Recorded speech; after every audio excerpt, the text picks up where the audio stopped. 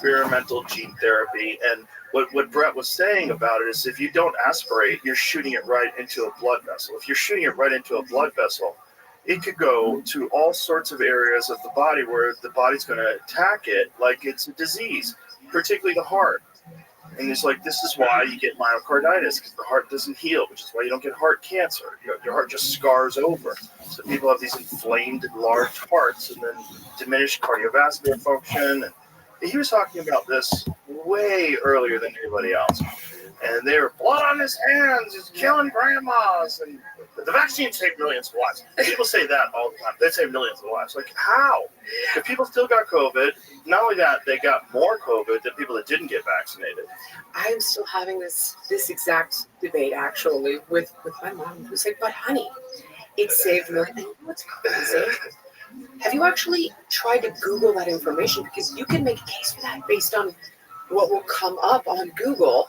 And she's like, but look, right here, it says it saved millions of lives. But it's only based on the idea that those people would have died if they didn't have COVID. And the problem is you're going to get COVID anyway.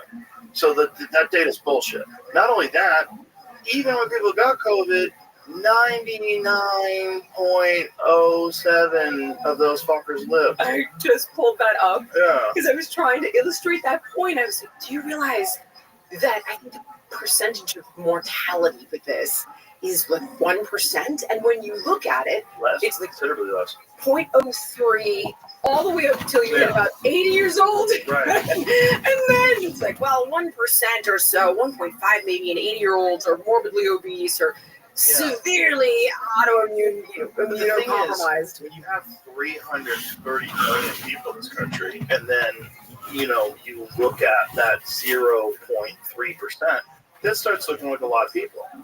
But those are just people that are on death's door. That's the reality. Metabolically unhealthy, obese, diabetes, all sorts of problems, cancer, leukemia, on chemotherapy. Those are the people that died. I remember when Bill Maher was talking about how it was people who, there was a study that came out of the CDC, and forgive me because I don't remember the exact percentage, but it was upwards of 80% of the people who died or had severe cases of COVID were obese or overweight. And this is when, you could be healthy at any size. That psyop was in full effect. That must have drove you crazy. Oh, I was completely unraveling. People ask me, what happened? You were a good liberal. You're still a good liberal. If you go back to the old definition. I haven't changed. Yeah, I go issue by issue with my friends. Yeah. And I'm like, you show me where I've shifted my position on any issue. Outside of Trump, I used to think he was Hitlerian and he was going to round up all the gays and we were all fucked. None of that happened. I thought Russia. I thought that was real. So as new evidence came to light and I managed to survive his first term intact along with my gay relationships, I somehow started to feel that maybe a lot of that was bullshit propaganda. But outside of that, not one of my positions has changed. Not one. And I find that arguably the right is more welcoming and more tolerant now. I can sit down and have a conversation with Matt Walsh and debate gay marriage in a civil fashion. And I ended up, again, like I bring up Bill because I work with Bill in some capacity on his podcast network. And I was having to defend him on Piers Morgan because he was sitting down with Trump and they called him a bigot and a racist and anti-science because he was going to sit with Trump. I'm like, well, where's the outrage that he sits down with Newsom? I hate that guy way more. I don't know. Piers Morgan was saying this with the guests. Piers. Yeah, the Piers guests. is awesome. The guest. Piers' show is Maury Povich 2.0. It's a better version of Maury Povich. I kind of love it though, and I love when I get to do it because you're allowed to act unhinged. You still have to make your points, but it is theatrical. But sometimes I think when you are able to be so theatrical, it goes viral, and the point that you're trying to make is arguably seen by more, unless it's a platform, of course, like yours. But yeah, he does a good job of that. I just don't think it's a good way to discuss ideas. You're not wrong. But it's really good as far as like going viral. It's great. You're not wrong about that. I still find it fun though, because what you hold in for all those civil conversations where you're just biting your tongue, you're trying to communicate calmly, articulately. Here you can just unleash. Your hypocrisy is disgusting. Everything I swallow in every conversation with all my friends from California, and you can just let it rip and freaking tear into people because they started it. Yeah. They started the fight. I don't like that. I don't like doing that, so I'm not interested in that. I get it. I'm not interested in that kind of conflict. I don't want to talk to people like that. I don't like I it. understand. You are like a very gentle soul. I watch you sometimes, and you're so, not sometimes, I watch you often, and you're a very gentle soul. And sometimes I think, God, toxic masculinity, like you said, that whole notion, all of the men in your space tend to be far kinder and softer, and it's the women that are savages. I mean, I love Megyn Kelly. I think she's brilliant, but goddamn, I never want to be on the wrong side of her. Yeah, she's ruthless. She'll rip your head off and like eat your heart. Do not fuck with that woman. Yeah. So anyway, I think that some of the women in the space are genuinely more aggressive than the men. Well, do you think that's because they have to get respect? Like, why do you think that is? No. I don't think so. And I find that it's more respectable when you speak in the fashion that you do. And I've tried to really curtail that behavior throughout every other aspect of my life, personally and professionally, whether I'm fighting with a contractor on my house. I try to lower the octaves of my voice, or I'm trying to win somebody over in a debate. But I think, Joe, honestly, I think because it's entertaining. Yeah. And it's a competitive space. Yeah. I really think that's it. And it seems to work. So. Sort of, but why am I number one then? Because I don't do it. Because that's like the counter argument. Fair. Here would be my answer. Because you can lick everything in the fridge. And what I mean by that is you don't have much. Seriously, I'm not kidding. I've never heard that expression. You can talk about anything and everything, and it's fascinating. And people tune in for it. They don't come here because they want to hear about politics, or they want to hear about health, or they want to hear about fucking aliens.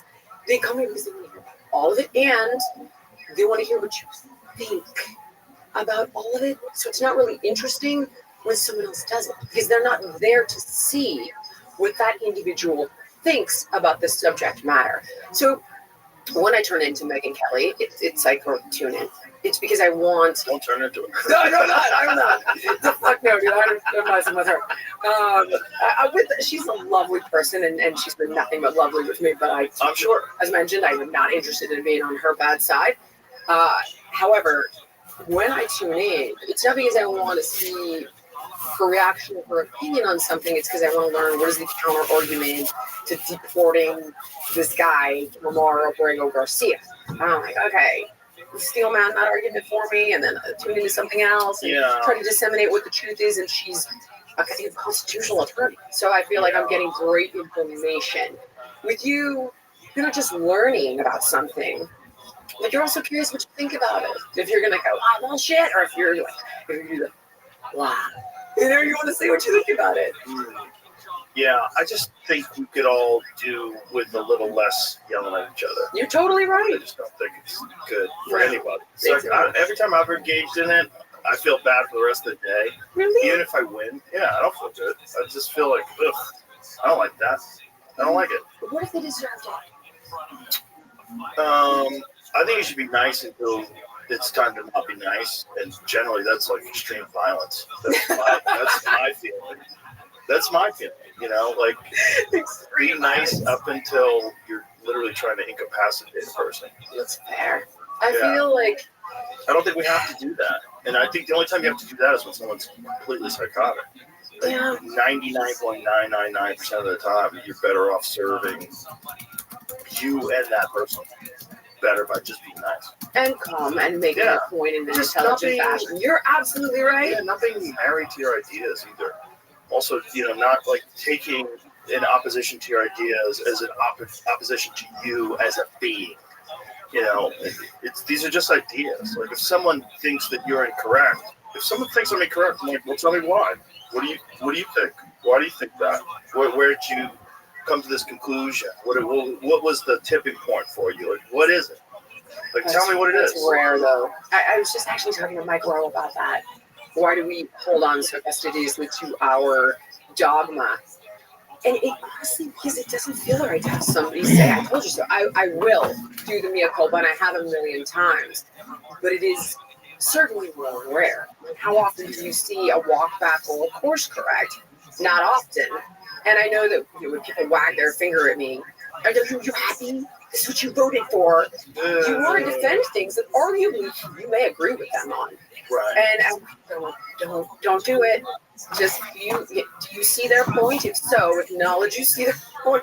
And then I still feel the need to play the lesser evil game, even when they're right. They're still wrong, because when I weigh out the choices I had, even though you're right on this issue, I'm right about my choice ultimately, because more things went the way I wanted them to than the way I did. It takes a lot of ego strength to admit where you're wrong, and I just don't think a lot of people have that. And there is a tribalism with everything, whether it's workout trends, diets, for God's sake. I mean, we've seen this kind of dogma in health and wellness for years. It's no fun to say you were wrong, and in some cases it can have professional repercussions for people. Sure. Did you experience any professional repercussions when you're pushing back against this healthy at any size stuff? Because that's how much time do you have on that one? Well, let's go in it, because that to me was so fascinating, that the concept of fat shaming, which, look, I don't think you should hurt anybody's feelings, but I think at a certain point in time, sometimes hurting someone's feelings causes action, and hurting someone's feelings with the truth. And you can give the truth to someone lovingly. You can say, look, I care about you. This is what I want to tell you. You're a fat fuck. Like, you really are. You're disgusting, and you need to lose weight, and you're fully addicted to food, and you don't understand what it's doing to your body, and you're being lied to by all these other people, like these fat doctors. Like, there's some lady in the UK who calls herself a fat doctor. Like, great lady, you're just overwhelmed with information. I could just see it looking at you. It's just crazy that you're giving this advice out when you can't walk up a hill. There's no way. Like, you're so unhealthy. And this idea that shaming people is worse than telling them the truth. It's going to make them feel bad, maybe temporarily, but you can do it with kindness.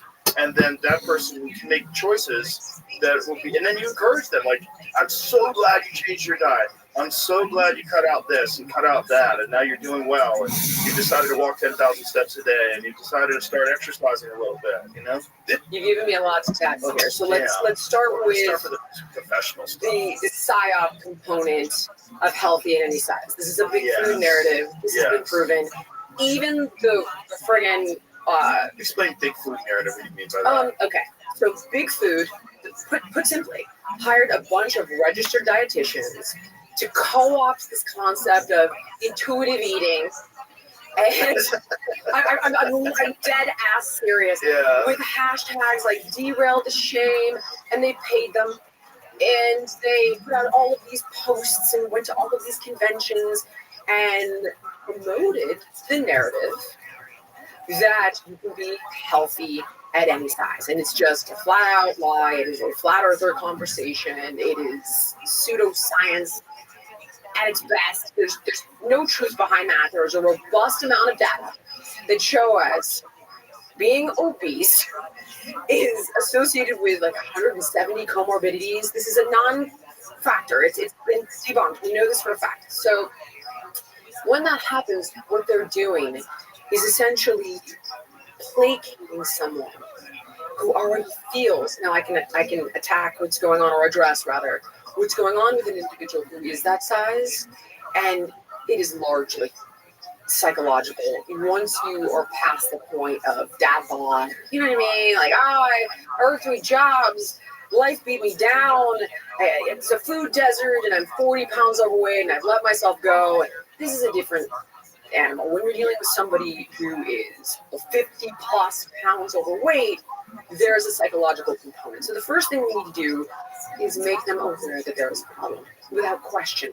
But you can do it without shame, giving them facts. Listen, this is unhealthy. And because you are such a valuable individual, I want you to understand this, because only from a place of feeling truthworthy are you able to facilitate a change? You don't work out because you hate your body. You work out because you love it. So it doesn't need to be a shaming. There's no shame there, to be honest, Joe. I know that people claim there is because you pointed out this vulnerability or this flaw in the person, but we all have flaws and vulnerabilities. People who are overweight simply women, so it's easier to judge, right? Yeah.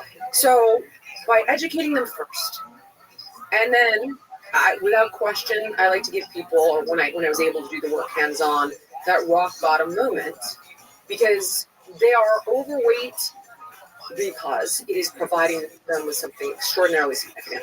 And I can give you examples should you need them, but I promise you that at one time or another, people turn to addictions, in this case food, because it means their psychological survival. So put simply, the most obvious example would be a person who was incested, molested, raped, puts on weight to desexualize. That's just one example of many, but it's easy to illustrate the point. So whatever this thing is providing them is the part that's so hard to let go of. Yeah. Because unconsciously it's terrifying. And we gotta first show them this is why we need to change, and then you gotta give them that path towards change, and you gotta make it harder. You gotta make them feel the pain. It could be physically, it could be psychologically, but it doesn't have to be shameful, of the way they've been living, so that the work and the sacrifice associated with change is less painful than continuing the negative and destructive habits. You don't have to shame them. I know what the message seems like it is, but it really isn't. Well, the whole term fat shaming is pretty recent, right? Yes, very. Let's get right back to what I was just. You asked me what I lost. Intuitive eating is a fascinating phrase. And the idea that this is by the same people that used to be in charge of tobacco. Yep. This is what's really crazy. Yep. These are the R.J. Reynolds and these tobacco companies bought all these fast food, processed food companies, and they use the same tactics that they used with that to push terrible foods on people. Well, they literally have a team of multidisciplinary scientists that work around the clock to figure out how to get people to not eat just one, and then they put it in the commercial, like literally in broad daylight. Like, what we're doing to people. Guess what? You know, but what they're doing is they are exploiting somebody's psychology and they're hijacking their biology without question. And this is why you have seen rates of obesity skyrocket from the 70s. 5% of the adult population was overweight or obese to 74%. Well, these are quantum leap in genetics. That's a big pharma psyop of like, no. This is all genetic. You're genetically obese. Where was this? What happened? I've never seen such a quantum leap in genetics. How come we were genetically obese in the 70s? Like, what was that tipping point, if you will, that created the cascade of obesity over the last 5 decades? Of course, it's exactly what you're talking about. Yeah, it's ingredients of food. It's really simple. That and also how they engineer the environment you're surrounded by. You can't escape it. Remember the days when you weren't allowed to have food at a bookstore? And now every freaking bookstore has a cafe. Yeah, with a 600 calorie drink. You are surrounded. There's nowhere you can go right now where food is not omnipresent, in particular this crappy food. And they generally do it through government contracts and subsidies. So it's at your school, hospital, anywhere you go, you will find this garbage food. So even if you have that moment of willpower, which is arguably a fleeting moment of bravado, if you're constantly surrounded by it, you will give in. Managing your environment is a large part of helping someone be successful. It's a band-aid, right? If you're dealing with sexual abuse, for example, but controlling the environment is definitely a component in helping it. You can't control the environment. Right. You can't control the narrative. You can't control what's in the food. And it's all by design. It's not just the crap in the food. It's how they control the narrative around it and how they engineer the environment and how they systematically shut down the people that want to do out as bachelors, for example, or racists. Yeah. It's another big one. Yeah, it's a big one. Or transphobes or fill in the blank. But it's fascinating to me that hospitals fall into this. A friend of mine was visiting his friend who has prostate cancer. And this guy is in the hospital being treated for cancer. And then he went to look at what they're feeding him in the hospital. And they're feeding him applesauce, which is loaded with high fructose corn syrup, apple juice or orange juice, which is not even juice. It's concentrate. It's all bullshit. Yep. And then some kind of a fucking sandwich, which is made out of this processed wheat bread. Yeah. It's I probably has in that meal alone 100 plus chemicals. I think I'm being conservative. Yeah. At a hospital. Yeah, but it's so crazy. The hospitals, their diets in hospitals are co-opted. I can't even, my kids, I know we'll be watching this, so I love you guys. It's okay. But they stopped packing their lunches. And I'm like, guys, why are we not packing our lunches anymore? And I would watch all the crap that I would buy go bad in the pantry. And my son ratted my daughter. I was like, she's eating breakfast at school. I was like, what are you talking about? Sugar cereal, who's having it at school? And I was like, what? What are you talking about? Even my kids who know better. But isn't that a rebellion against mom, though? Which kids definitely do. Like my youngest daughter, she jokes around about, she's like, ooh, seed oils. I love seed oils. She'll have salad dressing with seed oil, and she like mocks me. I'm like, okay, you eat whatever you want, but just know what it is.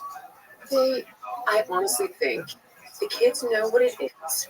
And I try to give them enough freedom now at these ages, 13 to 15, to make some of their own decisions. So not everything is a pushback, but I truly think there is an addictive component. Oh, for sure. And she just, it's like, I'm so good at home. I don't mean to associate good, but I eat well at home, let's put it that way.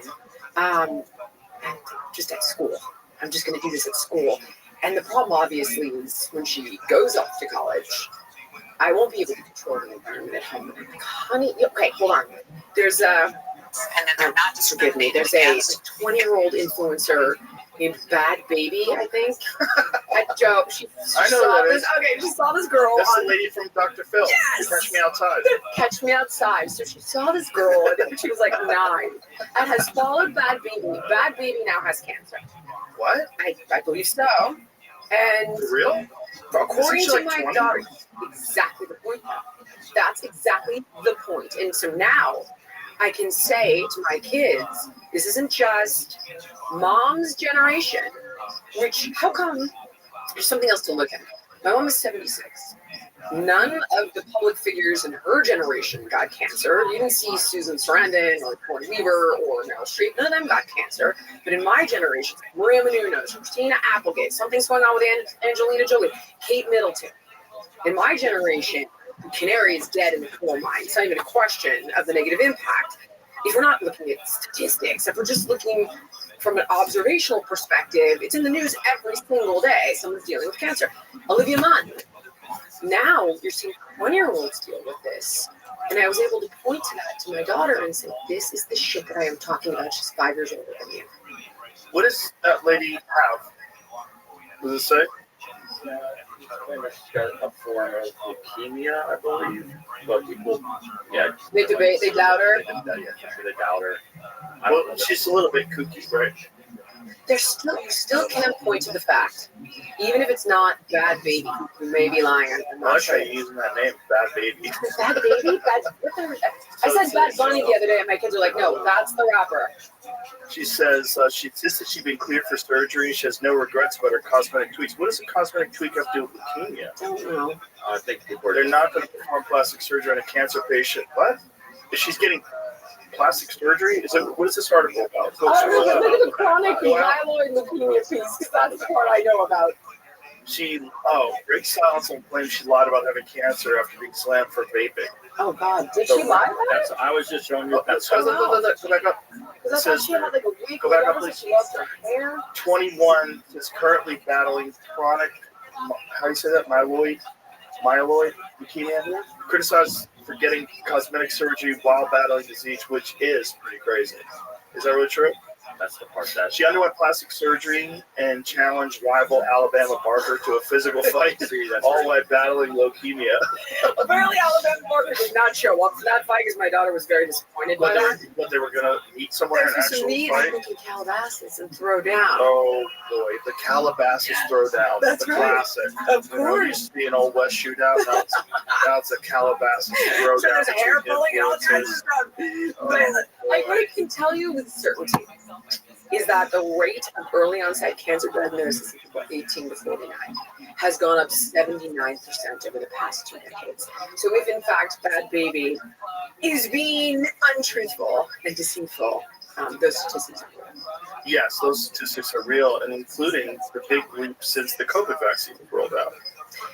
You know, I don't have any information on that. There was a doctor that was on the Tucker Carlson show the other day that's saying he's seeing pancreatic cancer in kids for the first time ever in his career. Said, my entire career, I never saw pancreatic cancer in children. Okay, I want to play devil's advocate to that argument and simply say the statistic that I just cited, I believe, came out in 2019. So this is pre-COVID. Oh, I'm not doubting that So- diet and environmental factors. I think there's a host of different things I going on. agree. For sure, there's pesticides and herbicides. That's a major factor. You know, when you look at the fact that 90+% of people have Roundup in their blood, that's crazy. You know that stuff is linked to chemical warfare from Vietnam. It has a historical connection to Agent Orange. Really? Yeah. Google it. Jamie, check that. But yeah, because I wrote about it in the book. Oh, I know. That should glyphosate is everywhere. It's so spooky. And other countries won't even allow its use.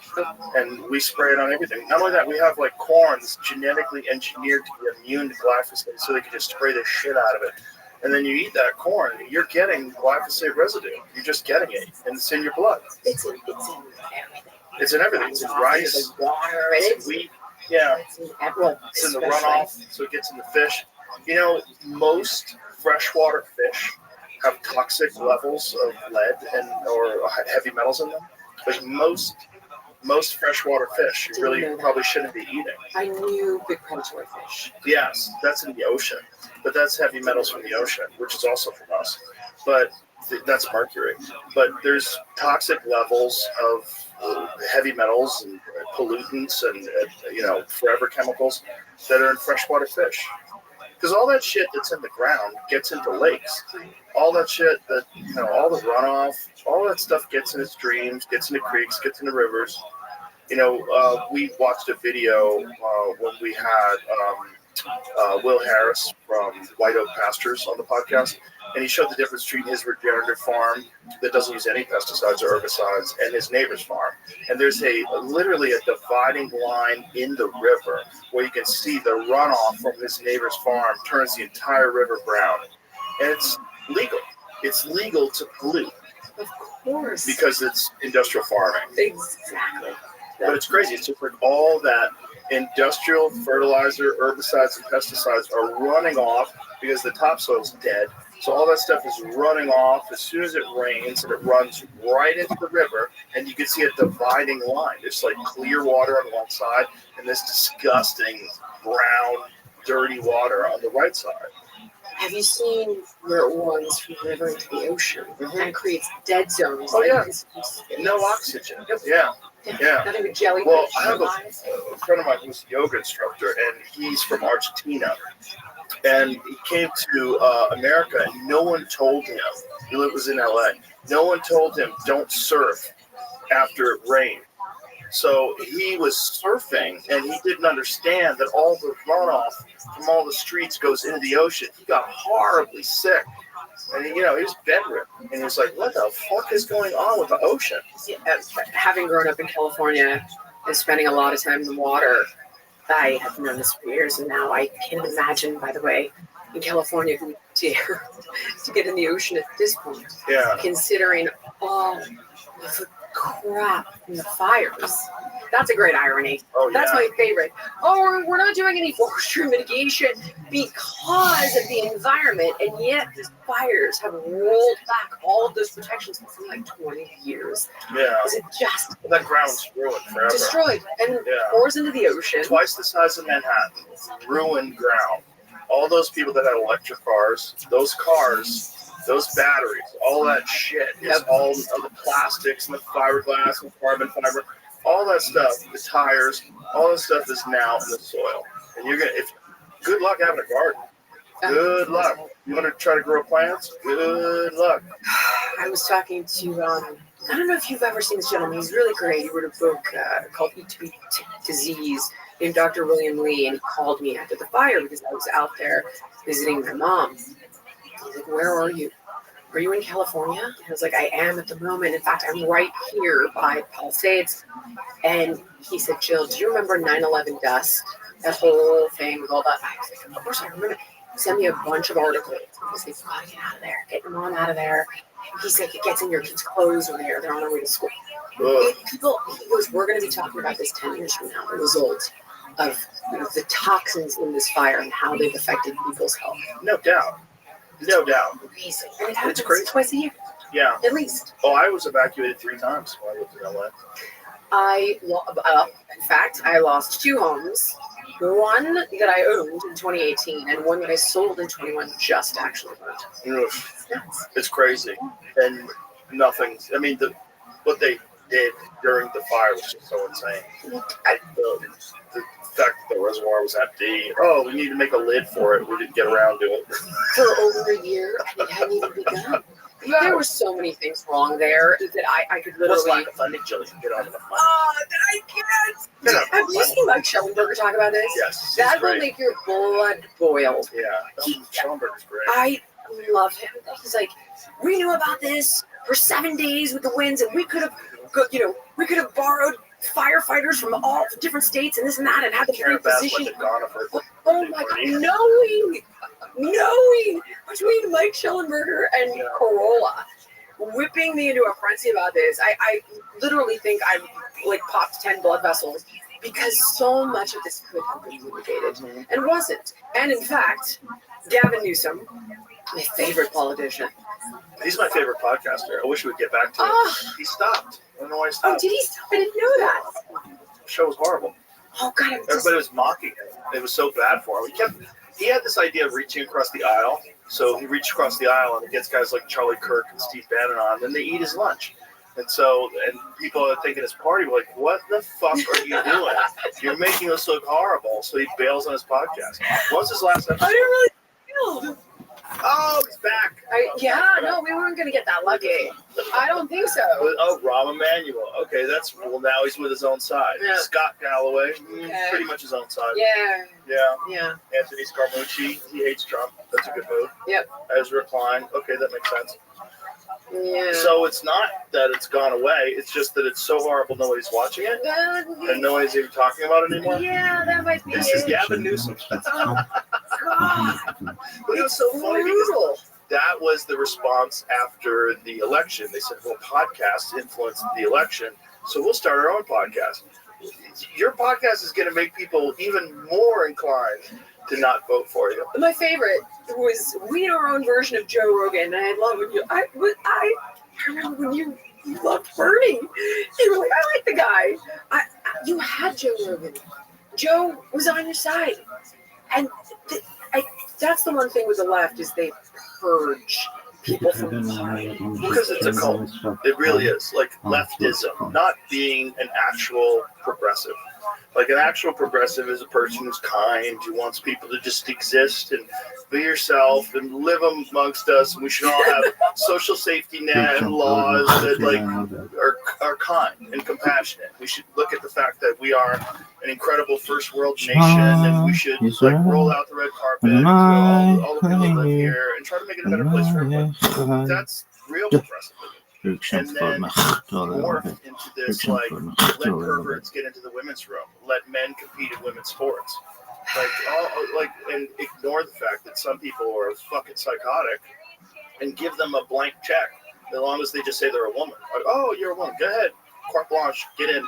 And not only that, but treat them better than you treat women themselves, because they're actually more oppressed than women. So it's the oppression hierarchy. Right. So they get the gold medal in the oppression Olympics. It's bananas. It is bananas.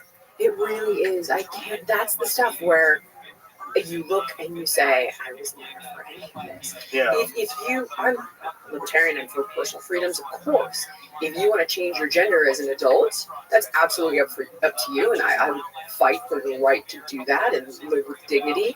But when your personal choices impact the rights and the freedoms of others, this is a far more nuanced conversation. Far more. And it's like, whoa! Especially when you're dealing with kids. And Oh, that's a whole different. this is where it gets really crazy. That's evil. There's this hilarious conversation between this woman who is like, she looks like she's probably in her 70s. And this person's asking her, if you had a granddaughter, would you support them taking puberty blockers? She's like, absolutely. Absolutely. I think it's insane to try to force a girl to go through puberty if she's really a boy and this, that. Would you allow them to get a tattoo? Oh, I think that's permanent. No irony. Seconds later, no recognition of what she's saying. No, like tattoos can be removed, lady. I know. Yeah, they can laser those off. Have you noticed that though? They really don't understand. No. And I got in a conversation with Jessica Tarlov about this, and she's like, "Oh, but the kids go through extensive therapy." That's not true, Jessica.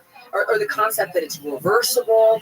People believe this. Exactly. Yeah, not only is it not true, but puberty blockers are the exact same thing they give to sex criminals.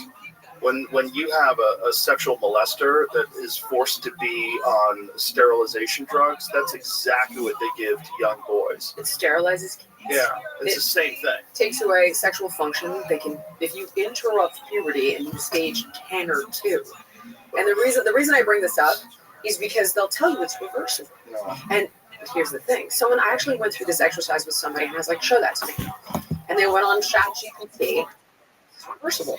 And the argument is that should you have a child that starts puberty at 7 and you use puberty blockers, it's very rare, it can happen, and they do it strategically to slow that down for a child and help them develop at a normal pace, it doesn't sterilize them and make them incapable of having an orgasm. So the distinction that's key is when you block puberty at the stage of 10 or 2, which is arguably the appropriate age that puberty is meant to begin, then you've got sterilization, you've got an inability to ever have an orgasm, it affects bone development, it affects brain development. It's terrible. Yeah. They're freaking children, their body is not developed properly. Nobody understands that. They don't, when they make that argument, they're told the party line of, if you make them go through this, they'll kill themselves. And it turns out that the data doesn't bear out to prove that either. But they not only that, it goes the other way. The data goes the other way. There's 25% more likely to commit suicide, suicidal ideation, depression, anxiety. All those things ramp up once they've transitioned. Because they realize, like, they've made a horrible mistake and they've been influenced by these crazy people that want to use them as, like, virtue flags. They want to use children as virtue flags. It's fucking insane. They also shouldn't be allowed to call them a different thing than when they call them chemical castration drugs for sex offenders. Yet they call them puberty blockers. And gender affirming care. Yeah, it's fucking barbaric, bananas. And we're going to look back at it the same way we looked at lobotomies. You know, we performed lobotomies for, I think, roughly around 50 or 60 years I think they stopped it in 1967. I think that's when they stopped the last lobotomies. And then they realized, like, oh my God, this is a terrible thing to do. But they did it for so fucking long. And this is the same thing that's going to happen with this whole gender affirming care thing for minors. It's crazy. Kids don't know what's going on. You have children, you know what it's like. Oh, yeah. They go through phases and cycles. They become tomboys, and boys play with dolls. Like, who cares? And a lot of those boys that want to transition, it turns out they're just gay. And if you just leave them and let them be gay, and a lot of my gay friends fucking hate it because they're like, you're trying to erase, you're trying to say that all gay people are really wrong. Welcome. Gender. Gosh, I never thought of it from that angle. How are you? Hello? I've seen the financial component, though. Oh, that's Can you hear me? Hello? Hope you're having a good day. We're just watching Joe Rogan.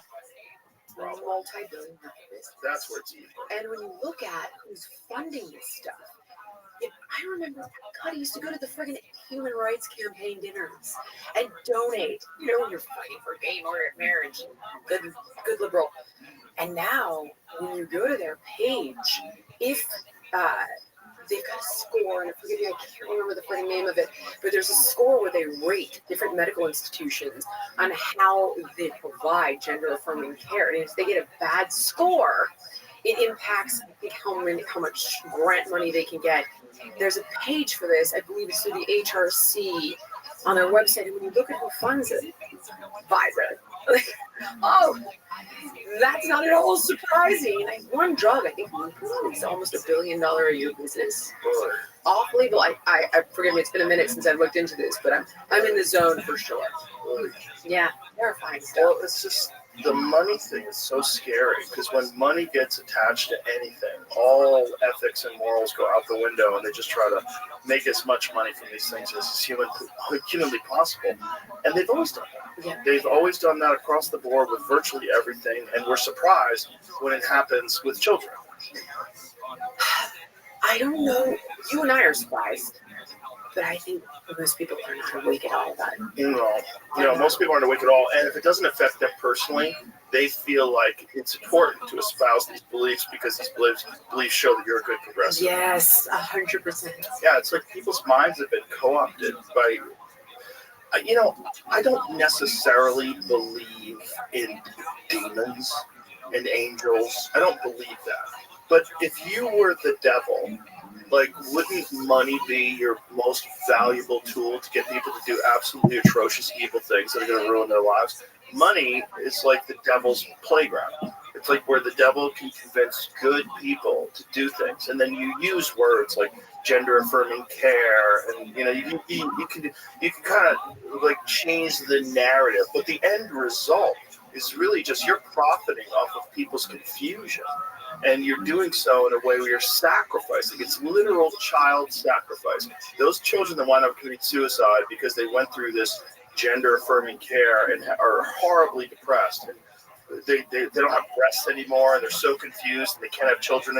And they just wind up killing themselves, and this is sacrifice. This is like a form of child sacrifice for financial gain. You're not sacrificing it to the gods or the demons. You're doing it to money.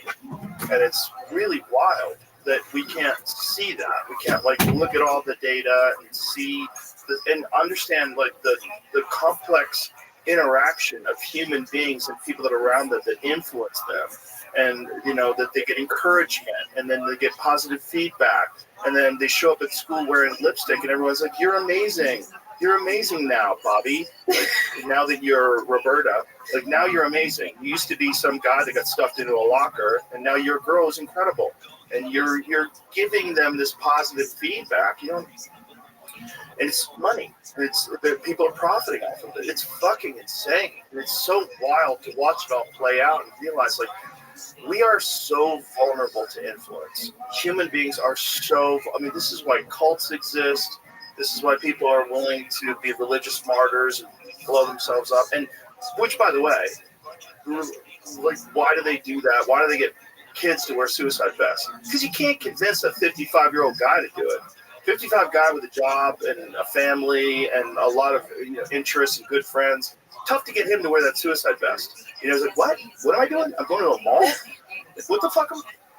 No, why am I doing that? I'm going to heaven, and I'm going to get 72 virgins. Can you show me these virgins? Is there a fucking...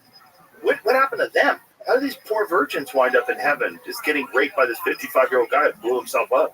This is fucking insane. But you can't get adults to believe that. You can get children to believe that. So we don't want to take that same ability to influence and then just transfer it over to children. And I'm not quite sure why the human mind is so fragile. I've asked myself that so many times.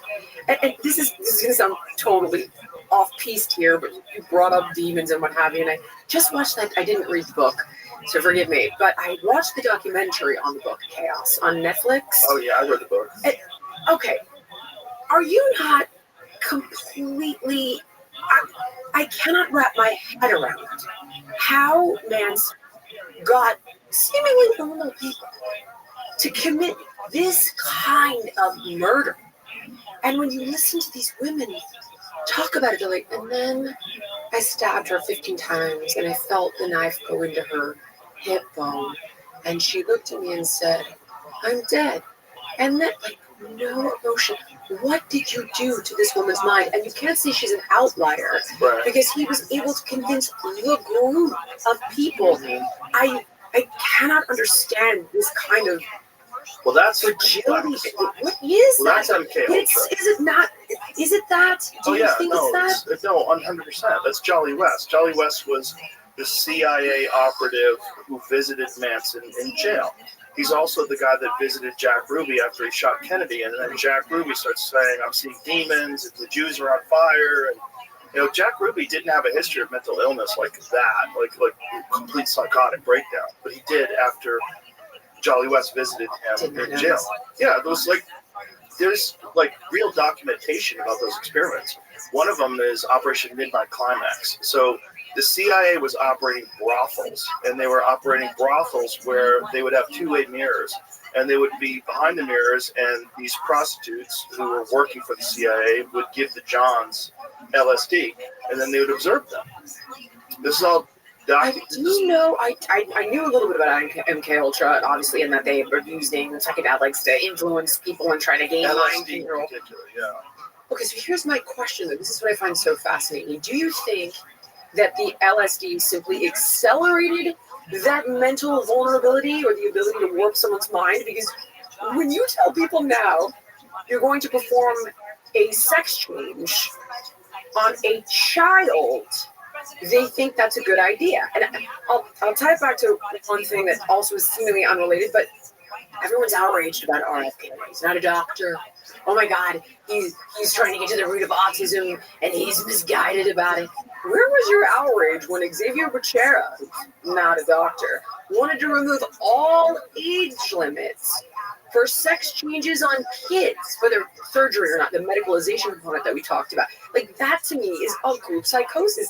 I wonder, like, to get an adult to, I'm like, where's your outrage and your concern about this? Because this is batshit crazy. Right. And nobody said a word. Nobody cared. It went completely under the radar. And I'm just wondering if the ability to capture someone's mind in the way that they did through these CIA studies, did LSD simply accelerate a vulnerability that's already pre-existing, and you're watching the brainwashing of people go on over the course of decades? Because if you said this to a person, arguably when in Obama's first term, when he ran on gay marriage, that you were going to run sex changes on children in the year 2024, people would have lost their freaking mind. Right. So it's just a complete. It's just, they must have been brainwashed, though. Yeah, it is brainwashing. I mean, cults. We all know that cults are real, right? Yes. We all know about the Manson family. We all know about Jim Jones. We all know about cults. And we know that human beings are very vulnerable to group influence. Now, when you have someone that's actually being trained by people that are psychologists and understand influence, and then also trained in using the implementation of LSD on these people, one of the things that Manson would do is he would pretend to take LSD, and then he would give it to them and then influence them while they were under the influence and he was sober. And this was all learned through the Harvard LSD studies, which, by the way, created the Unabomber. Ted Kaczynski was a part of the Harvard LSD studies.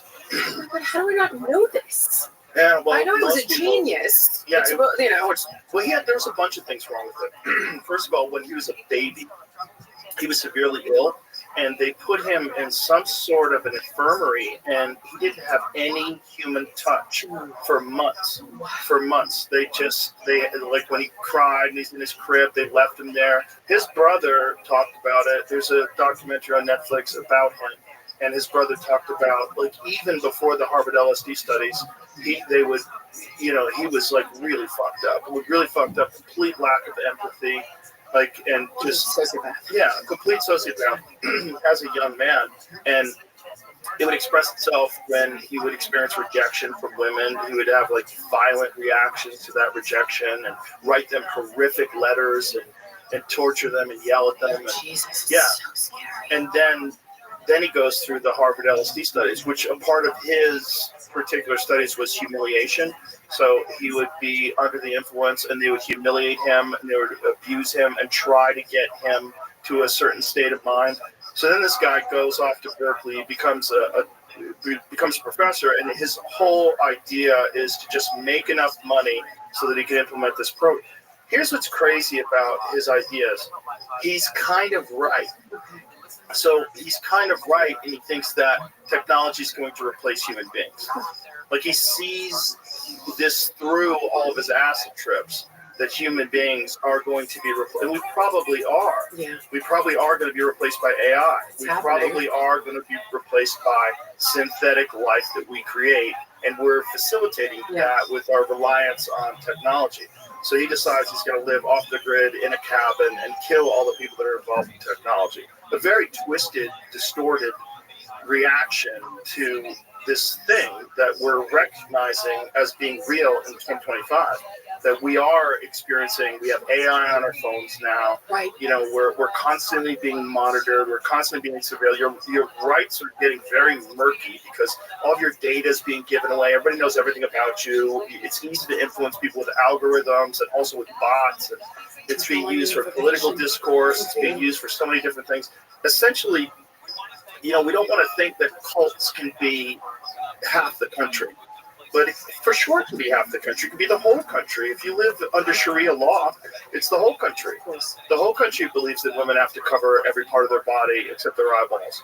You know, and this is this kind of thinking. We're very vulnerable to groupthink, and especially groupthink that's being like intentionally manipulated also, and then being done with psychedelic drugs. Now they did it during the Manson era because they were trying to stop the anti-war movement.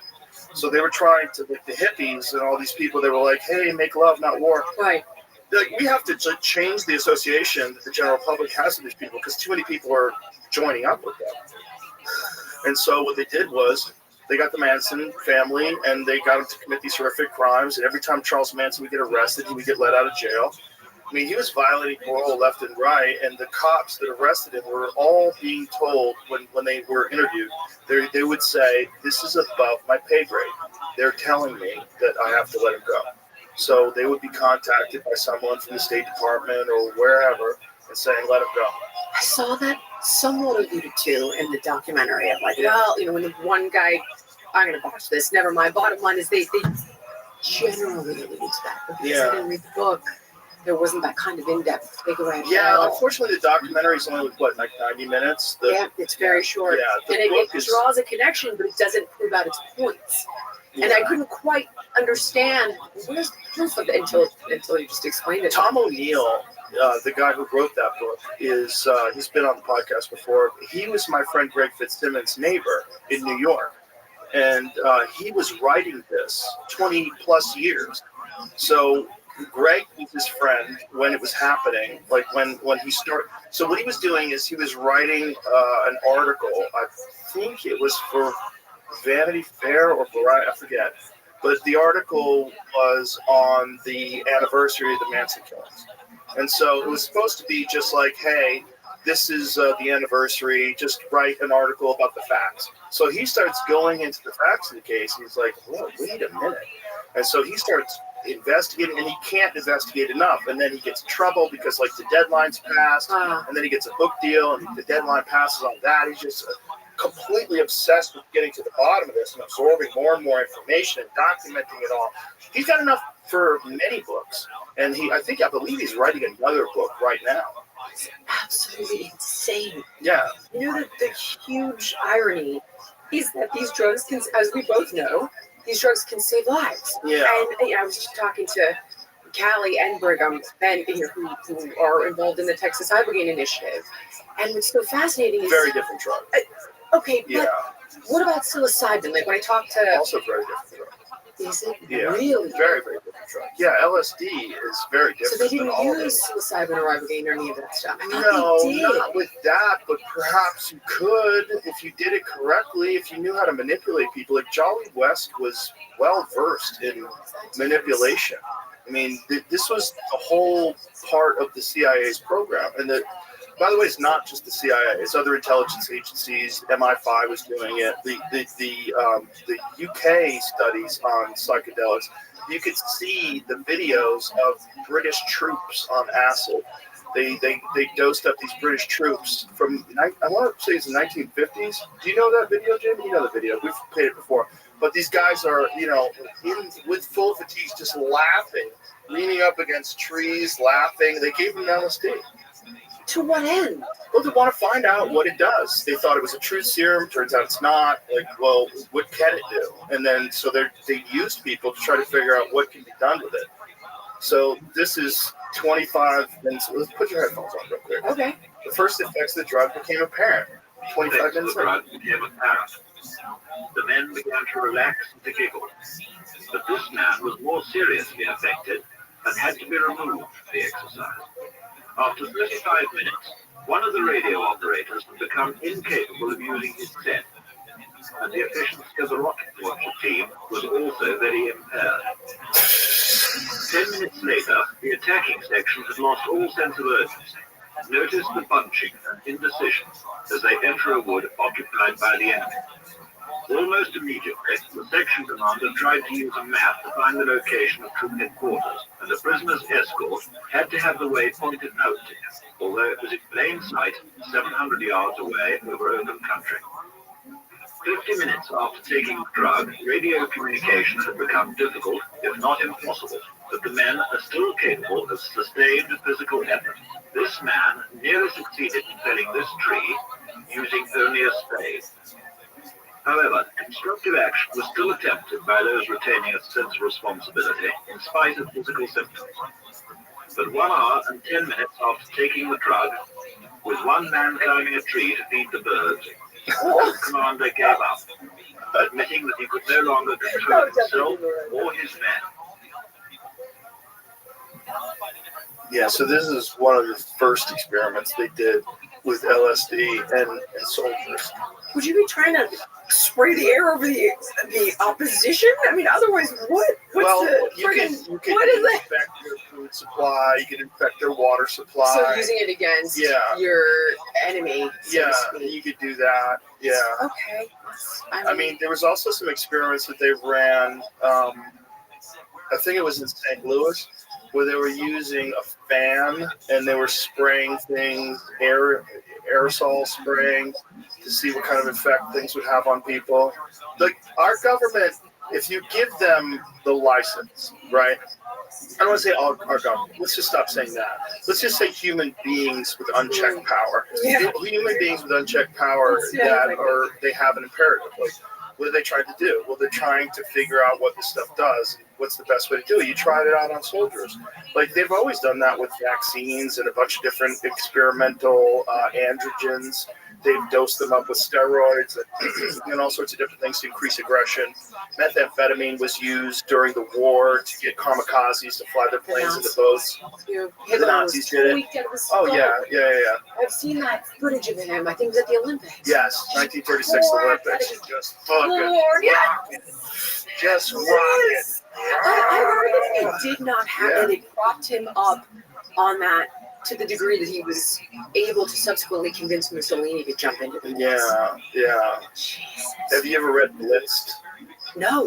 It's do we have it here still, Jeremy?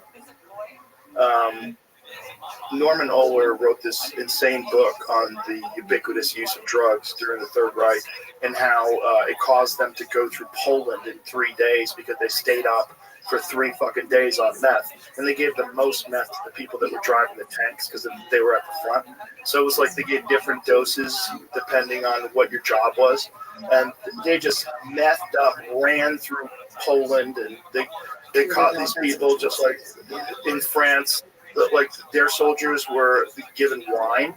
So these people were like drunk, and then the Nazis came through, methed up, and just fucking killed everybody.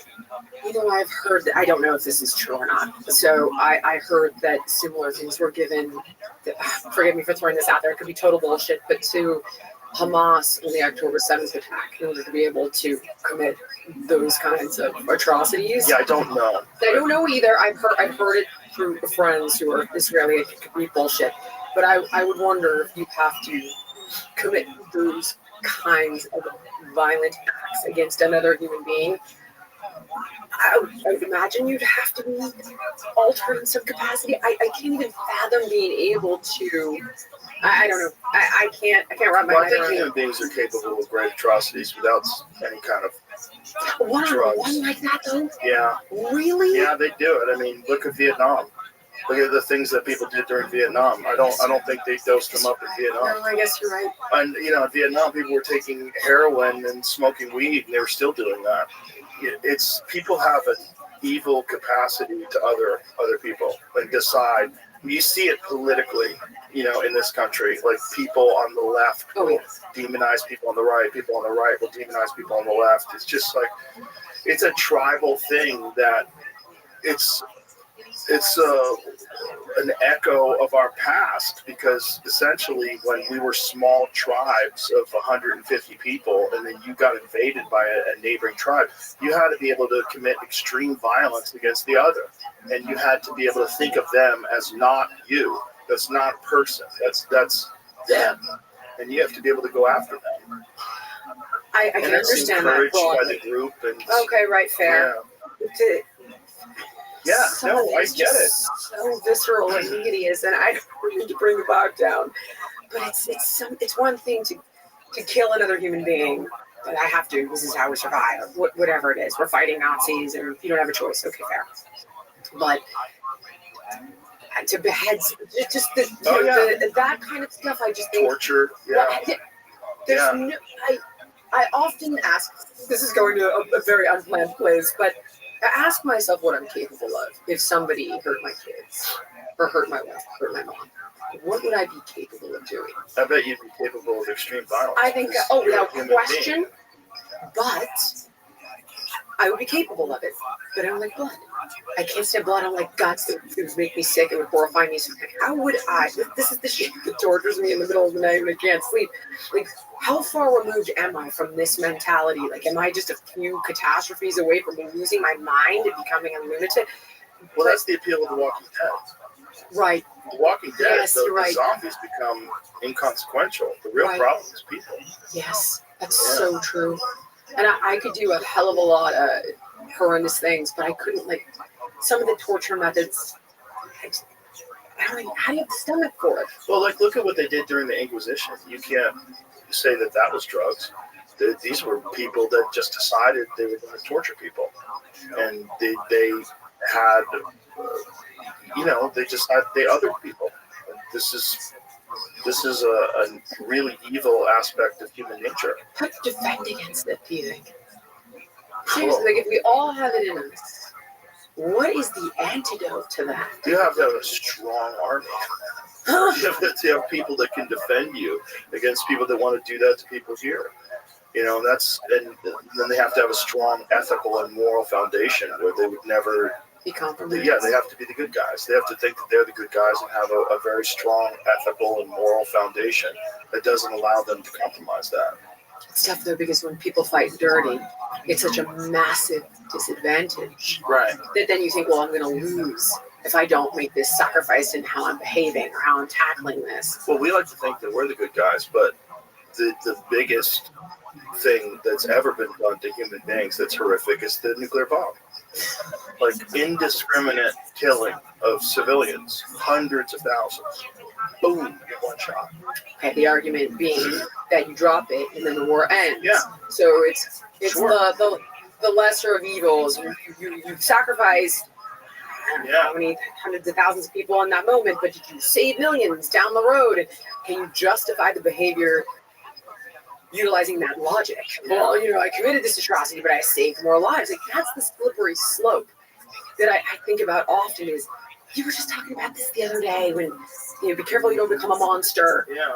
When you're fighting monsters. Yeah. And sometimes it's that fire fighting fire conversation. You want to use water. What if it doesn't work? Yeah, sometimes you have to use a monster. Sometimes you, honestly, Joe, I hate to say it, but sometimes Yeah, have you do. to. Yeah, if you want to defeat evil, you have to become a monster. Because if you don't, you won't beat it. You have to do horrific things to beat horrific people. You have to kill them. right? Like if someone's invading and they're shooting guns at people and they show up at the beach and they pull up with boats and they start gunning people down, you have to do the same to stop them. This you can't like bring out daisies and go, hey guys, like I baked you these pot brownies, just like let's just chill. Try. Let's just rethink this, man. Sebastian Younger said this to me once. He's like, listen, if you aren't willing to talk to the worst enemy, you have to fight them. But it's when the talking doesn't work. And you see that all the time. Yep. You see, I see it in my own personal life. When all of my best intentions and my calmest demeanor and my most empathetic approach to something fails because you're just not dealing with somebody who is rational or well-intentioned. Right. And if you broaden that out... Well, then imagine a language barrier. We have no idea what they're saying. Right. Yeah. Yeah. And then a cultural barrier where their culture believes that if they die, that they're going to go to heaven and that they'll be a martyr. And so they're willing to do that. They're excited to die and to kill you with them because they believe that the real prize is not in this life. It's in the next life. But we're very vulnerable. We're very vulnerable to this kind of thinking. And I don't know why we're designed this way. I don't. It's a distortion probably of tribal survival primate instincts. You know, you see it with, have you ever watched Chimp Nation? No, I was actually going to say animals don't have it, but then here we are. Oh, they do. Really? Oh, for sure. I mean, I know lions will kill them, that they're territorial, but the capacity for torture, I've never seen that in the animal kingdom. That kind of... You ever see a cat with a mouse? Okay. Yeah, I guess I have. Yeah, they torture mice. They hold on to them, and then they let them go, and the mouse like, oh, Jesus is going to let me go. Like, not today, motherfucker. And then they torture them and want to keep playing with them. Yeah, they have zero empathy. Cats are the worst. Yeah. They have zero empathy, especially house cats, because they're well fed, right? So they're not doing it for food. They're just doing it because they have instincts to kill. Like, these instincts are being...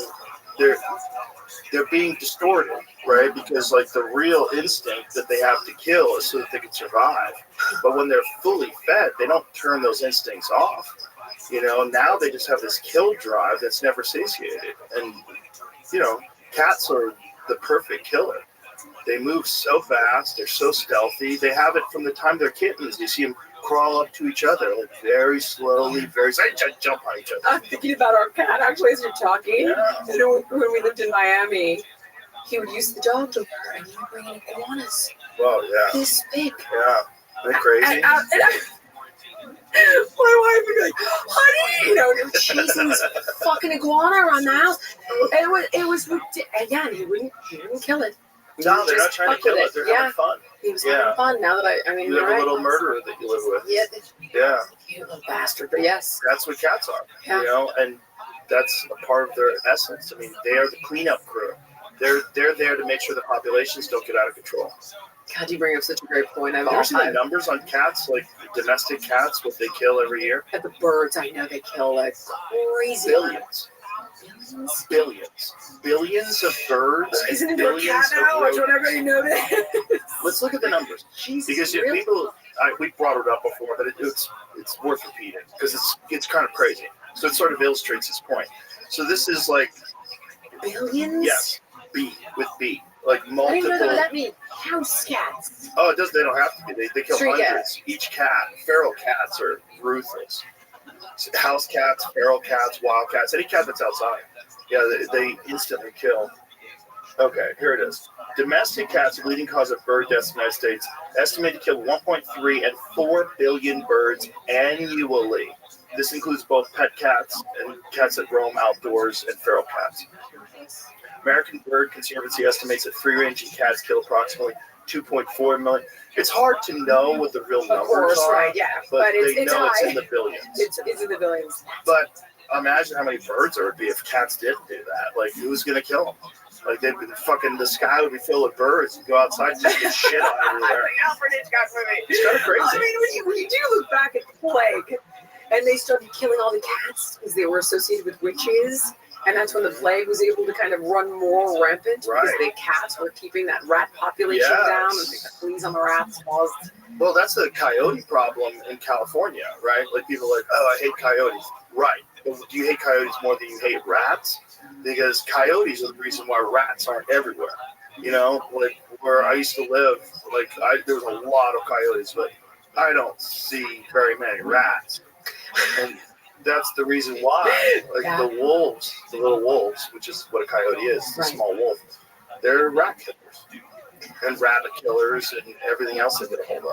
I mean, it's obvious that they're playing a role Yeah. in this control. Yeah, exactly. But because everyone in California just thinks they ate my Pomeranian.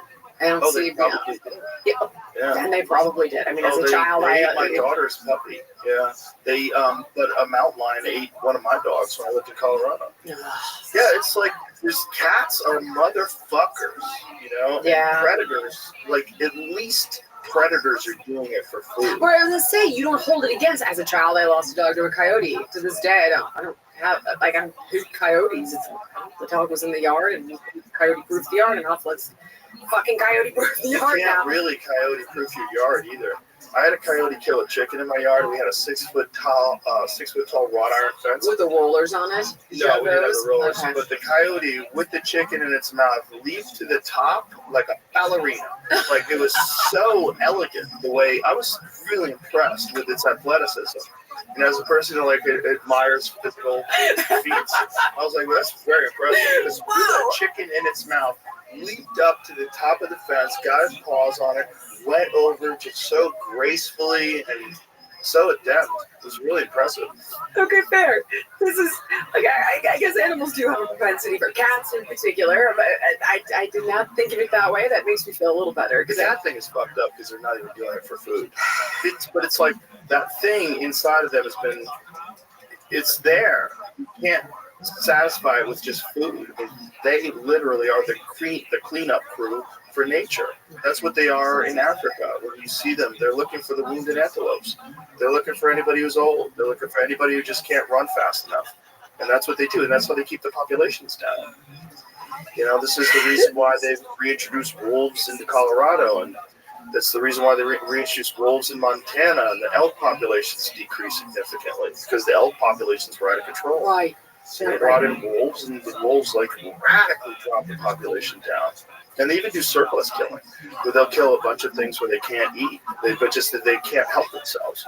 They have the opportunity to kill, and so they do. So what is the antidote to this within the human population? Because I see the necessity for survival, but it can make you quite depressed if you let it.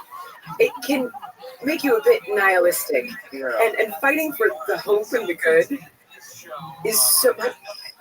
My mom says that to me all the time because when I try to show her some of the things that I talked about in the beginning, and don't you see? And this is rigged. And who's really pulling the strings? And these are bad guys. And she's like, honey, I'm 76.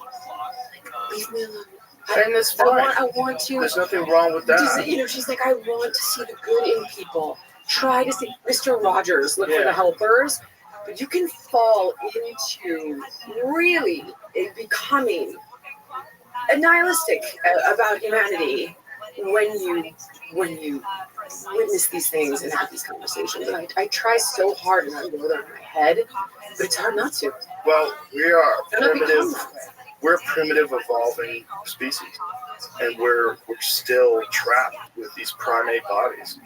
We're territorial primates with weapons, and we're still trapped with the same instincts that got us to the dance, the same instincts that caused us to create walled cities, which allowed us to survive, and then agriculture, which allowed us to develop surpluses, and then people wanted those surpluses, nomads, and they came in, the roving barbarians, the Mongolian hordes.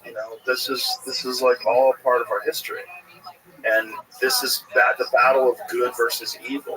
And the battle of good versus evil, I think this duality has to exist. I think you have to have good to combat evil, and you have to have evil to keep good in check, to enhance good, to force people to really to rise and to innovate and to figure out how to defeat evil. Without evil and without the idea of these hordes, we never would have developed cities. We never developed cities. We never would have gone through the Industrial Revolution. We wouldn't develop cities if we were roving, peaceful, nomadic hunter-gatherers. We would be the same. It serves its purpose. I read all my Khalil Gibran. It's like, the deeper your pain, like the more ability you have for empathy, and I get all of it, but it's seemingly imbalanced now. And I guess that's it's always like that, but that is what causes people to strive to do better. I hope you're right, Joe. I think it is. I mean, you're definitely one of those guys, which is why, bringing it back to the very beginning, I think that you're number one, but I also think you're one out of quite a few. Well, you have to have principles that you live your life by, right? And be aware of evil, but do your best to be good. Yeah, and you see the fight. And without evil, like, you have no desire to be good. Like, why be wonderful? Why be kind? And why there's no contrast. There's nothing you're fighting against. Like, this is unfortunately what motivates. What makes you choose, though? Okay, so another thing that I've thought about often is, like, evil never stops going. Have you ever heard, like, good has to decide when it gets out of bed in the morning? Like, you're on the freeway and someone's is broken down on the side of the freeway, and it's like, are you late for something? Are you worried? There are a million things that will influence whether or not I stop that day. But a bad guy will always see an opportunity to go after that person. Evil works tirelessly, and good requires a sacrifice. You sacrifice yourself.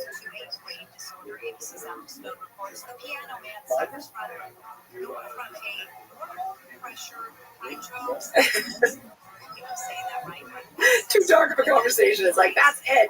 No more of this dark shit. Is it back now? Oh, yep. Oh, that's weird.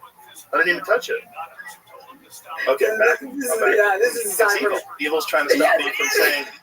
The moment I'm saying there's more good than there is evil.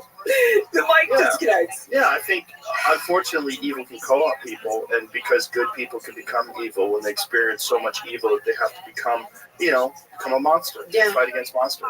I'm seeing it even in the health space. As sometimes Brigham is dealing with the FDA stuff right now, and I was talking to him this morning, and he's like, Joe, and he's talking about trying to compound peptides, and there's a war on peptides, and there's a war on stem cells, and of course it's at the cutting edge of medicine, but he's like describing what they're going up against in dealing with this, and it's evil. Like, why would you want to prevent these life-saving treatments? Well, that's a perfect example. Yeah. That's money, and if money is the devil, that's a perfect example, because the pharmaceutical. Yeah, that's it's my not question. you though. The problem is corporations. I'm sure you've seen this before. Corporations behave like a psychopath, right? Because corporations don't have humanity. And when you have a corporation, which I don't know how we get away from not having corporations, what's the solution there? But corporations have an obligation to their shareholders. Yeah. And sometimes you have to do fucked up things in order to make more money. And that's when you're in the business of drugs. If you're in the business of making movies, what fucked up things can you do to make more movies and make movies that more people are going to see? Really nothing. It's like you just have to make them resonate with people. But if you're selling drugs, well, boy, you could influence people. You can lie about studies. You could have your scientists perform studies and then throw out all the studies that don't jive with whatever you're trying to sell. And then you can compromise. Yeah, you compromise all these politicians and get them to repeat your narratives. That should be illegal, though. Oh yeah, that should be illegal. You should be able to get rid of But the problem is it's not. So how do you get it out? You gotta reform campaign finance. Do you remember many moons ago? I believe it was John Edwards who was running on that many moons ago. But as a kid, I didn't fully understand what that meant. As an adult, no one's ever brought that. I mean, kind of. Here's step one: you gotta say they can't advertise. That's They number can't one. do it. Because not only is it not advertising is not really the problem, it's part of the problem. But the real problem is when they advertise, and Callie Means talked about this extensively. Now the media will not criticize them because they're responsible for an enormous percentage of their income. 70+%. But the issue, I've had this conversation recently, and the issue is going to be freedom of speech here. It's going to be a First Amendment fight. But that's not a First Amendment They're thing. going to argue Because it you is, could Joe. still do it on social media. You could still like make your own podcast if you're Pfizer. That's It's, the like, you can angle still they're speak. going to take. I am sure of it. Right, but you can't advertise for cigarettes on television. Why? Because we decided the Kids, cigarettes. I think it's kids. I've heard this conversation, and I'm trying to remember who one of the researchers was, but Callie was there, Mark Hyman was there, and they were having this exact conversation, and one of the people on the other side was suggesting that they've already gamed this out, and that's the way that they're going to go. Yeah, well, ironically, this is self-sabotage for the media itself because no one takes them seriously anymore because they don't do that. Because they don't criticize the pharmaceutical drug companies. They don't talk about vaccine side effects. They don't talk about pharmaceutical drug side effects. They don't. They make you look like you're insane when Yeah, you do you're that. a crazy person. I was on CNN talking about Ozempic one time, and then they essentially called me anti-science because I suggested that a lot of the drugs, yeah, I was like, well, they're like, well, we give people statins and we give people blood pressure medication. And Look at the fucking data on statins, by the way. I was initiating that conversation, Yeah. and I was called anti-science. And That's not even anti-science. They don't understand the data. they won't even allow you to express that on the show anyway. Then never again invited, Of course, on CNN. because they're compromised. It's not really news. It's only the news that they feel compelled to Right. talk about due to their financial They buy the interests. narrative. But the across problem with that, the like, look at the ratings on CNN. They're fucking collapsing, and they're in a spiral. Why? Because no one trusts them anymore. So the public trust has been eroded because of their own desire to make more money. There's an opportunity where a network wanted me to compete against these GLP-1 drugs. And everyone loves the idea, but the top concern is, well, what if Jillian wins? And then it would be a catastrophe. So the ad sales department is like, I don't know if we can do this. We can't call it Jillian versus. We can't call it that. What are we going to call it? I don't know how we're going to position this. I said, you don't even need to bash it. Let me just do my job. Let's see what happens. They're even afraid. God forbid I won. Yeah. I was able to do it naturally. Do you think there's an argument for GLP-1 drugs, though, for people who are morbidly obese? Because I kind of do. Okay, so here's where I've gotten to on all medications largely. It's a cost-benefit analysis. So if you brought an individual who was morbidly obese and already had atherosclerosis and type 2 diabetes and chronic kidney disease, and you said we've tried everything, they're at death's door, and this is arguably the last step. Well, in that case, the downsides of the medications are far less than not trying it. So in that instance, you could twist my arm for sure. But if you gave me my way, I would prefer to look at what the medications like ibogaine or psilocybin could do for the psychological component, the addictive component, Yes. one treatment, Yeah. doesn't go on forever. And then, because diet and exercise do work, what's stopping them from engaging in those habits consistently is all the stuff we talked about in the beginning, the psychological component, the physical addiction. So no one's ever tried it though. So there's no way to actually know, and you can't, it's almost impossible to do the research on it, which is, again, why the Texas Ibogaine Initiative is so important. Yeah. Because you can begin this kind of research, although it is in veterans and addiction and so on, but would that be the first step? And when I've asked the people in the space, like Matt Shepard, for example, who is at Shepard Pratt, and one of the guys, the foremost experts on psilocybin and treating addiction, he's like, yeah, theoretically, it would work great. Theoretically.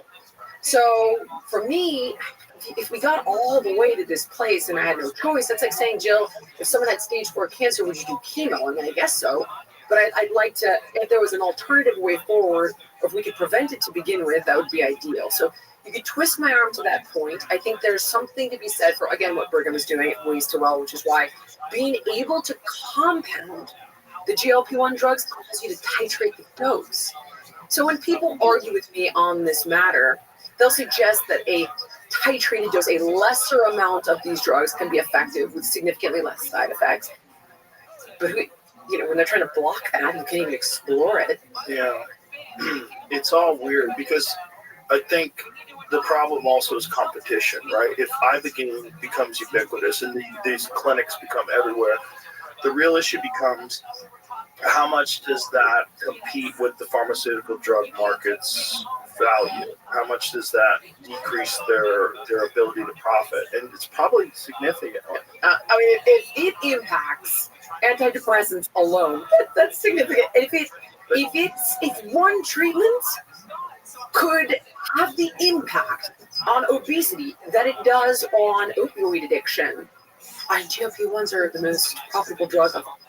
But here's the thing: if they do allow the use of ibogaine and then also they allow the use of psilocybin, if more people start taking it, more people are not going to buy whatever the pharmaceutical drug companies are selling, and they'll just naturally sort of deteriorate. You're always going to have fools. You're always going to have people that just want to, what do I take? I'll take it. There's always going to be people like that. And those people are there to give you a lesson without you having to fall prey to the folly that they have fallen prey to. I think that's the same with a lot of addictions, particularly gambling addiction. I'm in Vegas all the time and I don't gamble. But I've played blackjack for fun, but like $20 here. Right. I don't get it, but I see it. I see that crazed look in there. I think gambling addiction is one of the weirder ones. I've been around it a good portion of my life, and it's sweaty fucking faces. This need to gamble is really nuts, and that's another part of the human reward system that's been intermittent rewarding. Yeah, is the most powerful. It's crazy. It's a study, I've ever seen it with like the rats, where they push the button, no food comes out. Push the button, food comes out. Mm-hmm. So the ones that get the intermittent food reward will sit there and push that damn button until they collapse in exhaustion. The ones that push for a little while get nothing, give up. The ones that push until they get food every time, get full and give slot up. machine logic. It's the same thing. Yep. It's that intermittent reinforcement. Yeah, we're exceptionally powerful. Easy to manipulate. We're weird creatures. No. Yeah, and it's all our survival instincts get hijacked. But if you gave them an alternative path when they are ready for help, Right. when the horse is ready to drink, and you had an alternative method that we're seeing work. Yes. Well, that's the thing. You have to have freedom of the use of these alternative methods, and I think naturally those would overcome. They would succeed. I think you'd still probably have gambling addicts. You still probably would have people that want to take all the pharmaceutical drugs, like whatever the doctor wants prescribed, but it would be less and less. And they don't want that, which is why you're seeing the pushback from the FDA with peptides and all these different things, is because they're concerned that if you give people a bunch of things that are going to make them healthy, they're not going to take as many pharmaceutical drugs. Oh, which is why there's no model for prevention in healthcare. It's right. Not profitable at all. But it's ridiculous. There's a peptide called cerebrolizing that they give to stroke patients in other parts of the developed world that can have a massive impact as well on cognitive function. It can be neuroprotective. You can't even buy it here. Literally, I had to find it in Austria, ship it into the country, and Brigham and Dr. Ruxford, I was like, now what do I do with this? He's like, Brigham had to walk me through how to use it on fucking FaceTime. He's like, it's ridiculous. Yeah. It is insane. It's pretty crazy. And by the way, there's a new stroke drug that I actually just sent my friend Rich, because our friend Keith Robinson, I don't know his number, but he suffered from a stroke. And there's some new drug that, I'll send this to you, Jamie. These UCLA scientists have developed, oh, you got it already. They developed first drug rehabilitation to repair brain damage. Drug replicated the recovery of movement control produced by rehab in mice. Oh, that's cool. Yeah, so this is March 18th. New study by UCLA Health has discovered what researchers say is the first drug to fully reproduce the effects of physical stroke rehabilitation in model mice following from human studies. Yeah. So, which is wonderful. So this is the benefit You're of, right. of pharmaceutical drugs. Yes. Like there are some pharmaceutical drugs that are wonderful. So the goal is to have medicine that stroke patients can take that produces the effects of rehabilitation. Dr. S. Thomas Carmichael, the study's lead author and professor and chair of UCLA Neurology, rehabilitation after stroke is limited in its actual effects because most patients cannot sustain the rehab intensity needed for stroke recovery. Further, stroke recovery is not like most other fields of medicine where drugs are available to treat the disease, such as cardiology, infectious disease, or cancer. Carmichael said rehabilitation is a physical medicine approach that has been around for decades. We need to move rehabilitation into an era of molecular medicine. So this is why you don't want to throw the baby out with the bathwater. Totally right. It's always like that, though. Everything is a U-shaped curve. Yeah, there's drugs that the pharmaceutical drug companies make that help people and heal them and fix them and save their lives. And, I couldn't agree with you more. It's great. It's like it is. But you have to contain them. Just like you have to, keep your kids from eating all the sugar. Completely. Yeah. I just got a whooping cough. And Joe, I literally thought I was going to die. I ended up at week 7. I called my internist and I was like, I need to check with the fucking hospital. This is insane. I think I'm going to die. And they hit me with the horns. And the long story short is, I am vaccinated for it, but I guess my vaccination or my booster is old. I don't even remember the last time I got it. My wife is vaccinated. My kids are vaccinated for it. My mom is vaccinated for it. Everybody in my circle is vaccinated. No one got it. I strongly recommend getting your DTaP vaccine because whooping cough, it was 100 days of it. So my point being, like, I don't want the COVID vaccine, and I don't need it.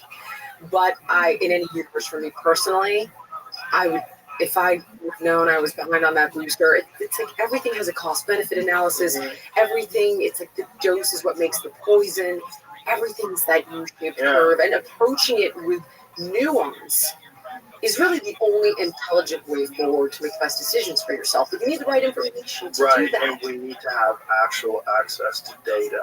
And this is a real problem that we've had in the last few decades because there's been this revolving door between the FDA and pharmaceutical drug companies. So whether the head, I think it's like 7 out of 8 heads of the FDA went on to work for pharmaceutical drug companies. Revolving door, 100%. So you've developed these relationships with these pharmaceutical drug companies where they're funding the studies, they're funding all, and then you leave, and then you go to work for them, and you get a nice cushy job. So you kind of I can make it sideways. I can make it worse. I was when I was at the Senate testimony. I can't remember how many months ago that was, but Callie Means had us meeting with different senators and their aides, and Kate came up to me, and I, of course, brought that up. And he's like, it's so much worse than that. And I was like, elaborate. What do you mean it's so much worse than that? And he said, essentially, they develop the drug, have stock in the company, go to work at the FDA, approve the drug, and go back to the drug company. So, yeah. I was like, oh, there's another step. Okay. Got it. It's so great. It should be completely illegal. Yeah, I mean, you want to talk about a conflict of interest. That's the biggest conflict ever. And you're dealing with billions of dollars in profit. I was working on a book, or have been working on a book, where it looks at each and every law that was put into place with good intentions, and where the hell is paved with good intentions, and how each and every one was co-opted by big food, big ag, or big pharma to wreak complete havoc and destruction. Yeah. And that's what you see. That's what you see, and you're going to keep seeing that if nothing gets changed. That's what's encouraging about this administration. So the thing that I was most excited about was Bobby Kennedy. When Bobby Kennedy united with Trump, I was like, okay, I'm in. Because if he can get in there, you can see real change that's going to affect the way our lives are forever. It's going to change things. It's going to give people a real understanding of what's going on behind the scenes, why you've been lied to, why all these drugs are everywhere, why you're seeing poor health outcomes, why we're the richest nation in the world, but also the sickest. Why, and across the board with education, we're the richest nation in the world. We have terrible education scores. Like, why since we developed the Department of Education have our scores plummeted? Like, what is that? And again, road to hell. Yes, good intentions. 100%. I was speaking with Callie. And he's like, oh, don't pull punches because you want to be diplomatic, but I'm finding myself defending Kennedy, who, by the way, I've met twice. I don't work for this administration.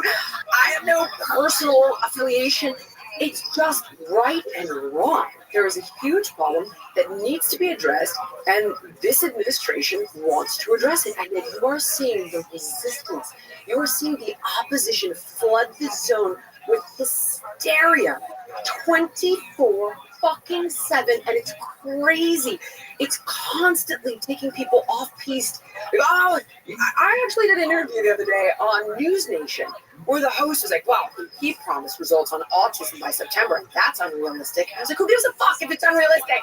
Aren't you glad we're looking at it? Yeah. It's genetic. Do you really believe that? Why would anybody say that without doing decades of research themselves? I cannot. Do you really think? Do you know California's? It's now some Yes. insane number, like 1 in 12 boys. It's higher in California, obviously, than anywhere else in the country, and boys in particular over girls. Yeah. But the reality is that we don't know. Well, they also think that one of the reasons why it's boys over girls is like in girls, it's like less obvious. It's less That's diagnosed. That's Yeah, interesting. I've seen that. I'm not sure if that's true either, because that's the argument. Also, it's like, oh, autism has always been here. It just hasn't been diagnosed correctly. Like, That was debunked, though, Yeah, by the that's Mind nonsense. Institute at UC Davis. Was like, no, that's bullshit. It was 1 in 150 20 years ago. but people don't want to admit they did that to their kids, and so they will defend it to the death. Just like people who've turned their kids trans don't want to admit that these are chemical castration drugs. They don't want to admit it. They don't want to admit that they possibly have contributed to mental disease, their mental health disease, to anxiety, depression, and suicide. No. Would you rather have a live boy or a dead girl? Like, Right, what? exactly. What are you fucking saying? But it's a Like, closed system, and what I mean by that is even if I did the gimme, oh, you're right, autism is genetic. Well, what about the rise in early onset cancer diagnosis, the rise in obesity, the steady increase of infertility year after year after year? We went from adult onset diabetes to type 2 diabetes because children have type 2 diabetes now. It's come on. How far you want to push it? People are not stupid. They're not. You can capture them to a point. But when the evidence is overwhelming, we are sicker than ever. And the resistance is mind-blowing to this guy every day. Oh, well, now, he fired the guy that's tracking gonorrhea. I'm like, well, you know what? I mean, wear a fucking condom. For God's sake. They're not worried. Hopefully, that guy will get his job back. But at the end of the day, he's also tackling the grass rule and trying to get to the bottom of autism and getting poison out of baby formula and removing soda from snacks. It's just like, where is the perspective for the general public to read through the media bullshit? well, the problem is it's gone tribal, right? And when you have an us versus them thing going on, which is what we do here in this country, like I keep seeing like people online saying in these dark times, like, Yes. are these times so dark? Like, what is happening? But it's dark. Yeah, if you're living in Gaza, it's pretty fucking dark. If you're living in Ukraine, pretty dark. But like here, have things gone dark? Like they're called this totalitarian regime. Like, Right. okay, what's totalitarian?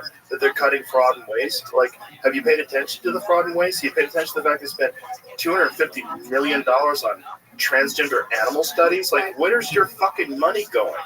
You're not concerned with this unchecked spending that this government has been able to do for decade upon decade and millions of NGOs. Do you know there's an NGO in India for every 600 people? That's not. I have heard it's CIA / I've watched that episode There's with my friends. At least 10 of them. 3.3 million NGOs in India. There's an NGO in India for every 600 people. And this is why we're $36 trillion in debt. Those numbers are nuts. Can I be the opposition? Sure, please do. Those children are starving, Joe.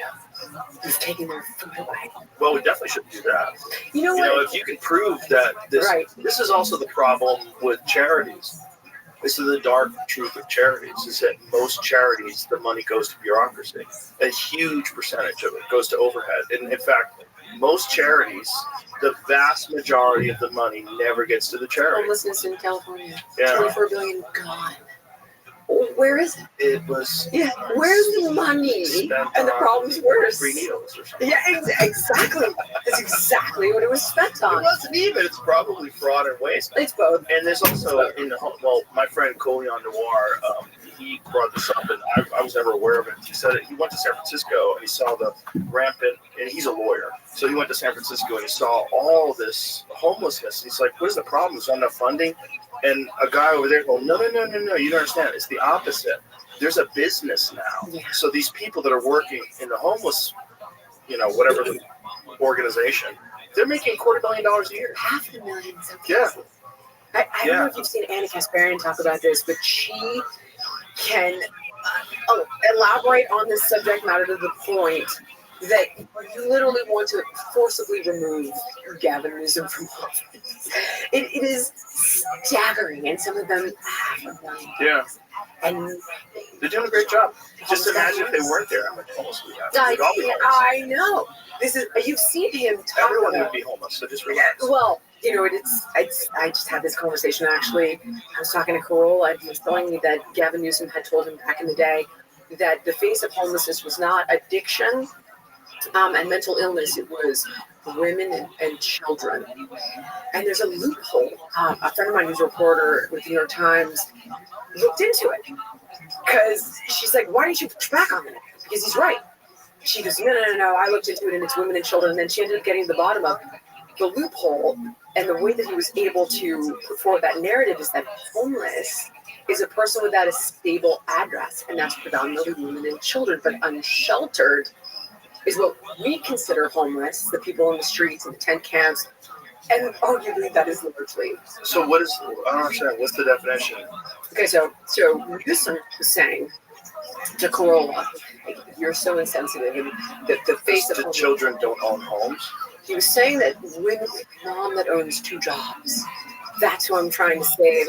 Like, we don't need to tackle addiction, and we don't need to tackle mental illness, because this is about the underprivileged individual, female single mom with 2 kids, who this is the face of homelessness. And Corolla was like, "You're a sociopath."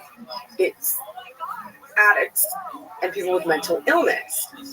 And I ended up then in a debate with this journalist who's lovely, named Molly, and she's like, "Well, the statistics say that homelessness is in fact women and children." But when I challenged her and sent her to San Francisco, whatever, we go back and forth, and she ended up coming back to me after doing the homework, and there is a distinction between homeless and unsheltered.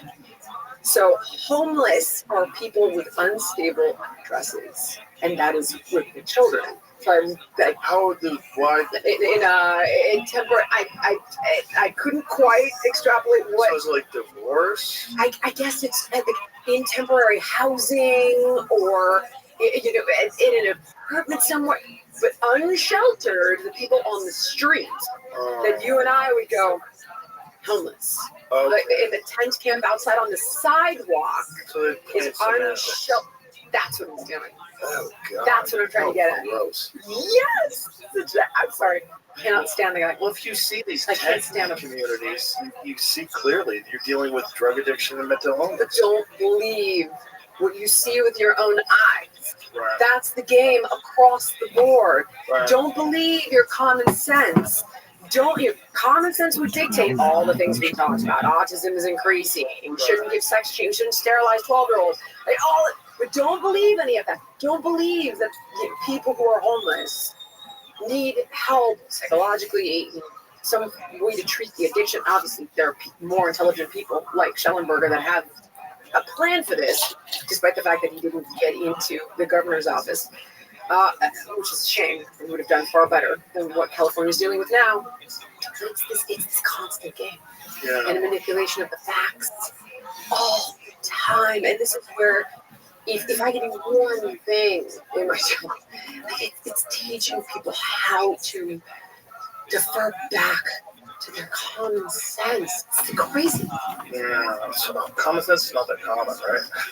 No. There's also people are tired because they have a poor diet and they're not eating well, and so they don't have the time to be thinking about this stuff. They don't have the mental energy to like research these things, and they're overwhelmed with bills and debt, and, and it may be like relationship problems.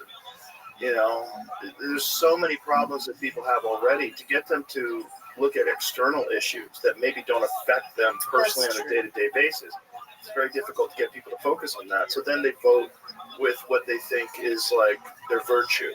Yeah. Blue no matter who, vote Democrat no matter what. Like, okay, that's not helping. And then when you abandon it and leave, you're called a traitor. You're a traitor to the party, or you must get that a lot. Oh right? my God. Well, I went through all of it, but then when you finally decide it doesn't matter anymore, you become a mute.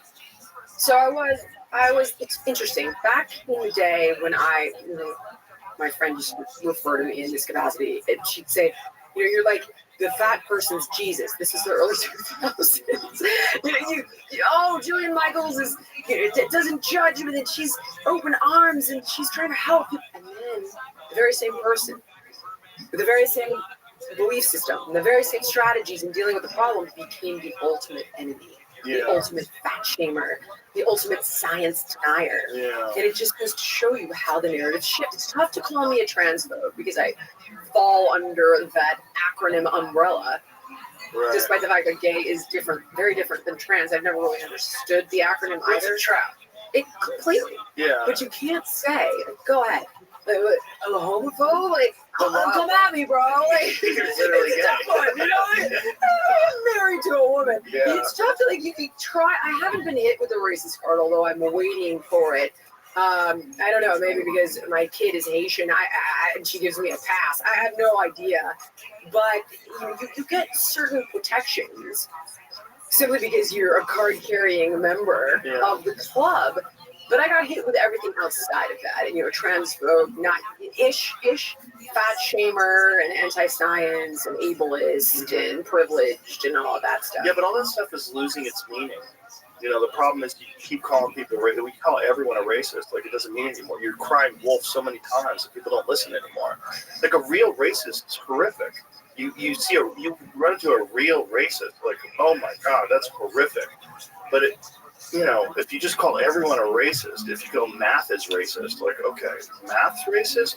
I've seen peanut butter and jelly sandwiches are racist. I've seen that. Okay. Oh, I haven't seen that one. The exercise is racist. I just see that. Alt-right. Yes. Wonderful. Alt-right, MSNBC. Wonderful. Alt-right, I like that. I like that one a lot. Yeah. I will tell you, though, I don't think that it is losing as much power as I had hoped. And I referenced Elon Musk, and here's why. It's seemingly working. I know a lot of people that think he's an anti-Semite. You sure about that? Well, they think he's a Nazi. More than just an Semite. Okay, so, like an actual Nazi. These are reasonable people. Yeah, and here's the irony. He's on the spectrum. So this thing, he where didn't is even realize what he's doing when he's the going heart like, gesture. My heart goes out to you. But Joe, what about the video, the montage of all the liberals, including AOC, engaging in the same sig hail? Tim Walsh. Yes. This is it's like a thing that people have to stop doing. But that's you got to do it like this. You got to have two hands, touch your heart, and then. I'm not doing it. When I was getting in trouble with CNN during the vaccine days, the COVID days, they would use a photograph of me from the UFC weigh-ins. Because when I go to the UFC weigh-ins, I say, "Welcome to the weigh-ins, everybody." So they had this photo of me from the side. That's the one they used all the time. No! Me. People buy that shit, and they are still buying it, and that scares me. And in an argument on Piers Morgan, to raise my voice a little bit, I was like, well, I don't know. I don't think he's an anti-Semite. Number one, he's friends with the Jews. Number two, he hires Jews. And number three, he hasn't killed any Jews. And they were has a necklace around his neck that he's given to one of the mothers of the hostages. It says, "Bring them home." I remember him going after October 7th and talking about the videos that he'd seen. But the guy was like, oh, that's your benchmark? He doesn't kill Jews? And I was like, no, that's yours. You're the one comparing him to Hitler, who killed 6 million Jews. So if you're going to draw that comparison, 6 million. So shut the fuck up. Like I It's can't. all dumb, but it's all a trick because what they're really doing is going after him because he's trying to go after USAID, and so I that's see their that. slush fund. But can I tell you how many reasonable people, and I Oh. cannot. I have friends that I have to argue about it with. Exactly. Yeah, That's when I tell you, like, I don't know that it's actually losing its power. it is. It's just not losing its power with really fucking dumb people. And you're going to have a certain percentage of really fucking dumb people. And they're either going to have to catch up or we're going to have to overwhelm them with a lot of logic. That And that takes time. And it takes a lot of these kind of conversations. And they get out there and they get clipped. And maybe you and I said something here that will be taken out of context and used against you, which is always really fun. That's my favorite. They just take like a snippet of it. See, told you, she's a this, she's a that. And so it's this reductionist thing where they try to define you by a string of words. Forget about your whole life. they did that to Candace Owens. Yes. Because she's this disgusting anti-Semite. So I listened to her. I listened to her answer all that stuff on her show, and then I listened to her debate it with Rabbi Shmuel. And okay, let's see what a bitch she is. And I listened to everything she said, and I checked it all, and watched it in context. And then I actually sat with her, and I was like, all right, I'm gonna open the door. I like Candace a lot, but Candace says a lot of wild shit. She does. Not accurate. Like, But do she you thinks think she dinosaurs hates are fake. Jews? I hear you. I get it. But I get it. That is like self-inflicted. I That's a understand. self-inflicted wound. But do you think that are you a Holocaust denier? No, I'm not a Holocaust denier. And still to this day, she's a Holocaust denier. Well, that's my friend Daryl Cooper, who was on my podcast, because he said hyperbolically that Winston Churchill was one of the main villains of World War II because he started blockades, forced Hitler into action, and starved the German people. It's like what he said was really unfortunate the way he said it, but he was trying to say that Winston Churchill did some things that if he hadn't done them, maybe World War II wouldn't have gone the way it went. But the problem is when you say that, it gets taken out of context. People say, oh, he's a Holocaust denier and a Nazi sympathizer. Right. But then you listen to his podcast, he's got this, I think it's 30 hours called Fear and Loathing in New Jerusalem. And it's the most gut-wrenching tale, the persecution of Jews in Eastern Europe. Just the beginning of it. I tell everybody, just listen to the first 40 minutes of it. It's so heartbreaking. This is not the words of a homophobe, or excuse me, of an anti-Semite that would say those things. I haven't. But reductionist things that people have to do. But even still, here would be my argument to that. Let's see. If you're inclined to believe that, let's say that was his argument, and that Hitler wasn't bad, and it was Churchill, then you're an asshole and an idiot. Yeah. Then there's no hope for you. This gatekeeping of But he's information. neither an asshole or an idiot, and he's being called an asshole and an idiot by people who don't consume his work. Of course, I'm saying Which is really worst crazy. case scenario, because I see this a lot with the gatekeeping of information, and God forbid you don't fact check everybody on everything, which has been something that I've gotten a bit of. Like, well, you nodded your head and you said, I see your point. I'm like, well, sometimes I see their point, and sometimes I don't know, and I can't fact check everything, and I'll talk to somebody else who has a different opinion, but people can think for themselves as well. Yeah. Well, there's just a lot of bad faith actors out there, and there's a lot of people that do that. This taking people out of context and trying to use this reductionist perspective and label people with these pejoratives that are inescapable. Like it's in the racist, homophobe, anti-Semite, all those are inescapable. And once you get hit with those, that's your fucking sticker on your forehead for the rest of your life. And that's what they're trying to do to you, because they're trying to silence you, and because they want to win. And this is a real problem with human beings when it comes to ideas, is that if I believe something and you believe something differently, I don't want to listen to you. I want to beat you, right? I want to overwhelm you with talk. I want to Piers Morgan you into submission. I want to yell at you, not Piers the human, but the show. I know what you're talking about, yeah. You want to yell at them, and you want to win. You want to dunk on them. And this is why I don't engage with people on social media. I just think it's the worst way to communicate. And when I see people doing it, I genuinely feel bad for them because I think they're mentally ill. People are dunking on people constantly on social media. I'm like, well, that's a sign of mental illness. There's something wrong with you. Yeah, but you don't realize that yet? This shit's been around for 20 years now.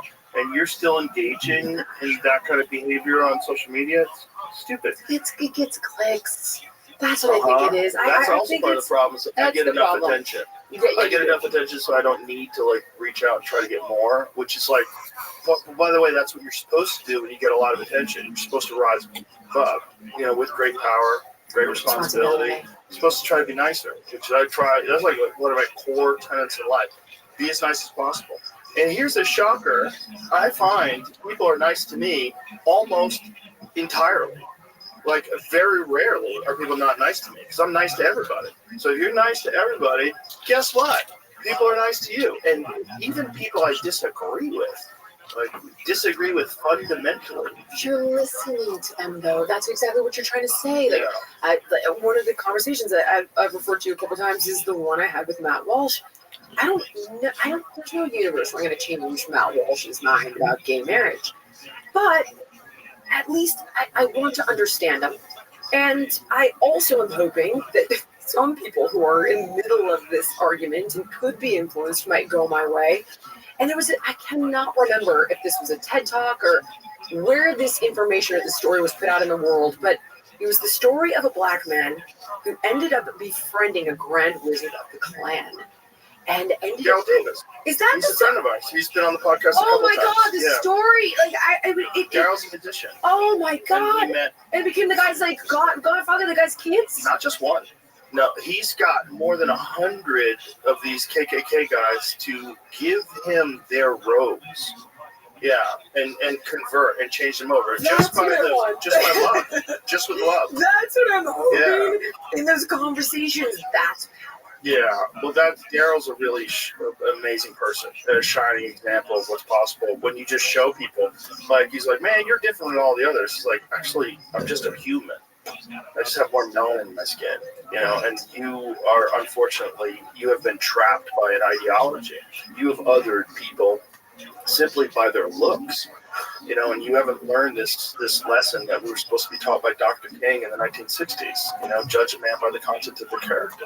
It must have been your show, actually, where I heard it, but it changed the way that I approach 99% of my conversations, because I thought, okay, if I listen with an intent to hear and an intent to understand, and I can expose people to the things they're uncomfortable with in a way where we find common ground, I may not change their mind, but at least in some cases you hopefully can, and at least you're modeling.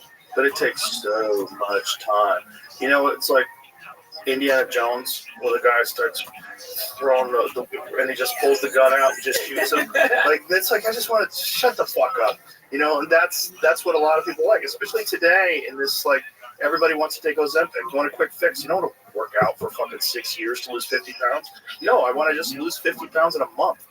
And this is the quick fix thing of today's society. And when you're offered this pill that makes you smarter instead of reading books, I'll take that pill.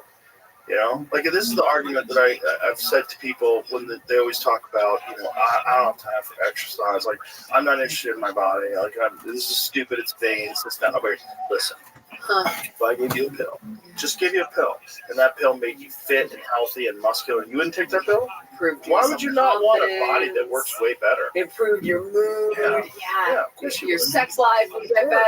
All of those things. Of course you take it. That's a defense mechanism, though. You know that. Right. It's a fear that they would be incapable of following through on what's required. So they defend against it. It's the same shit you see with people that are overweight and I don't care. Or they make fun of their weight and they become the funny fat guy. It's a defense mechanism. Oh, I have a lot of friends like that. A lot of comedians. It's like their entire act, being fat. I know. Big part of it. Yeah. There was a guy, I went to Kill Tony last night, and there was a comedian that was up first, and he was 412 pounds, and the guys were doing what they obviously do. But there was a part of my heart that was splitting. Of course. Because I was deep down, he's hurting. Deep down, this fucking guy's hurting. Deep down, so funny. I know, right? That's the problem. I was dying inside. But also, if you're 420 pounds or whatever it is, boy, the road to becoming healthy is hundreds of pounds away. And that is so daunting. especially when you have the pull of addiction. Yes, And that's then the big problem. yeah, and then you get eat intuitively. Oh my God, which is impossible, by the way, Right. because the food is designed to override If I ate your intuitively, satiety. I eat only pizza. I have some French fries in there. I like some fries. 100%, yeah. Pizza, fries, and ice cream, and Jesus. Coca-Cola would be my whole diet. But the entire food system, all of the ultra processed foods, is designed to override your body's signaling of satiety. It's fucking impossible. Yeah. And then you couple that with the psychological vulnerabilities, and it's a powder keg. You sound like an Afro-Ozempic. I am. That's exactly what I am. Oh my God, I'm gonna get that tattoo, man. Afro- Zempic Dragon Believer. I got the sticker, by the way. It's on my suitcase. Fuck yeah, I like that Afro- Zempic. It's really kooky. It's weird, but the only way out is through conversation. The only way out is to educate people or enlighten people or expose people to other ideas. Like, you're not really going to educate them, but you will expose them to other ideas. And I think over time, the good ideas will win. It's been so many years of bad ideas, and it's so indoctrinating. And then also it's your identity.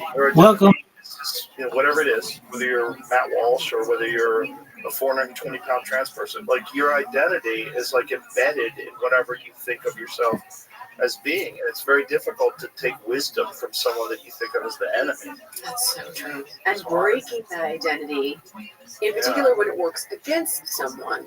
So one of the things that people can't believe in a reality they haven't experienced. That's true. And so one of the ways that I used to utilize fitness was to give them an experience that they didn't think they were capable of. So all of a sudden, you got the funny fat guy who just ran that mile without stopping, or just did the push-up on the hands and feet, or just did 10 pull-ups in a row, or even 2. Yeah, but once they look at their achievements, holy shit, Yeah. I didn't know I was capable of this. And then you shatter that prison of limiting beliefs and you open up an infinity of possibility. You also have to find a tribe. You have to surround yourself with other people that are trying to prove themselves. So if other people around you are trying to improve themselves, then it will encourage you to be a part of that group, and you all do it together. Completely. And then help each other if you fall off the wagon, and pick each other up.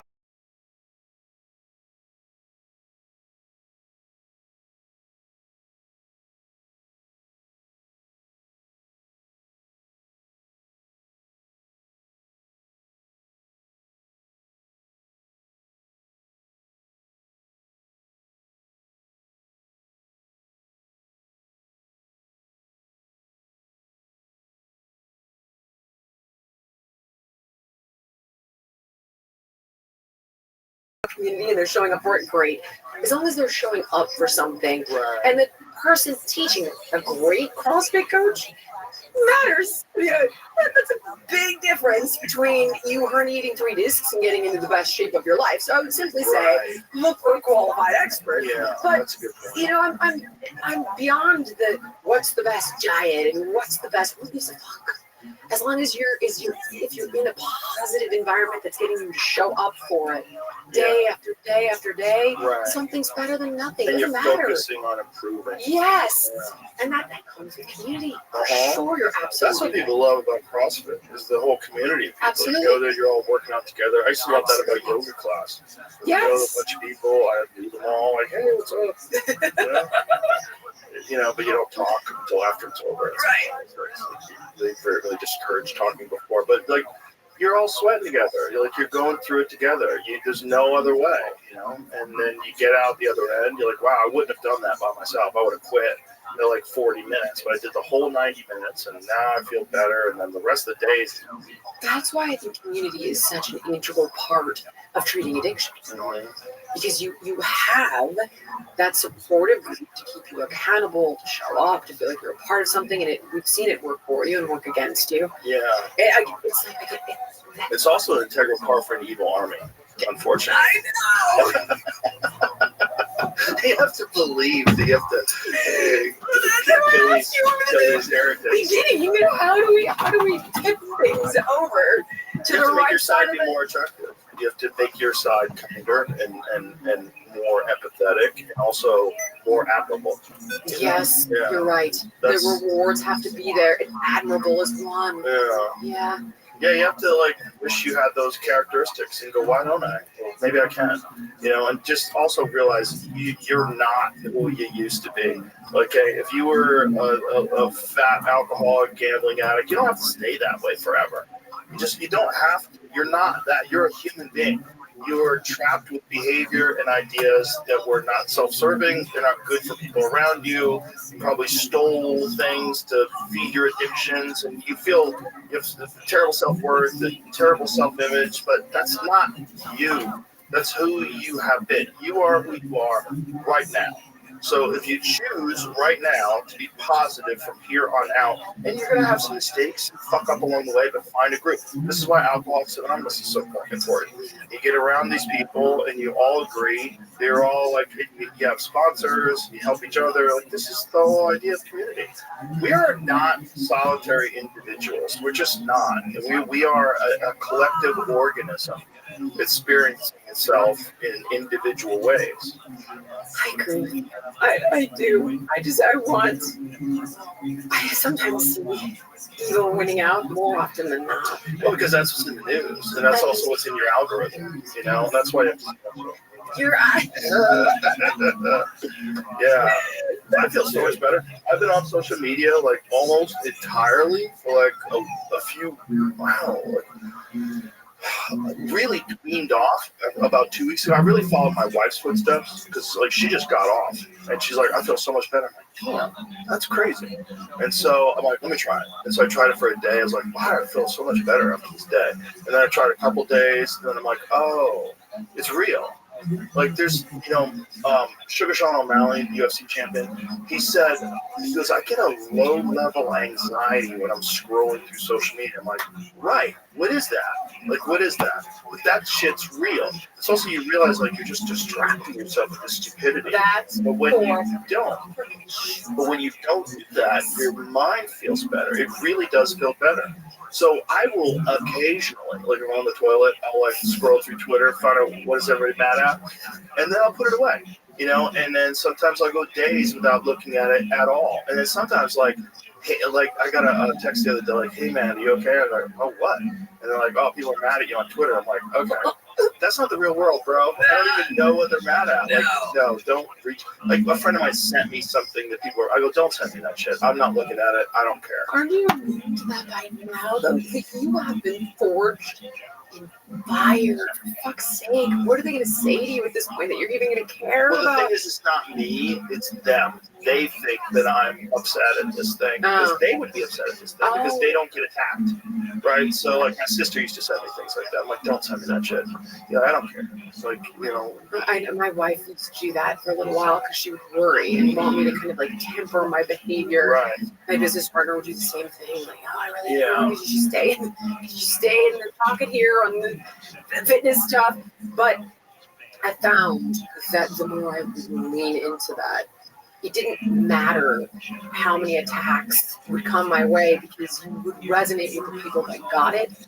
And that ended up working better for me personally and professionally. But you're right, it is their concern of how they would feel if people called them those things or came for them with the pitchforks and And by the way, torches. the worst thing you can do is fight back, which is really crazy. The worst thing you can do is like interact with people. Of course. Which is really kind of, but that's everyone's instinct. Everyone's instinct is to go, well, I'll tell you what I think now.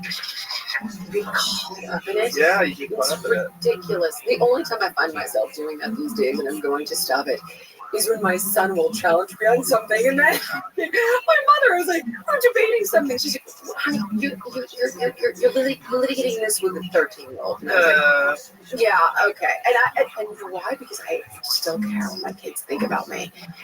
Instead of with the rest of the world, Yeah. I don't give a fuck. Well, you do, but also you can't control what people think. Right. Exactly. The only thing you do is be undeniable. That's so well said. Yeah. That is so well said. That's all you have. And so what happens with haters is they challenge you to become more undeniable.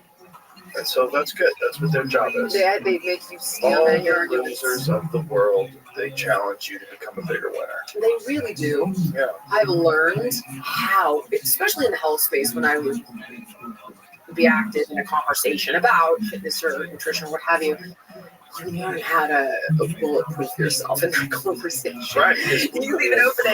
fight so hard Oh to man, keep their bad habits. God, it is insane. Yeah. And there's also so much infighting in every industry, which bums me out. And that's when I just was Well, that's an attention thing, right? I They're upset it that is. you're getting the attention that they think they deserve. Like, she doesn't even know what the fuck she's talking about. Like, blah, blah, blah, blah. But you know You what? see a lot of that in the health space. You do, and I hate it. And it's super disappointing because we can share ideas and we can, as you said, admit when we're wrong and learn and grow and what have you. But the real enemy is not another friggin' doctor or another PhD with a different opinion.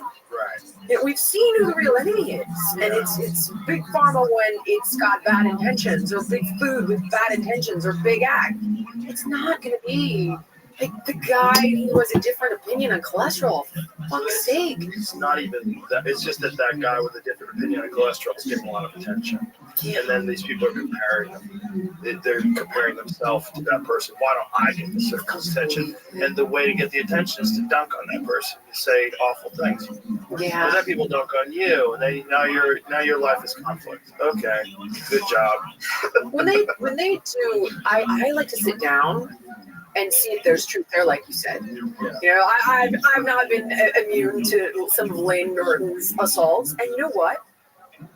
We sat down and I was like, listen, like, the things you're going after me on are not from me. It's from this PhD, that PhD, this PhD, and the American Medical Association. And had him on my podcast, and by the time we were done, he won me over. I was like, I believe you. I think you're right. I'm changing my position on this. You know, but sometimes you're right. It's because someone is getting attention or there's envy there. And I would simply say you can intuit when a criticism might be legitimate. And when you're seeing it over and over and over again, and it's a similar thing, there's something to look at there. But outside of that, you know, it's bullshit. There's also the problem with bots. Oh, So yeah. Oh, my God. vast majority of Twitter might be bots. Yeah. You know, an FBI analyst that used to analyze big data sets. He said he looked at Twitter and he said it might be about 80% bots. Kara Swisher said that to me. Yeah. I was blown Yeah, away. President? She was, I mean, and she would know. And she was showing stuff, bot farms and shit all along the wall. Yeah, and then you're just engaging. Uh-huh. And they shape narratives and It's crazy. rogue states and different people use it, and I'm sure like there's publicity firms that use it. I'm sure. I mean, I don't know, I don't either. but you could use it with AI. You know, you could easily have one computer that would run many accounts, and you could program it to have variations of the theme. But you see it sometimes when like there's a lot of social media influencers that get co-opted, and one of the things that you see is a very similar message, you know, and they use very similar phrasing. You know, sharp as a tack was one of them, and you saw that over and over again with Biden, like sharp as a tack. Sharp as a Oh, tack. yeah. Oh, my Yeah. gosh. So they were getting influenced, and they were getting paid. Yes. You know, did you ever see that? I'm sure you did. Of course you would have. But I remember when I was talking to Senator Johnson, and he was exposing me to the Trusted News Initiative. And this is the whole, these guys that have the exact same script and say the exact same thing. So well, And but in broad daylight, yep, there's, guys, we have clips of all of you saying the exact same thing. It's so clear. It's a narrative. And when he told me, he was, God, this blew my mind.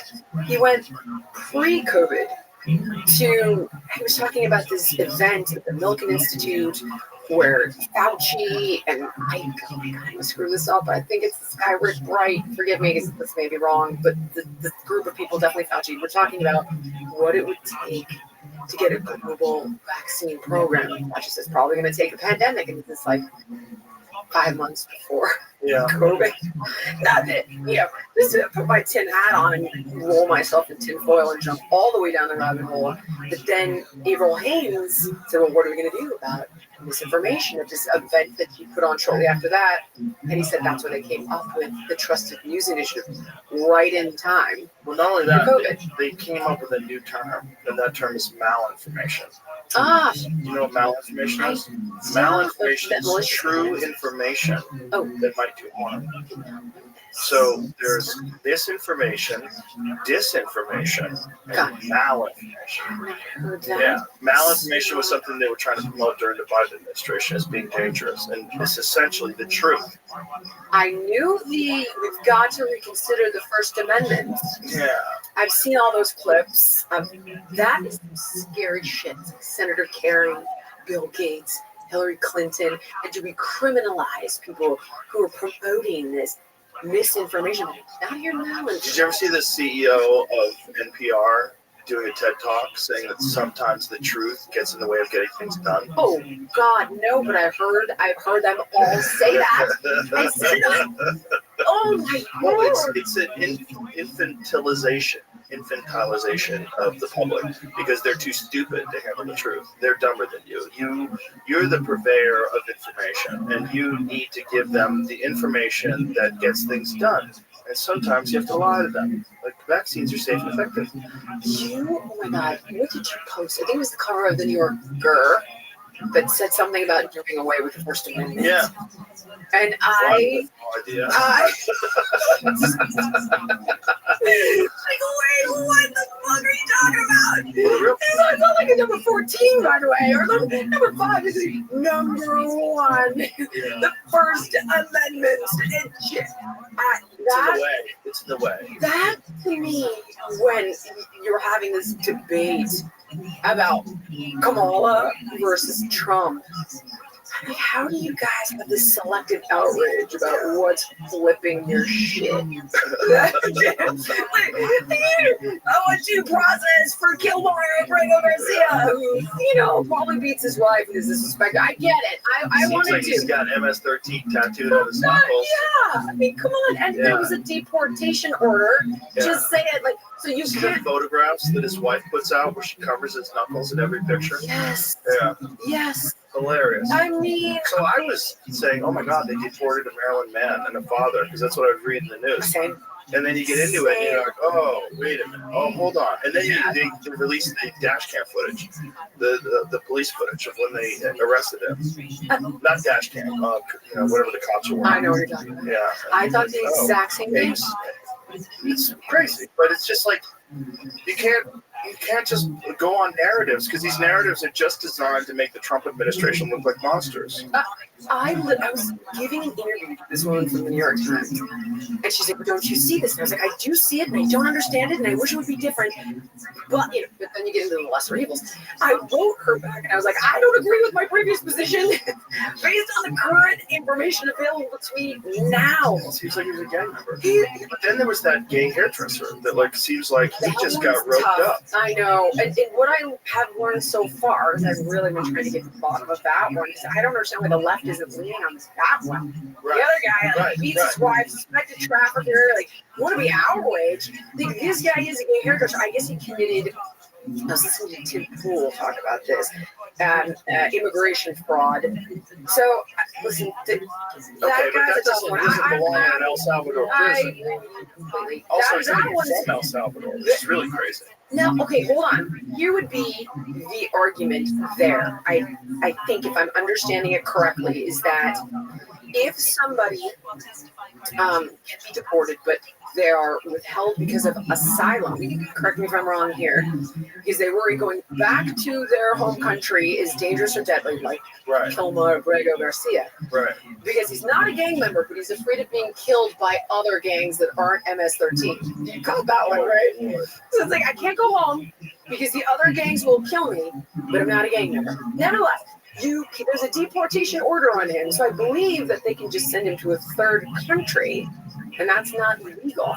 That's something I heard. Okay, So but yeah, just that kid shouldn't violating go to. You're right. Should not go immigration to a fraud when you're a No, gay you're right. hairdresser. You don't throw in a fucking You concentration. could not be more right about that. But tell me then, why is the left not hanging out?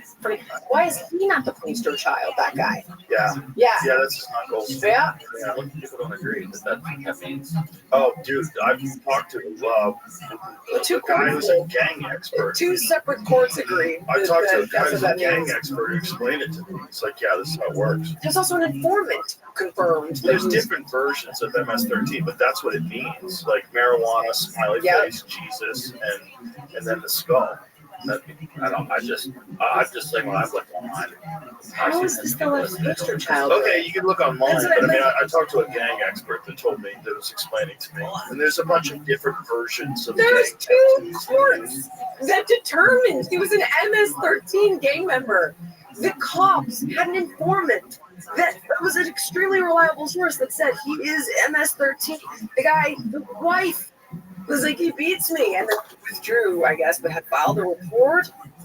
And Child protection order. yes, the cops pulled the guy over with 8 guys in the car, going like from Texas to Maryland, I think, or from Maryland to Texas.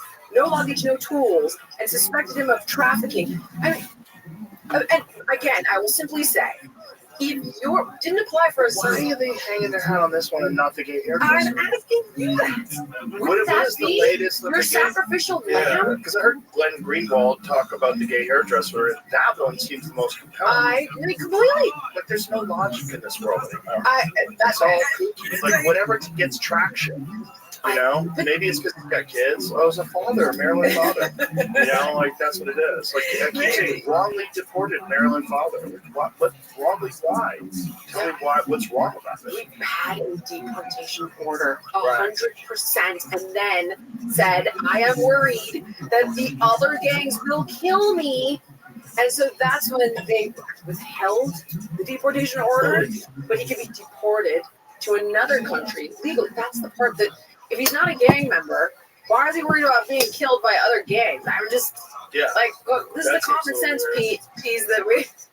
The whole I don't know. thing's I hang my hat on the gay hairdresser guy. it's kooky. I agree. It's like it's also like imagine, you know,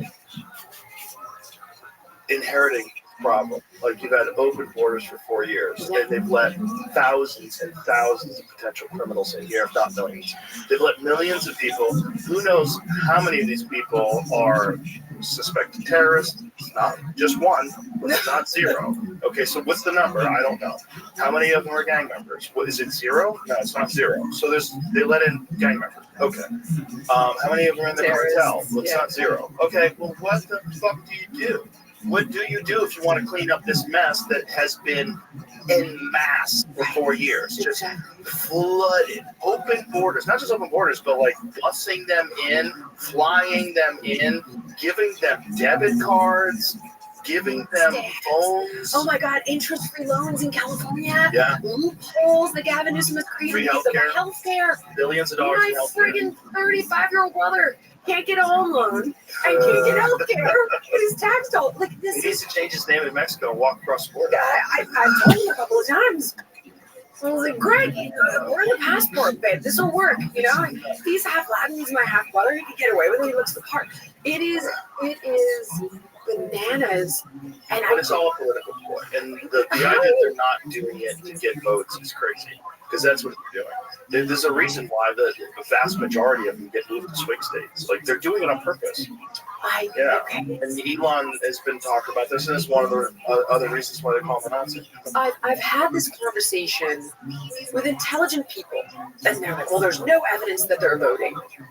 Okay, but if we were to game this all the way out, if I was to hit Elon's points that I believe I understand, first of all, I think we can vote in some states in local elections. Yes. And Karen Bass becomes Gavin Newsom becomes, God forbid, the president of the United States. So there's a reason you've got this whole grassroots thing going on, I'd imagine. And then I'm told that when they sign up for benefits, they potentially could sign them up to reach out to them to vote. That could be conspiracy theory, though. Very much so. I've talked out of my ass. I don't know. Right, but it's not a conspiracy. They're giving them social security numbers. Oh, Yeah, because if you, there's a woman who was explaining when she was working for the Social Security office what they would have her do. So they would have them get permanent disability. And the way they get permanent disability is just to have to say you have a back problem. So if you have a back problem, then you have permanent disability. And if you get permanent disability, then they start labeling them as a client. If you label them as a client, then they get money forever. And so then you have people like Chuck Schumer and Nancy Pelosi and all these people saying we need to give these people a road to citizenship. Okay, well then you potentially have millions and millions of people. Now if the Democrats are in charge, they can change the rules and make it so that these people have a road to citizenship. Then they can vote on elections. So now you've imported millions of people that are going to vote for sure for the people who gave you the money, not for people who hired Tom Holman to kick everybody out. here's another question. Why are you not No! Well, not only is not requiring it, in California, you're not allowed to show it. It is illegal to show your identification when you vote. There's only one reason why you would do that. It's because you want fraud. Exactly when I asked people who were on the other side, they game this out for me. Still in this argument. What is the See, logic? Kathy Olshel's logic about that? No. A lot of these plastics, they don't even know what a computer Oh, I is. have seen it. Oh my god, and I saw the black eyes and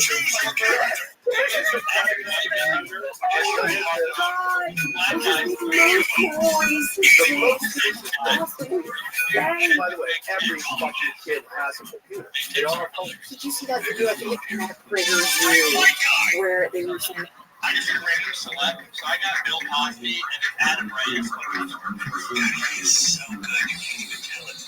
Are you ready for the best video game you've ever played in your fucking life? And what do? So they give you 3 prompts, you have to make a joke. Okay, so here's mine. So, hey, Black One, I have to make a joke out of these. Okay, here we go. I have a gay black friend. I guess you could say he has Kool-Aid. Yes. This is the hardest part of the game. This is the interview. Yeah, basically you have to say something shocking and personal about yourself to impress Tony. If Tony doesn't like your interview, it's game over. So, tell me something interesting about yourself. When I was 7 years old, I molested my uncle.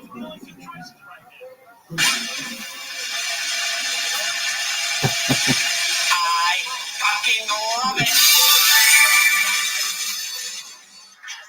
That's how it's done, boys. Take notes. Now that's fucking epic. The next big comedy star, perhaps. Here's a golden notebook. Keep up the good fucking work. You got a notebook for the highest honor in Austin County. And now, now you go outside and you try to get laid by telling women that you were on Kill Tony this past week. Hi, I was on Kill Tony this week. Will you have sex with me? No, get away from me. Get over here! Come here, bitch!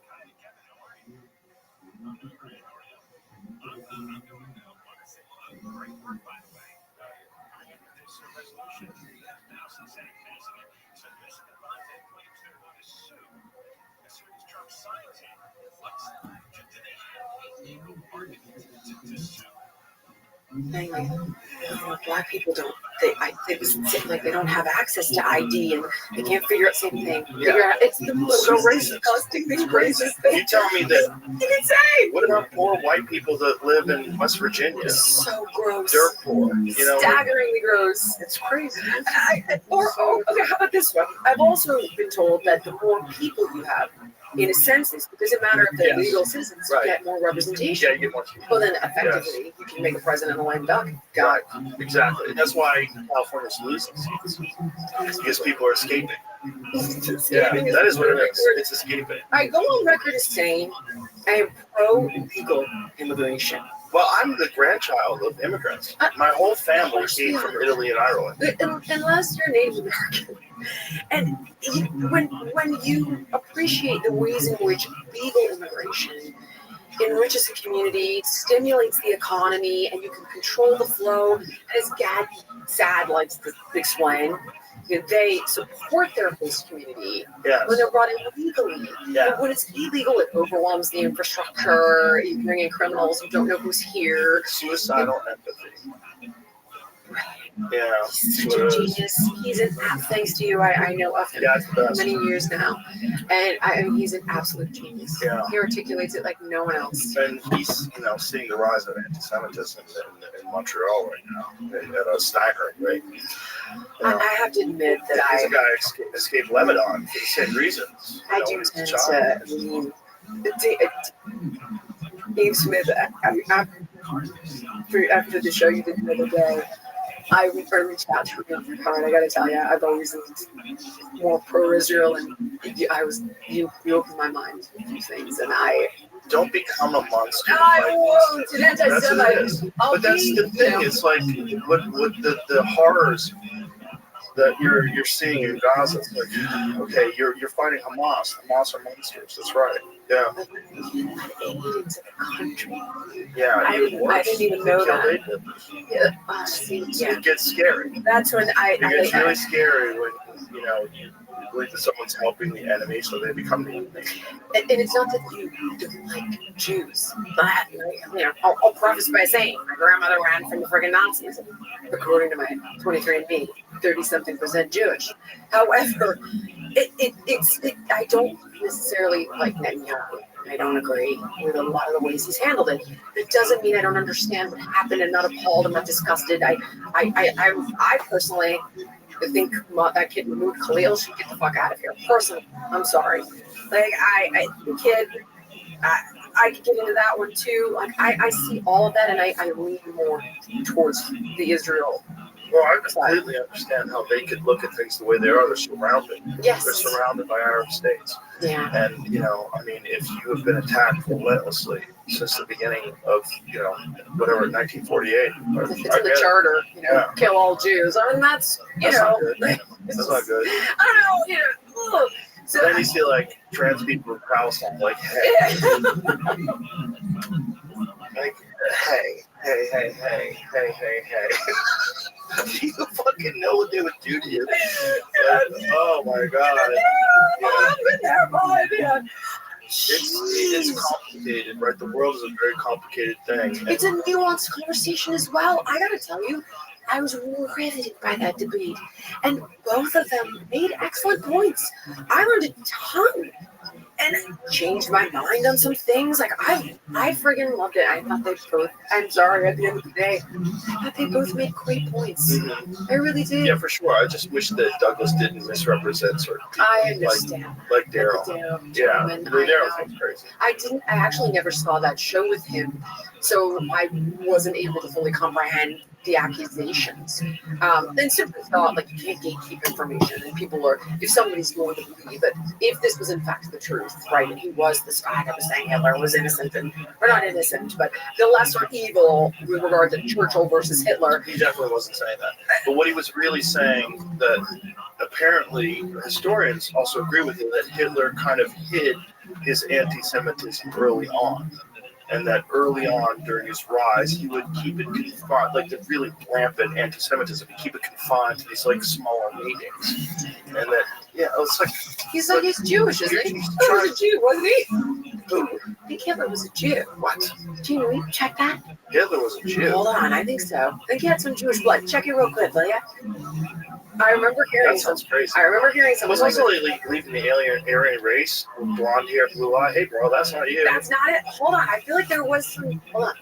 Oh, is it bullshit? No, he was not Jewish. Oh, okay. Rumors and conspiracy theories have circulated suggesting a Jewish grandfather, a Jewish ancestry. These claims are not supported by any historical evidence and are widely dismissed. Oh, Jesus. All right, I shit the bed on that one. I shit the bed on that one. It's really fascinating because he is one of the worst figures in history.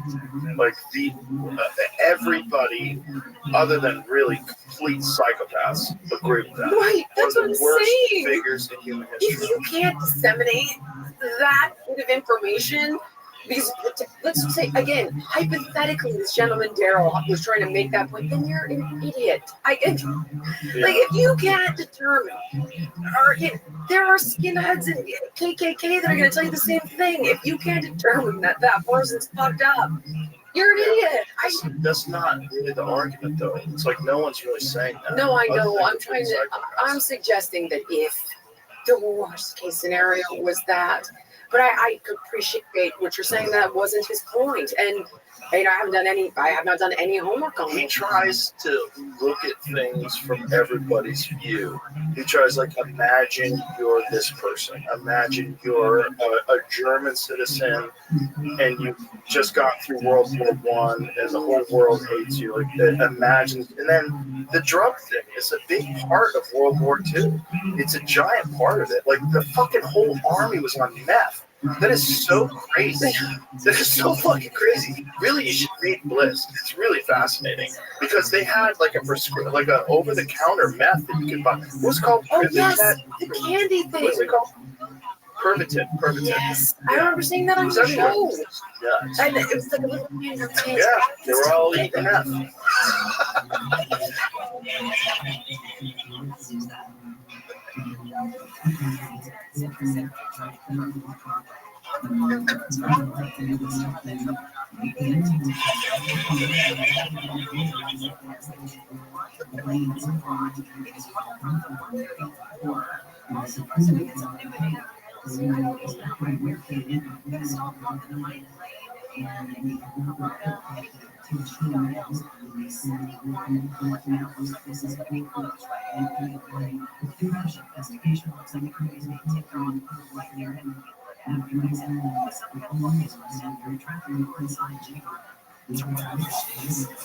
Super productive. That's why they have such great engineers. They're like, they're fucking dialed in.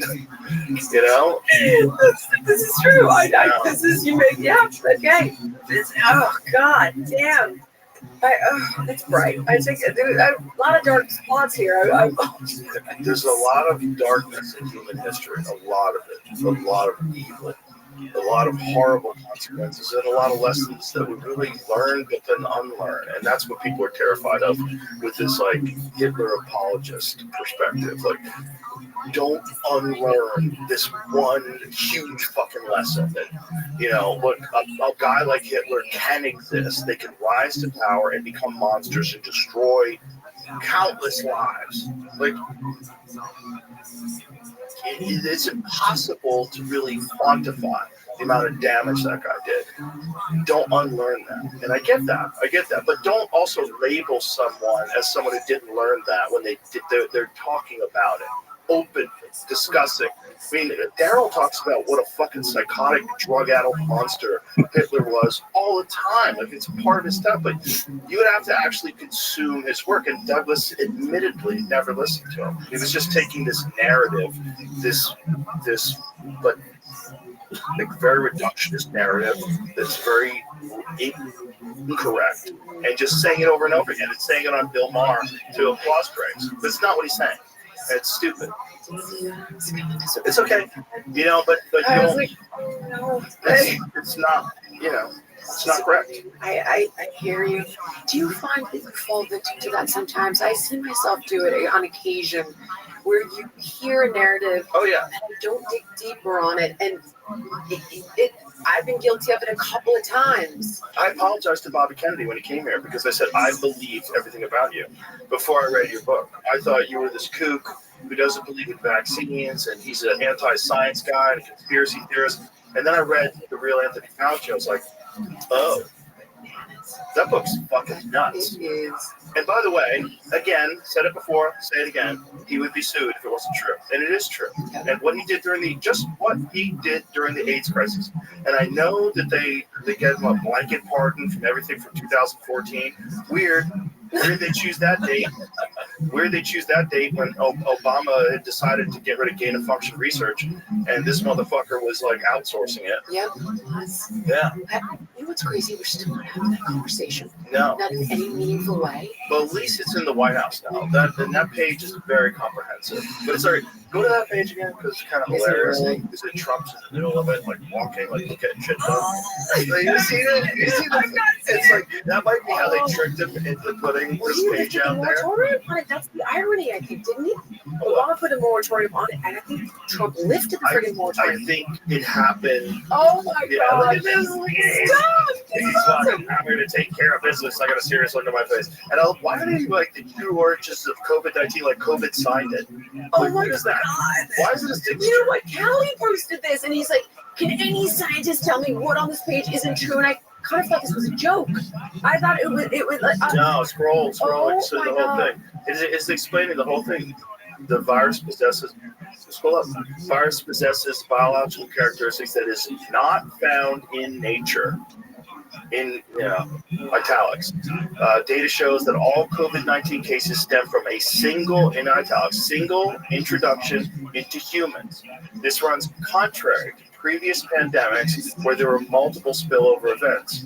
Wuhan is home to China's foremost SARS research lab, which has a history of conducting gain-of-function research, gene-altering and organism supercharging at inadequate biosafety levels. And this is where Fauci, they could get him on perjury because he was, when he was being questioned, when he said famously to Rand Paul, "You do not know what you are talking about." Yeah. Look, there's a photo of him with his hand, with his foot. You've read the email where his team Yes. obviously is like, "Yo, listen, this is highly suspect." Gain-of-function research. Yeah. And then after he communicated with them, they all changed their For the sake of science and global harmony, let's not pursue this path.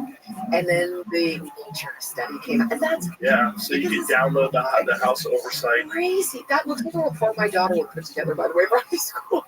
Yeah, it's crazy. But what's even more amazing is that each and every one of those points is exactly what Brett Weinstein laid out on your show in March of 2020. Yeah, And yeah. I remember And he was labeled a grandma killer. I pulled the freaking car over and started Googling on the side of the Pacific Coast Highway. Yeah. And that was my Neo moment in the Matrix. That was it. I was forever going. Took the Well, red pill, I'm glad you took it. and it was over, I'm man. glad you're on the right side. Thank you, sir. Thanks. Thank you, sir. But thanks for being here. I really enjoyed talking to you too. It was a lot of fun. Thank you for having me. Keep fighting the good fight. I will. All You right. too. Thank you. All right. Bye, everybody.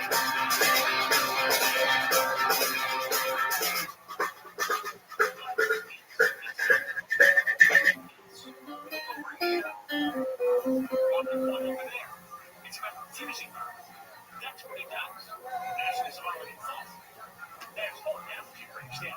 Because when horse buttons can not give up their horse. Joe Rogan Podcast, check it out. The Joe Rogan Experience. Train my day, Joe Rogan Podcast, my night, all day. What's happening? What's going on? Great to see you. Yeah, good to be seen. Boy, what a journey you've been on. Yeah. It's I been, started listening to your audiobook. It was giving me anxiety. it gets better, right?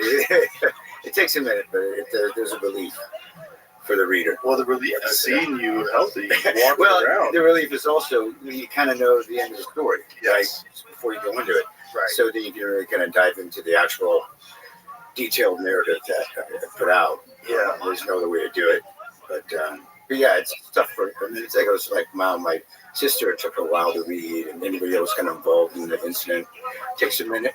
I think it took me a long time to kind of get through it, right? Yeah. It's anxious for me too. So how long was the actual recovery? Because you don't even walk with a limp. yeah, it's quite. There's a lot. Some things are pretty miraculous. Some things can be explained. And I tried to figure out as I was writing the book. A lot of people ask questions. I asked myself questions.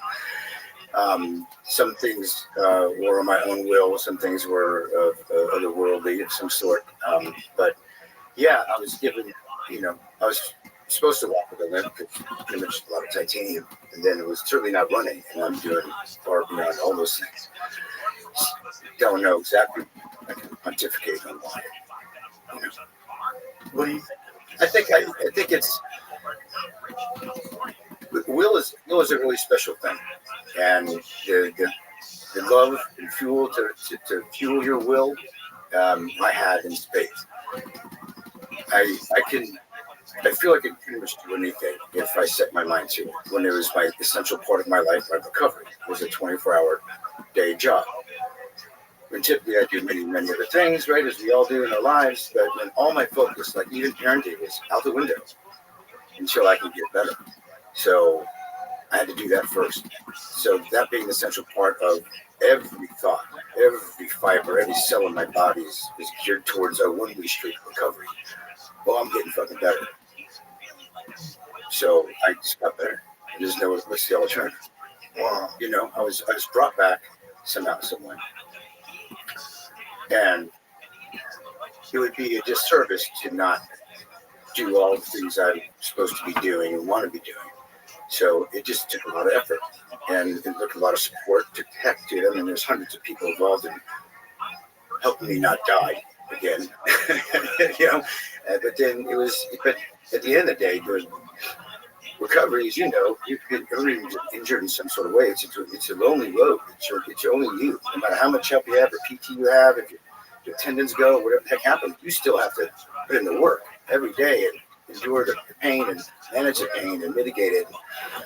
It can be quite lonely, but I always found that my daughter and my family, as I see their faces when I get better, I could stand up, let's say, or not pee in a jar, I could get the wheelchair. And any sort of milestone, I'd see their faces get a little bit less horrified, being relieved, even quite joyful. So as much damage as I did to my family and their hearts, me getting better can relieve them of that burden. So it was an easy one-way road to recover, and that's why I recovered fast. And I attribute it to my love for my family. Wow. So let's bring it back to the day of the accident. When exactly was it? It was New Year's Day. New Year's Day. New Year's Day 2023. Yeah. And I host my family at my house up there, like 25 people every post-Christmas 2 years, all the time. Family, friends, whoever, just kind of come up and we can celebrate the holidays, skiing, all these type of things. But we had a big kind of snowmageddon type snow event that, you know, shut down the mountain that I live on at the top of Lake Tahoe at about 8,000 feet elevation. We got just tons and tons of snow. But it happens often, maybe not that intense of a storm. But so much so where we were cut off from anywhere else. We're snowed in, fine. I'm prepared for that stuff. 3 days without power, prepared for it. It's fine. We can have fun. It's actually relief. All the cell phones go off. All the iPads go away, computers, and everybody's just playing card games and headlamps on. And I mean, it's a riot. So we had a good time. You know, food supply was still good. But, it's New Year's Day. We're getting a break in the weather. So I decided I need to clear the roads and come out for air, essentially. And in doing so, that's when the accident sort of transpired. It's more of a routine type of thing to have a half-mile long driveway. And I have to maintain it myself, so I have a snowcat and a bunch of other snow removal type equipment. There's a bunch of vehicles, snowmobiles, even things that got stuck in the driveway because it was a lot of extra snow, and some of it was very light, and then it got very icy and hard, so you're sinking down like 3 or 4 feet into it. It was a hot mess, so I had to try to dig all that stuff out using the snowcat, pulling this stuff out. This thing, a snowcat, to describe it in words is pretty difficult, but it's like a tank. It's probably, 12 feet wide, tracks on each side, so it spins like a tank with its skid steer. Yeah, there we go. So that's a small, tiny version of one. But yeah, it's something kind of like our Star Wars, But this mine or metal track is more like that one, like that. Oh yeah, that's it. That's exactly like the one I have. So it's about like 16,000 pounds or so, and it's pretty nimble on the snow. Just to see it physically, put it back up. To see it physically and to know that that's what ran over your leg. Oh, my whole body. Yeah. It was. So you have to step on the tracks to get into the cab to operate. So stepping on the tracks is a normal thing to do. You just don't do it while the thing's you're operating. Right? You have the thing, you drive it, and it's just easy. The thumb go forward, reverse, and you're neutral, and that's it. It's really easy to operate. But it was just the accident happened because you have to get in and out off on those tracks, and I hit the thumb thing, and it threw me off, and it's going towards my nephew, so I had to jump back on and try to stop it from killing him because it was going to crush him between the truck and that big blade that I have. You see that thing? It's a few thousand pounds. That thing's gnarly. But so my instinct was to jump back on and try to stop it. Obviously, it didn't work out, and it got right over. And there you go. What? How much of your body did it run over? The entire whole. Oh, I was because I went. If the tracks were here to jump in the cab, I leapt up and over to try to grab onto it and got sucked under the whole thing. So it took the whole length of it. It's kind of it. So there's like a set of wheels that turn these tracks, you see, and there's like 6 wheels. So it undulates. So I felt all the undulate. The first one was the worst, like the pressure, the skull crush, and all that stuff. And then it releases because then the undulation of the tire and the track. And you're awake for that. But by the 6th undulation, just like, I just got to finish already. And you're just like, even though it's like, you're like you're drowning and being struck by lightning, bleeding out, and all the things all at once. It's like immense pressure, movable object. And, my skull kind of lost out, but still survived. your skull. Yeah. It's like it's like it's everything. It's 38 broken bones and eyeballs out. Boom. And it's Shout out to medical. I know, right? And I mean, all the doctors were like, dude, I don't know how your eyes still operating, you're still working, but I think because I was on ice, because I did see it, and I'm like, well, maybe I'm gonna put this eye on ice and just kind of rolled into it. I stopped my eye with my other eye, right? And I'm like, I'm going to keep that thing because I'm on like an icy asphalt driveway that's off of my driveway, like the top of the road. So it wasn't really great for impact to get ran over. I wish I was on a snowpack. It would have been maybe a little bit easier. It pushed me in the snow, right? But it wasn't. So I just kind of rolled onto it, just like maybe I could kind of put the eye on ice until I could figure out how to breathe. I had to sort of laugh at it. It's weird to sort of think about that, Wow. So 38 bones? Yeah. It was like a lot of ribs and all my spiral fracture, my legs, all my joints were broken, all my ankles, my knees, none of my spine, and I only got a laceration in my liver from one of the ribs breaking in a couple spots, and up and down, kind of stabbed it, but it didn't really mess it up too bad, so that's okay. But all my organs, my brain, I don't think there's any brain damage. I'll use it as an excuse later, I guess. And my spine, that's the miracle. It's like, how did I break 14 ribs, right? And I cracked my skull and every arm and leg and finger and thing, but my spine was spared. And all my organs were spared, my brain. So it's kind of almost no harm, no foul at the end of the day, even though there's probably 20% titanium in my body. So how many pieces of titanium were there? Well, the guy that invented this procedure worked at the hospital in Reno because there's a lot of crushing injuries that happen. So the ski resorts and mines that are in the area. So I got really lucky to get this doctor. But it took 4 doctors to get to this guy. So says my family. I was out in a coma.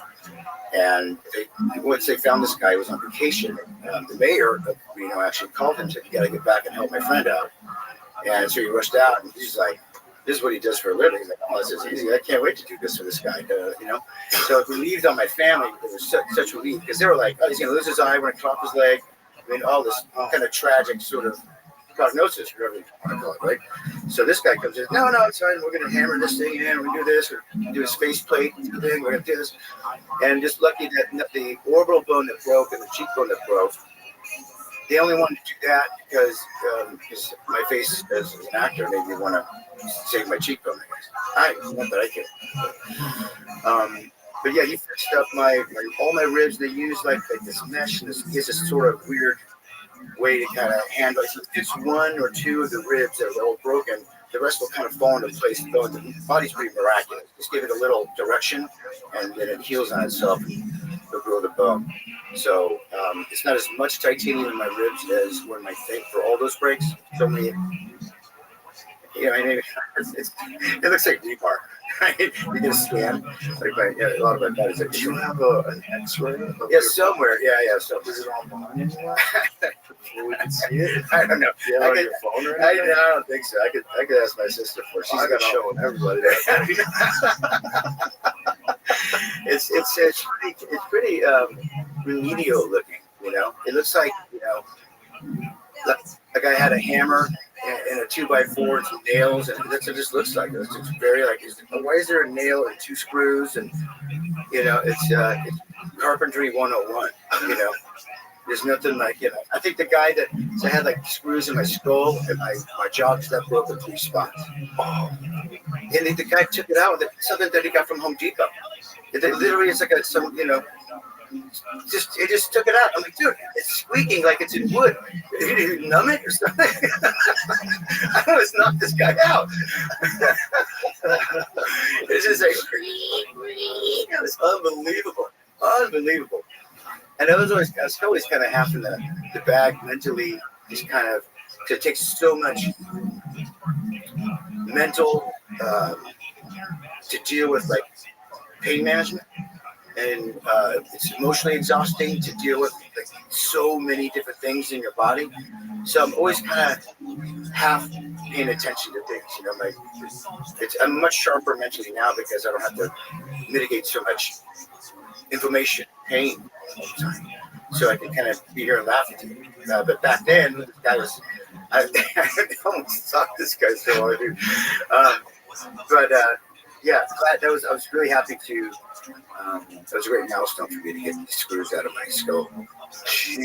But that was worse than getting ran over by this stuff. Okay. Real? Yeah. In terms of pain or just discomfort? Well, no, it wasn't so much the pain. It's the haunting images of feeling my gums wrap around the screw as he's pulling out. It's a lot longer than I thought it was. And then there's 3 more to go. It was more the visual is, in my mind, kind of what makes it terrible. The visual, because I'm a visual guy.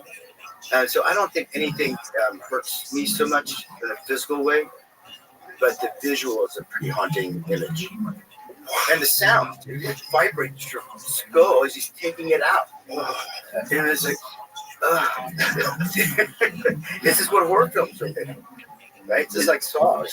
Is that the only thing that they had to take out? Is the screws that are in your head, or did they take them out of your body? No, they have to leave those in for the most part because why risk infection and open you up for something? But so all the rest of the stuff stays in until those screws come loose. At some point, they start backing out, right? Yeah. You think you'd put in a locking screw? Right? I've had friends who have broken arms and starts poking out of the bone. Yeah. Just doing that, get another operation, get it removed. Yeah. So, how many different plates do you have? I think there's only a couple in my face. They went in like underneath my cheek. A plate for my orbital socket, and then for the cheekbone, they put I think a plate or 2 over there to hold that bone in place. Do you feel it? I feel the lack of feeling. It's still numbness to this whole side because they had to cut all these nerve endings to get into your mouth. So even the side of my face is slightly a little nudge. And the rest of them, do you feel like how much do you feel in all your different bones and joints and all the different things that got repaired? Yeah. There's lots of scar tissue to work through all the time. What's great is like it's not any one spot. It's like it moves around. Even if you're not injured, it's like if you just twist your leg raw and then it goes up into your hip and it's in your shoulder. It moves around your body, kind of moves it around. So you just kind of stay on top of it. There's always something to work through, in your body. And it's just, and look, I already had to do it anyway. I'm 54. Well, I mean, I have to take care of my health. And I just have to make it a very central part of my life. So. And so now, do you have full range of motion, full mobility? Everything is back to normal. Yeah, I don't know what normal is. You know, I'm going to be. You know, I feel like I'm maybe 110% just because spiritually and mentally, I'm so much better. I got so many gifts from dying coming back that, yeah, I'm 150%. My body will always be, look, my body's aging, so I have to fight against age. Well, recovery is age reversing. It's the same stuff that people are doing just to reverse age. I just do it just because it's my recovery, and I have to for the rest of my life, just to prevent inflammation, discomfort, and swelling, things like that. So when you have so many broken bones and so many broken joints, what is the recovery like? Like, how did they even get you moving again? Day by day. Day by day. Yeah, it's just as soon as I got home from the hospital, yeah, the PT there and working to just move, keep things moving. You have to, otherwise you lose it. You'll lock up or you lose it. Seeing you walk around today in the studio, I would have no idea. Yeah, You yeah, look totally normal. yeah. It's great. It takes a lot of work, and it's still working. But I was just having to stretch in the studio. You know, I have to move quite a bit so I don't lock up. After I get that sleep, it's like it could be a little stiff in the morning. I have to do some stretches and things like that. But I think if I didn't get in the accident in '54, I'd probably have to do it anyway. So feels good to have to force the stretching, I think.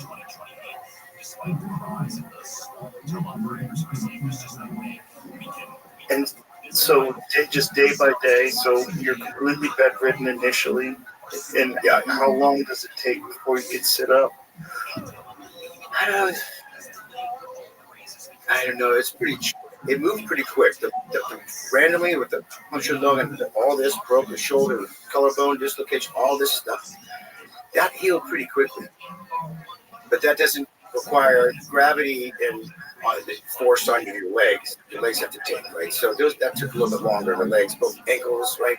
Those are under trauma and plates in those. You know, this is all a pipe. It's just a pipe used to rebar my whole lower leg. So that took a little bit longer. But the ribs, ironically, it was only painful for I feel like a couple of weeks. I also had these like plastic suitcases for my lungs. They had to let it bleed out, and this stuff was going in. I don't know what goop was in that thing, but I had to carry those things around for a while. Once I got rid of those, I was kind of sitting up a bit more, and I felt good once I was kind of sitting up. But there's still, as you can imagine, so much trauma, so many places. But I think the longest was really getting up to stand up, to walk, to get all your joints to work properly again, to relearn to walk, relearn to move, because you really kind of have to. A lot of atrophy, as you can imagine, that happens. But I was standing up and moving around. I got into a chair probably, by February after like 3 weeks.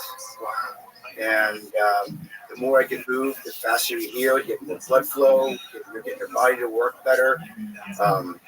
Help with my attitude, will to get out and sit up, all the things. Each of these things are like milestones that I would just say, yeah, and move forward to the next thing. Set a goal for myself, even if it was just like to sit up and like turn. Or I didn't have to set such big to reach too far to keep my confidence high. So because I keep reaching these goals, I just kept going and going and going, and I find myself, yeah, it's 24 hours a day. So what do I have to do today? Well, I don't even have to ask. I just gotta get better, and it just kept going. And with whatever thing, and there's so many things to attack to get better. It's like I never got bored. I just had all these bands and stuff. I remember being in a wheelchair and I'd wrap around like this desk, and I'd do as like a leg press. All these like interesting ways to try to strengthen my body and get better. Whatever wasn't, like anything that would work, I would do it. I said no to nothing, said yes to everything, and let's try it. Let's do it. Took in everything. They say that is one of the more difficult things with stroke victims is the will to do the exercises to force yourself to recover. Yeah. Because so many people they've never done that before. They've never pushed themselves before. they don't, and there's this tendency to just kind of give up. Some people have. Yeah. It's part of the reason why I wrote the book, is maybe people, because it's a lonely place where people are struggling in recovery, and when it's a lifetime recovery too, I hope they can find something they can grab onto. Like, this guy can get overcome this, I can get out of my own way here, and maybe think of it a little differently. The only thing we have control of ever in life in perpetuity is our perspective. So, I could easily just go be victimized and, cry about it, and like, oh, my career is over, and that. It's not even part of the narrative. It's not even in the conversation. It's like, I'm getting better every day for the rest of my life. That's it. Wow. There's only one way to go. What's the alternative? Right? Yeah. What is the alternative? I keep saying that to myself. What's the alternative? I'm not going to stumble around through life. I wasn't brought back here just to suffer. That's not happening. I'd say unplug the machine. I'm done. I'm out of here. It's way better than being dead. You know what I mean? I'm not going to come back and just waddle and limp my way through life. It's not going to happen. What's crazy is if you didn't approach it like that, you probably wouldn't be able to walk. Correct. Yeah, because there have been a lot of people that have been gravely injured that never come back. Yeah.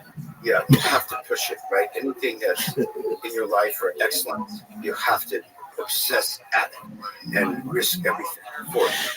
You have to, or it's not going to happen. No one's going to do it for you. But what else you can do?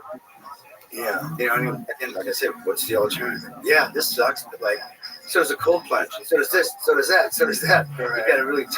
We got to test our bodies, our limits, to really have real growth, and especially in recovery. You have to. What else are you gonna do, man? You gonna take pills? Right. That was one of the hard things, worse than the accident as well, is getting off Oxycontin. And I got off pretty quickly. Like, that's gnarly stuff. I'm glad it was there for the pain for me, but like, I wanted to get off it as soon as possible. So it's highly addictive, and coming off that stuff is gnarly. It's so hard, and you have a really strong will, and some people don't. I know. They put all people on that stuff. It's crazy, dude. Yeah. It is really, ironically, I was supposed to be doing a movie about the sacrifice. Wow. Yeah. But it was supposed to happen like literally that April, or just that spring. Obviously that got canceled because I had to take Oxycontin to kind of get by. But then I had to get off that stuff real quick. It was really interesting too how people treated that drug. Everyone was like monitoring, counting the pills. If there's a half a thing or this or that. Everyone was on it. Like, dude, what? You treat me like I'm some sort of drug addict. Don't give me this stuff. I don't want it. Jesus Christ, it's terrible. Wow. But it's pretty powerful stuff. And I don't ever blame sort of the drug. I just think sort of how maybe it's free to use, and it's even supported in the school system. And they got that family kind of got away with a lot of stuff to promote that stuff. Yeah. It's a whole new. You've seen Peter Berg's thing on Netflix, Painkiller. You've seen that? It's a docudrama documentary. Oh yeah. It's gnarly, man. It's gnarly. Yeah, that's an evil family. Yeah, what they did to evil, and just support the idea that hey, you could just be on this and you don't have any pain. Don't worry about it. And it's not even addictive. Just. Yeah, it's the knowing part, and then then double downing and selling it, and getting it out there. They promoting it. It's a thing that you can be on forever. Yeah, which is just insane. Yeah. So you're on it, and how long did you have to be on it for? I always working to get off of it, and I think maybe it was around. If I got home on January 13th, Friday the 13th.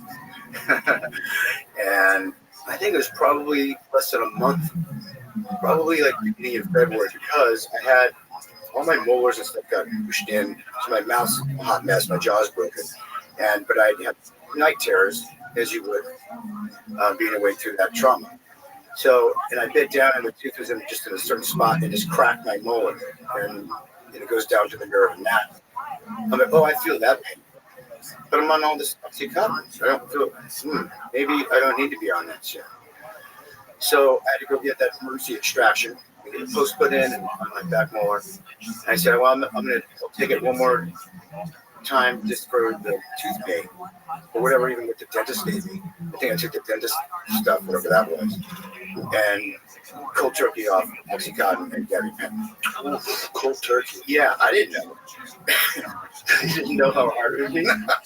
Oh no. I would just Did do they I don't really listen to the doctors. I don't listen to the doctors. So I started crying for about 3.5 days straight. Even during my PT, I'm just like, not that I'm even sad, but like full crocodile tears, just tears, 24 hours a day. Like just going. I couldn't stop crying, and I was shivering. So withdrawal. I wasn't thinking that anything other than like, why am I crying? I didn't know it was withdrawal. Even because my mind's not there. My mind's in recovery and getting off this stuff and focusing on holding my body up. It takes just a lot of mental acuity to just exist, right? So I wasn't thinking that, yeah, of course. I look back on it, I was like, yeah, of course I'm coming off fucking heroin. Right? So, yeah, and then I called my sister and I'm like, I don't know why I'm crying. I can't stop crying. She said, well, let's call it. Have these different doctors that we Zoom call with when I was at home. And so we called the pain management doctors. He's like, look, I told him, he's like, what are you doing? You got to taper off that. Like, it's like 2 weeks at least. You can't just cold turkey. So no wonder you're feeling all cold and all this stuff because it's all nerve stuff. So I started feeling gravity. I started feeling temperature. I started feeling everything. It's like on fire, right? So, why did you make the decision to go cold turkey? Because I don't like the feeling of being on pain meds. I don't like, I want to have my mind. I was always using the humor to find my sobriety. If I could land a joke, it means I'm reading the room and I'm hitting the timing right, whatever it is, right? So I needed my mind. I needed my wit, I needed my will to recover. I needed sleep, I needed my brain. And the drugs kind of numb my brain, as they would, right? As they numb your whole body. So I just wanted off. And I don't like how I feel. You feel muddy. Yeah. And I just didn't like the feeling. So, it came with a price, but I got the okay to like take a little fiber of oxy to sleep on if you needed to mitigate some pain. Just so I can sleep. Like, okay, maybe I'll do that if it happens. And I did it once or twice or 3 times maybe after that moment. But I got through it and I got off. But I got off it because I cracked that tooth. And that I felt pain. That's not going to let me sleep at all. It's a heartbeat in my brain, my face, just like throbbing, right, as you would for anybody. So I said, then I don't need to take the pain meds. So that was my excuse to get off the pain meds. Right. Thankfully, you're feeling pain and you're on the pain meds. Yeah, I would have been on that shit much longer if I didn't crack that tooth. Because I wouldn't have the will to say, let's get off this stuff, right? But it took that. I'm like, okay, well, I don't need it. I had knee surgery in '93 and they gave me something. It was either Percocet or Vicodin. I don't know what it was. And I took it one time. And I felt so bad. I felt so stupid. Yeah. I remember being in my apartment in New York, just feeling so dumb, just thinking I'd rather be in pain. Yeah. And so one day, I took it one day, and I'm like, that's it, I'm done. Yeah. And then I sold it. I sold my pills to this guy Jeff at the pool hall. There's this dirtbag guy that I used to hang out with at the pool hall. He had a bandana on, long hairs, hippie. He always sold drugs. And I sold it to him. He's like, I'll take you. What do you got? Yeah, what do you got? And then I had surgery again. I've had a bunch of different surgeries for jiu-jitsu injuries, martial arts injuries. Yeah. The second time I had surgery on my knee, I had a knee reconstruction again on my other knee in 2003. I didn't take anything. I just I don't want nothing. I'm just gonna just deal with it, and it was okay. Yeah, but anti-inflammatory or something, and it's I didn't even take that stuff because I don't think that's good for you either. Yeah. You're gonna be, no matter what, it's just gonna dull it a little bit. I'd rather feel it all. I agree. 100%. Deal with it. Yeah. That was like back when I had my wisdom teeth pulled out when I was like 20 or something. That's pretty gnarly surgery, right? They give you like a codeine or something. I just puked on that. Said, no way. one pill, and I never took it. Sold it. It's astonishing. Some people like it. Yeah, people party on it. We're drinking, like two Vicodin. Oh, it's just the opposite for me. I just can't. It's just my body doesn't agree with it. And I'm glad I don't like it. I had a friend of mine who was a musician, and he would write all his music on Vicodin. And I was like, how do you do that, man? Like, I took it, whatever it was that I took, I can't remember which one it was, but I just felt like a moron. I just felt like I had like 20% of my brain. Yeah. It was just this dull, wet cotton stuffed in my head. But I mean, I guess maybe it's just like different biology. Maybe different people react to it differently. For sure. It wasn't for me. Yeah, I agree. So, how long did it take for the withdrawal to subside? By the time I got to the Zoom with the pain management doctor, he said, like, well, don't do that. You should taper off. Like, well, I'm already off it now. I'm like, I've come off the the crying train. Especially because he also made sense of it for me. It's like, so it's like day 4 by the time I talked to him, and it just helped me make sense of like why I was feeling the way I was feeling, because it felt like a setback. Right. You know, and there are setbacks in recovery, but this felt like a real setback. Like I couldn't grab a why, and I'm pretty in tune with like my body and my emotions and my everything, and I just couldn't grab why I was. When it's so obvious. Yeah. But then, you know, I'm not the one really administering this stuff. My mom just gave me the pill and doing peptide injections for me, and, you know, rebirthing me, you know, taking care of me. So What peptides were you on? oh man, if I look back, I don't know, I was getting three mLs. It was 3 loads, and they were all mixed up. So as you would, probably a lot of the same ones that I'm on now that I continue, and I rotate in and out of different ones. For BBC 157, Anderson, yeah, all those, yeah. AOD and MOTC, and I had to do a lot of blood work because my hemoglobin was a 2. So, yeah, that was what it was going back to work, back to Mayor Kingstown. Crazy, yeah. It's like the blood of a dead man. Essentially, I just got no energy. So then I started really working with my blood panels, big, giant, wide, 16 vial blood panels, and that started to be my new course of recovery, the cellular way, in the blood way, and that's where I really started to get strong. I was moving around, I was mobile, all the bones are healed. By this time, it's like a year's gone by, but now I started working on cellular and blood health. That's when I got to like the skin started to look great, and, you know, because the blood tells you what your body's producing and not producing, right? So that was a great report card or barometer of where I was at, why I'm not, you know, where my mitochondrial levels are at, anything was at. So it was really, really great part of my recovery, and that's what I'll continue and still continue to do today. Boxing? Did you use a hyperbaric chamber? Oh yeah. That must have helped. Yeah. What it did for me, it's not something, I don't think there's many things in my recovery that you do that feel good. It just doesn't make you feel as shit. Right. You know, right? It's like you're building a mountain, one layer of peak at a time. Yeah. So, but hyperbaric is great. It helps with lactic acid when you're working out. It's, you know, it's all the oxygen you put in your body is a great necessity. It's, again, another one of those things that are even age reversing. It's also disease prevention. Right. It's amazing, and I got one that was you can sit in and do multiple things. I can't just sit there for an hour and a half in the chamber and like I'll go crazy. I have a busy brain, you know, and so I get a computer or whatever, whatever I can do to kind of continue to do it, to make it a part of my life. Well, that's cool. Yeah, and then I go into like a red light bed, a high powered red light bed, then it moves all that oxygen through my body even more so, and gets deeper to the tissue.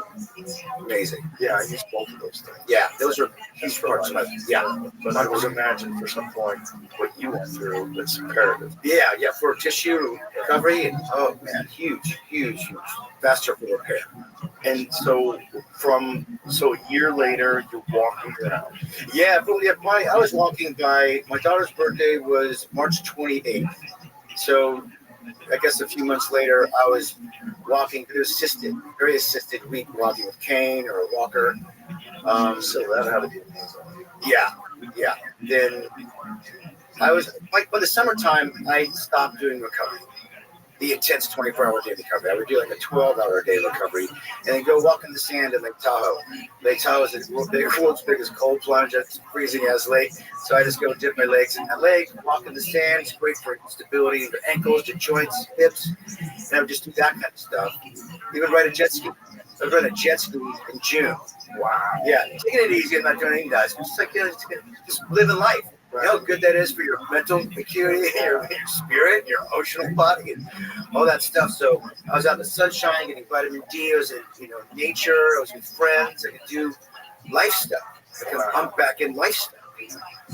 Now that's a great confidence builder. Yeah. So I kept trying to do those things, and then of course I have to get back into all the recovery stuff, and, that I always do. Just happy I can do it. What does the cold water feel like with you have a rod through your tibia? Yeah, the cold water, that's not the issue. It's when it's cold weather. Yeah. Like anybody, you're stiffer, your blood slows, all that stuff. So it doesn't help us. I need circulation in my joints. Tendons don't get a lot of blood flow. I really got to work at getting blood flow in these joints. Otherwise, they'll stiffen. And I'm just slower going. Everything just feels a little bit more robotic. What did they have? But I think that's before injury. It's that for anybody, right? Also elevation, 8,000 feet elevation in Tahoe. So all those things aren't really kind of helping to my recovery, but my body will respond in those oxygen depleted environments and all that stuff. So maybe it did help, maybe it didn't. I don't know. But I did most of my initial recovery in LA, and then when I could, I got out to Tahoe to be in my sort of happy place in nature. Did they have to reconstruct your knees? Did you? No, none of that. There's cracks in my ankles, and my foot spun around a handful of times. There's a spinal fracture in my leg. So they had to hit a rod down into my knee, and they had to screw it, with plates and all that stuff. So I didn't sure I just moved those things. So I don't know. That wasn't full like reconstruction, like people get a new knee or a new hip. It was just a lot of breaks. My pelvic bone broke in 3 spots, my hips. But you don't fix that. They even said you broke your asshole. I'm like, is that what you say as a doctor? Is that how you say it? Come on. I think there's another word for it.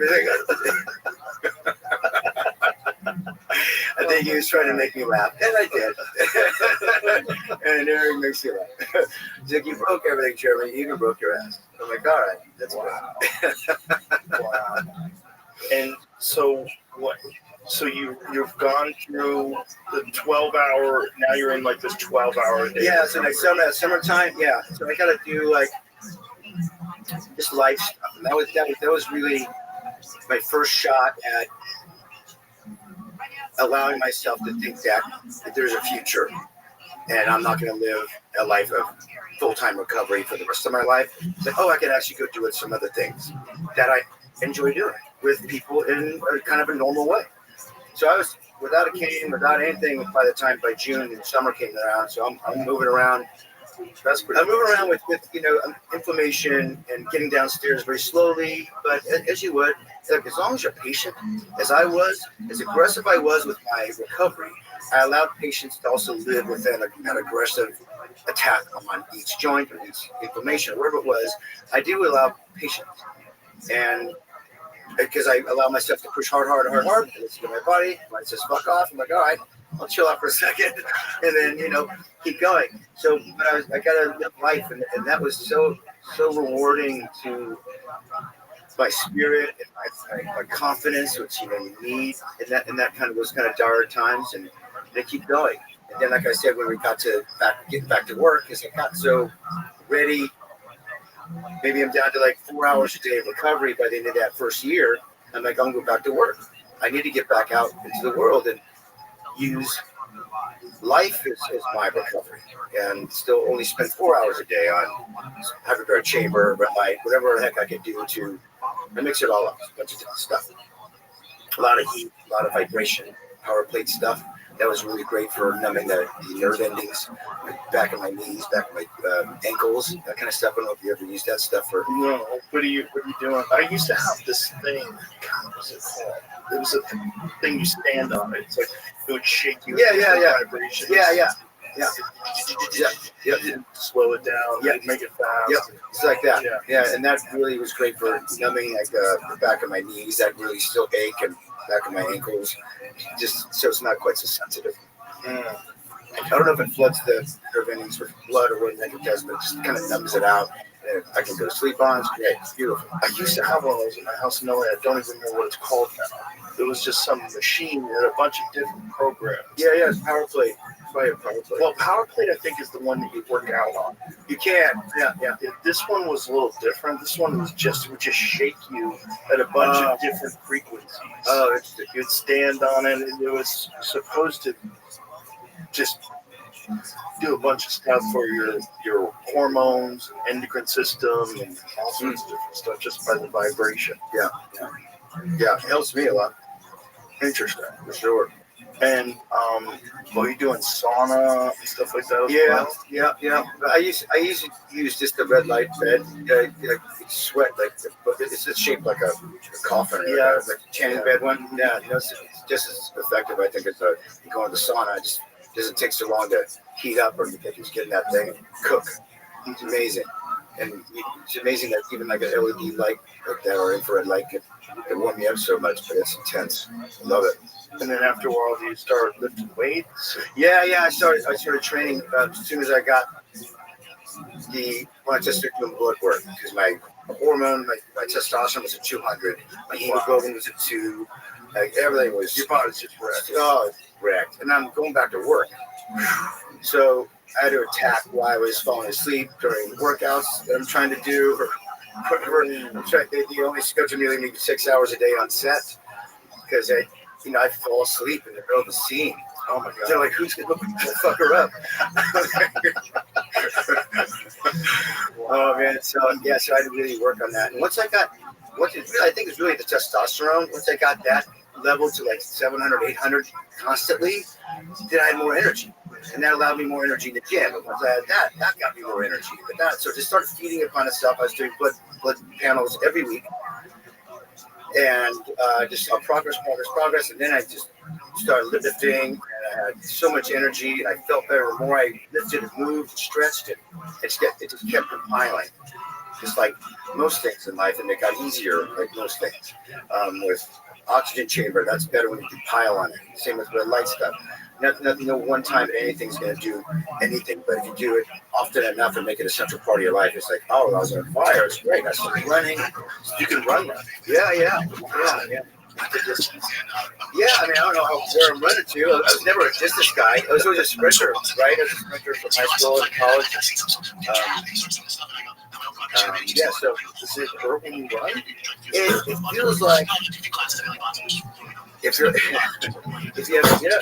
been in a car, you're on the freeway and has misalignment or shaky. When you got a flat tire, it feels like I got 4 flat tires and I'm running. It looks great. Like, I got no problem with this guy. Boop, boop, boop, boop, boop, and it feels like the wheel's gonna fall off mentally or something. It just feels like it's a lot of pressure to put on all these joints, right? I haven't sprinted really much in a while. I haven't really worked on that. I've been working on everything, blood, cells, and that kind of stuff. And sprinting with not doing. What am I doing? What am I gonna do? Sprint? 54. I got to maybe like for these expensive movies.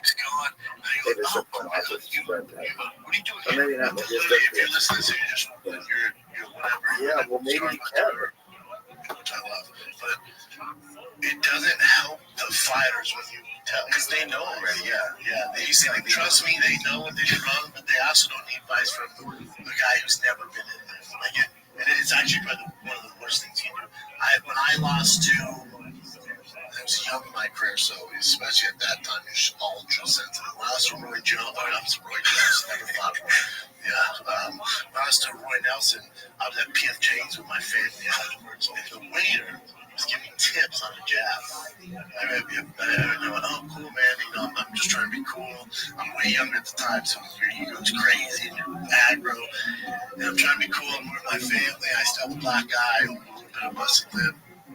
Back of my head hurts, and I work my lunch chicken, which I love from there, the hot and sour soup, the best in the world. I still love beef drinks, and my cheat meal and beef drink all day. So I'm sitting there with all my family, and he goes, I saw the fight, man. I gotta say something. So with your jab, and he starts doing the stuff, and I go, oh, cool, I appreciate it, man. He keeps going. And I go, oh, cool, man. What are you doing here? You trying to get the UFC or do you have a box fight? No, I took a few classes at LA Boxing, which is probably known as the UFC gym. Took some more, it is known now as the UFC gym, but at the time the LA Boxing, which I used to work at. It's a whole other story. But he goes, I took a few classes at LA Boxing, man, and the guy was training me there, and I just thought I could help you with your job. Like, very cool, man, thank you. Can you please get my lunch chicken? Just get my goddamn lunch chicken, bro. It's from a good spot. That's just weird part. Literally, if you're listening to you're whatever, you work at Starbucks or whatever, which I love, but it doesn't help the fighters when you tell, because they know already. Yeah. They say, like, trust me, they know when they're wrong, but they also don't need advice from a guy who's never been in there. Like, and it's actually one of the first things you do. When I lost to, I was young in my career, so especially at that time, it was ultra sensitive. When I was to Roy Jones, never fought him. Yeah. When I was to Roy Nelson, I was at P.F. James with my family afterwards, and the waiter was giving me tips on the jab. I went, oh, cool, man. I'm just trying to be cool. I'm way younger at the time, so your ego's crazy and you're aggro. And I'm trying to be cool. I'm with my family. I still have a black eye, a little bit of busted lip. Back of my head hurts, and I work my lunch chicken, which I love from there, the hot and sour soup is the best in the world. I still love beef drinks, and my cheat meal and beef drink all day. So I'm sitting there with all my family, and he goes, I saw the fight, man. I gotta say something. So with your jab, and he starts doing the stuff, and I went, oh, cool, I appreciate it, man. He keeps going. And I go, oh, cool, man. What are you doing here? You trying to get the UFC or do you have a box fight? No, I took a few classes at LA Boxing, which is normally known as the UFC gym. Took some more, it is known now as the UFC gym, but at the time the LA Boxing, which I used to work at. It's a whole other story. But he goes, I took a few classes at LA Boxing, man. The guy was training me there, and I just thought I could help you with your job. Like, very cool, man. Thank you. Can you please get my lunch chicken? Just get my goddamn lunch chicken. It's from a good spot. That's just weird part. Literally, if you're listening to you're whatever, you work at Starbucks or whatever, which I love, but it doesn't help the fighters when you tell, because they know already. Yeah. They see like the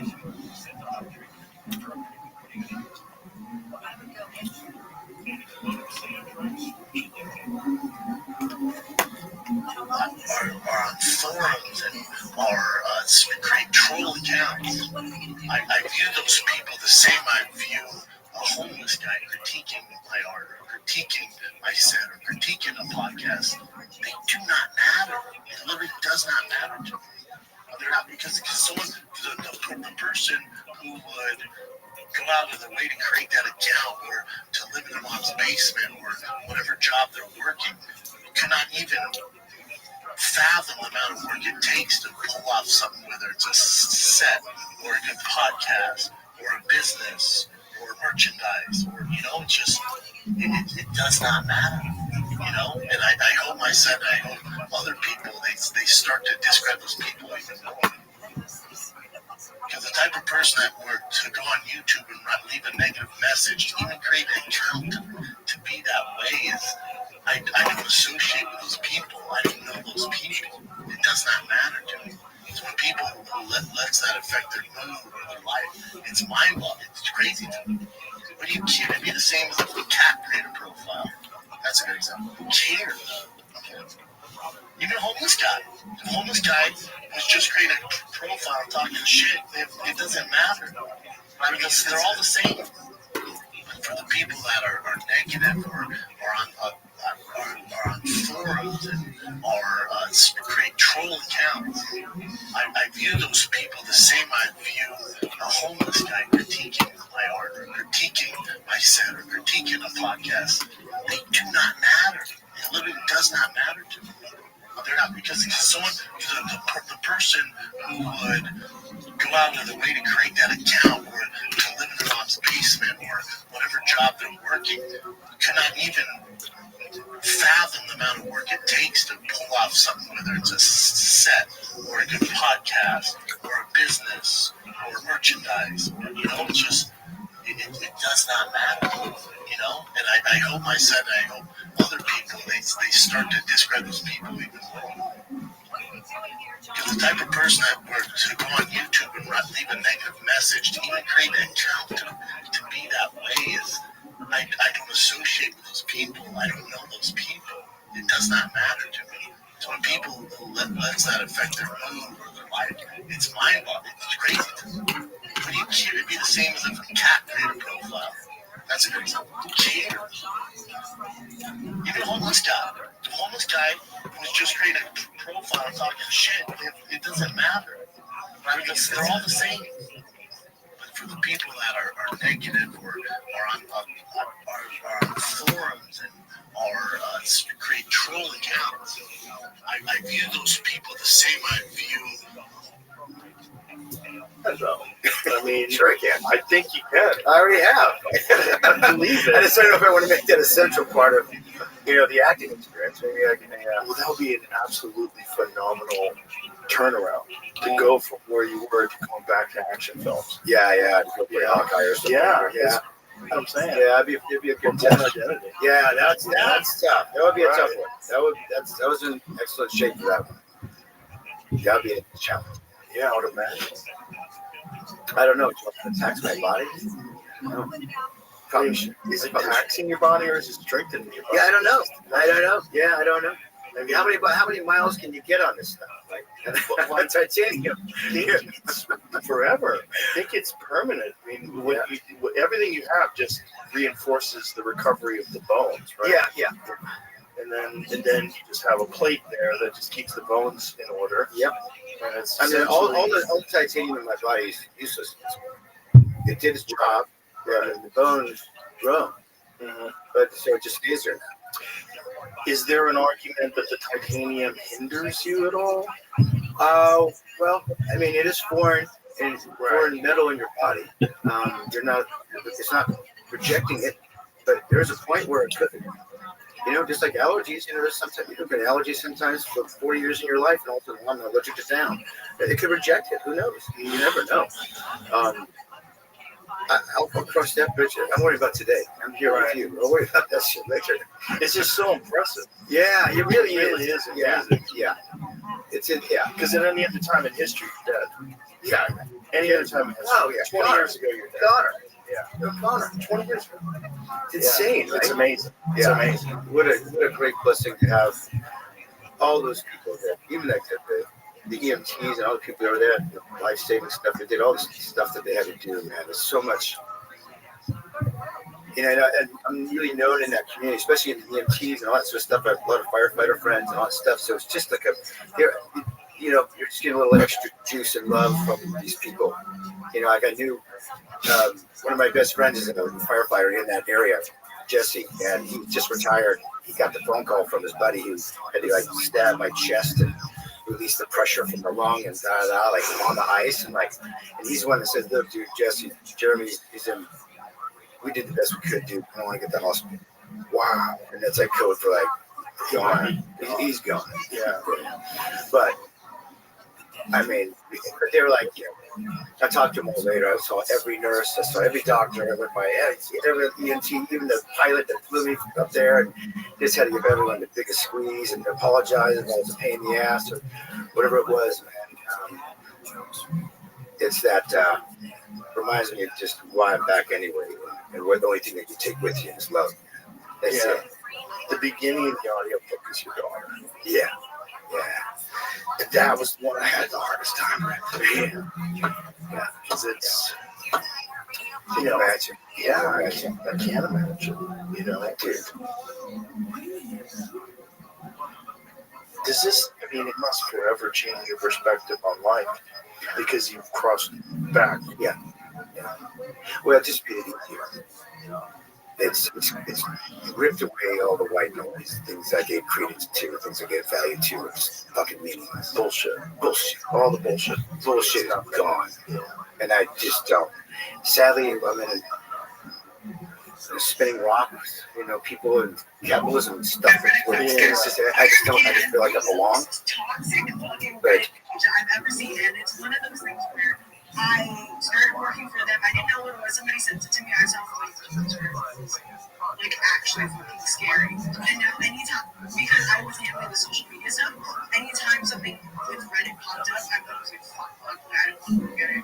It's almost like watching a Henry video. I can't think it's great, man. Like Reddit is like a fucking psychopath. Everything that he does. Everything. And it's never that easy. Yeah, it's like, and also too, like he tells so many stories of this shit. It takes small things here and there. Sometimes he explains it. Like, well, they said this last time. It's like, yeah, it's been a little further. So, yeah, it's the same story. Pretty sure it's exactly, dude. Like, it's not that. Like, you run into, like, it's a good rough habit. It's pretty bad because you make money off of it. It's crazy. They invest in it. They want to tap into it. Yeah,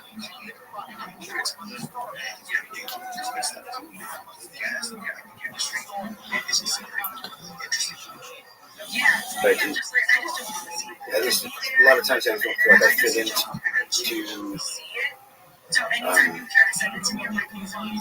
certain how things work or seem to work. Or yeah, I just don't do things I don't give value to. I only do things that are valuable in my life. That's it. That is it. I do nothing else. It is amazing how much time and energy people put into things that ultimately, at the end of the life, they're not valuable. Yeah. They don't mean anything. Yeah. And they occupy most of your thinking. That's right. Or even your time, or like your career. Right? Yeah. Like people do careers that they fucking hate. Yeah. Or they're in I'm surprised the economy let the spies, trailers all this Yeah. stuff. True. I mean, this nation would shut down without you guys in roughly 3 days. True. Oh, I was looking at Reddit. I was looking at the Fighter and the Kids Reddit. Dude, fucking hilarious. Tough stuff. While I was looking at it, they had a post about us. For shit, yeah, dude. Shout out to Homeless Cats. And, hell yeah, dude. It's fucking hilarious. It is very funny. The dynamics, like, looking down through the comments, and one of them just said, "Hi, Shane." I was just like, oh, fuck. That's hilarious. It made me laugh. Being like, I know you're going to read this. Yeah. It was really funny. That's actually hilarious. Yeah. Damn, that's what's up, dude. Yeah. Hell yeah. That could be our fan base, dude. Let's poach him. You want to poach him? I mean, I would, yeah. Hell yeah. I mean, dude, that whole subreddit is dedicated to his hate on that podcast. I know. I looked into it more. You think they're razzing them? There's definitely some real hate. Yeah. But there's also definitely, like, this is funny. This razzing the guy. Yeah. Oh, no, yeah, I don't think it's necessarily all true. Yeah. But it's pretty much dedicated towards being like, fuck. They don't post, like, funny clips. They post just, like, fucking up. Yeah. That's what I was talking about last week. It's funny now that that's a whole thing in of itself. Like, we're going to meet every day and just completely fucking try to tear this dude down. And, of course, they're razzing him. But it's still like, dude, I'm looking at that being like, I would like to think I'd be able to take that day in and day out. I would bend to the mob. I'd be like, fucking, I'll do whatever. You stop making fun of me. Yes. I would bench that 14,000 people. There's homeless cats. Dude. It's an entire city dedicated to homeless cats. I know. Yeah, they made fun of. Yeah, beast, dude. I'm all in. I watched that whole Incel documentary about fucking. Oh, the guy that made that documentary about. Yeah, so I know exactly what's going on in that subreddit. So I watched that documentary, and then I went to the subreddit. I'm like, whoa, dude, there's like a whole space. You can just act this whole subculture of these people. There's like a small fucking city. Where's 14,000? Yeah, there's small cities where the people, like rural towns where the people are dedicated towards like watching your every move. Idiot, pussy, bitch. The sin they're punishing him for is taking that like kind of elitist attitude towards his fan base. He was kind of like, you guys are fucking losers. I'm fucking killing it. And they're like, dude, We'll hive mind make fun of you.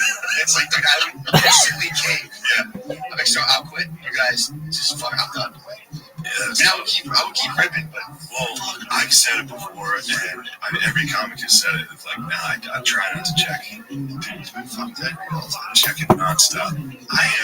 It's funny because I'll hear other like New York comics that like sober, but like I gotta get off that shit. And then the day I'll notice it, like a day a negative comment comes out about him. Holding up. oh, that's I'll be like, check every day. I check Reddit.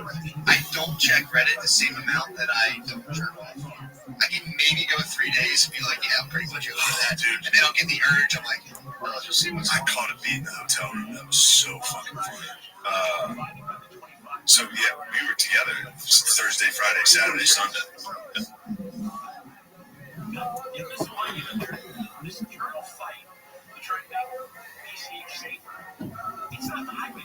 Yeah. Start doing what? Right. Why? Because of fear, trapped, too difficult to get out. You know, they get too deep buried into some place that they could, I don't know, paint themselves in a corner. You know, it's quite sad. Yeah. It is sad, but it's also, I mean, it's an amazing example that you can shine to the rest of the world, that maybe people don't have to go through what you went through to realize that most of what you're thinking about all day, especially if you're one of those people that's wrapped up in social media, most of the things you're thinking about all day are just nonsense. Yeah. Just total nonsense. They're stealing your life. Yeah. And it's one of the reasons why I wrote the book is I hope there's things that I learned, and the gifts that I received from passing and coming back and becoming, huge obstacles, and a lot of people can identify with suffering and struggle. Doesn't have to be a physical struggle, but there's a certain way to think and perspective to work your way through it.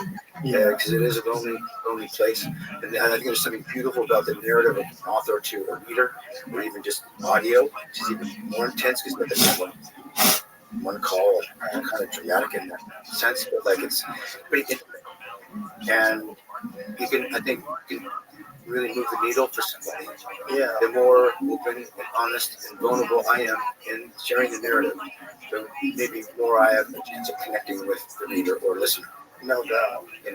Because the thing is about when you're in the middle of the struggle, it never seems like you're going to get out of it. Yeah. When you're trapped, you feel it, and it's so difficult for people to trust the process or to trust that it will get better. And this is unfortunately why a lot of people end their lives, because they do not think it's going to get better. And you hear from so many people that almost took their life or failed. They tried to take their life and now realize, oh my God, I was so wrong. It does get better. I am better. Everything's better. And I just didn't see the light. I didn't see the light at the end of the tunnel. I thought there's just nothing but this feeling that I couldn't endure. Yeah. That hopelessness. Oh, that weighs heavy, doesn't it?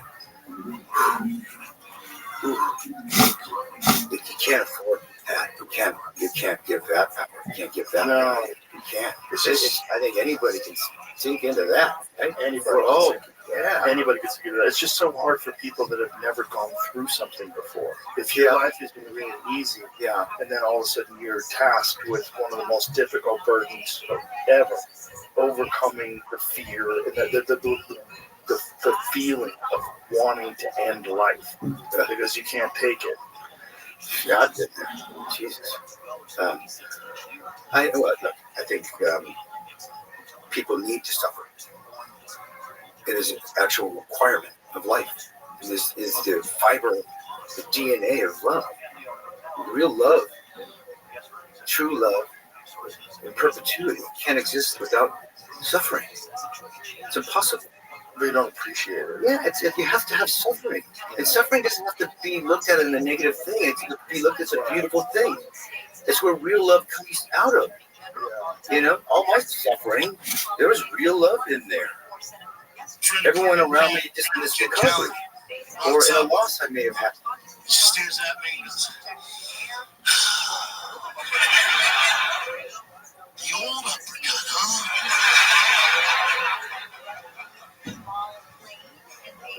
He puts his hand out, picks me think this is for me anymore, man.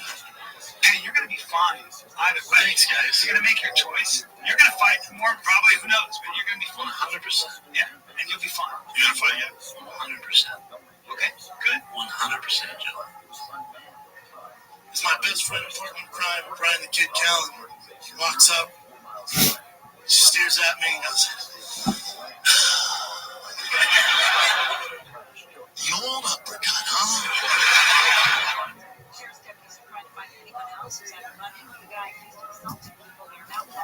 Had from an uncle or a grandparent or whatever. You know, there's real love that comes in that suffering. You know, even though it can be a lonely experience.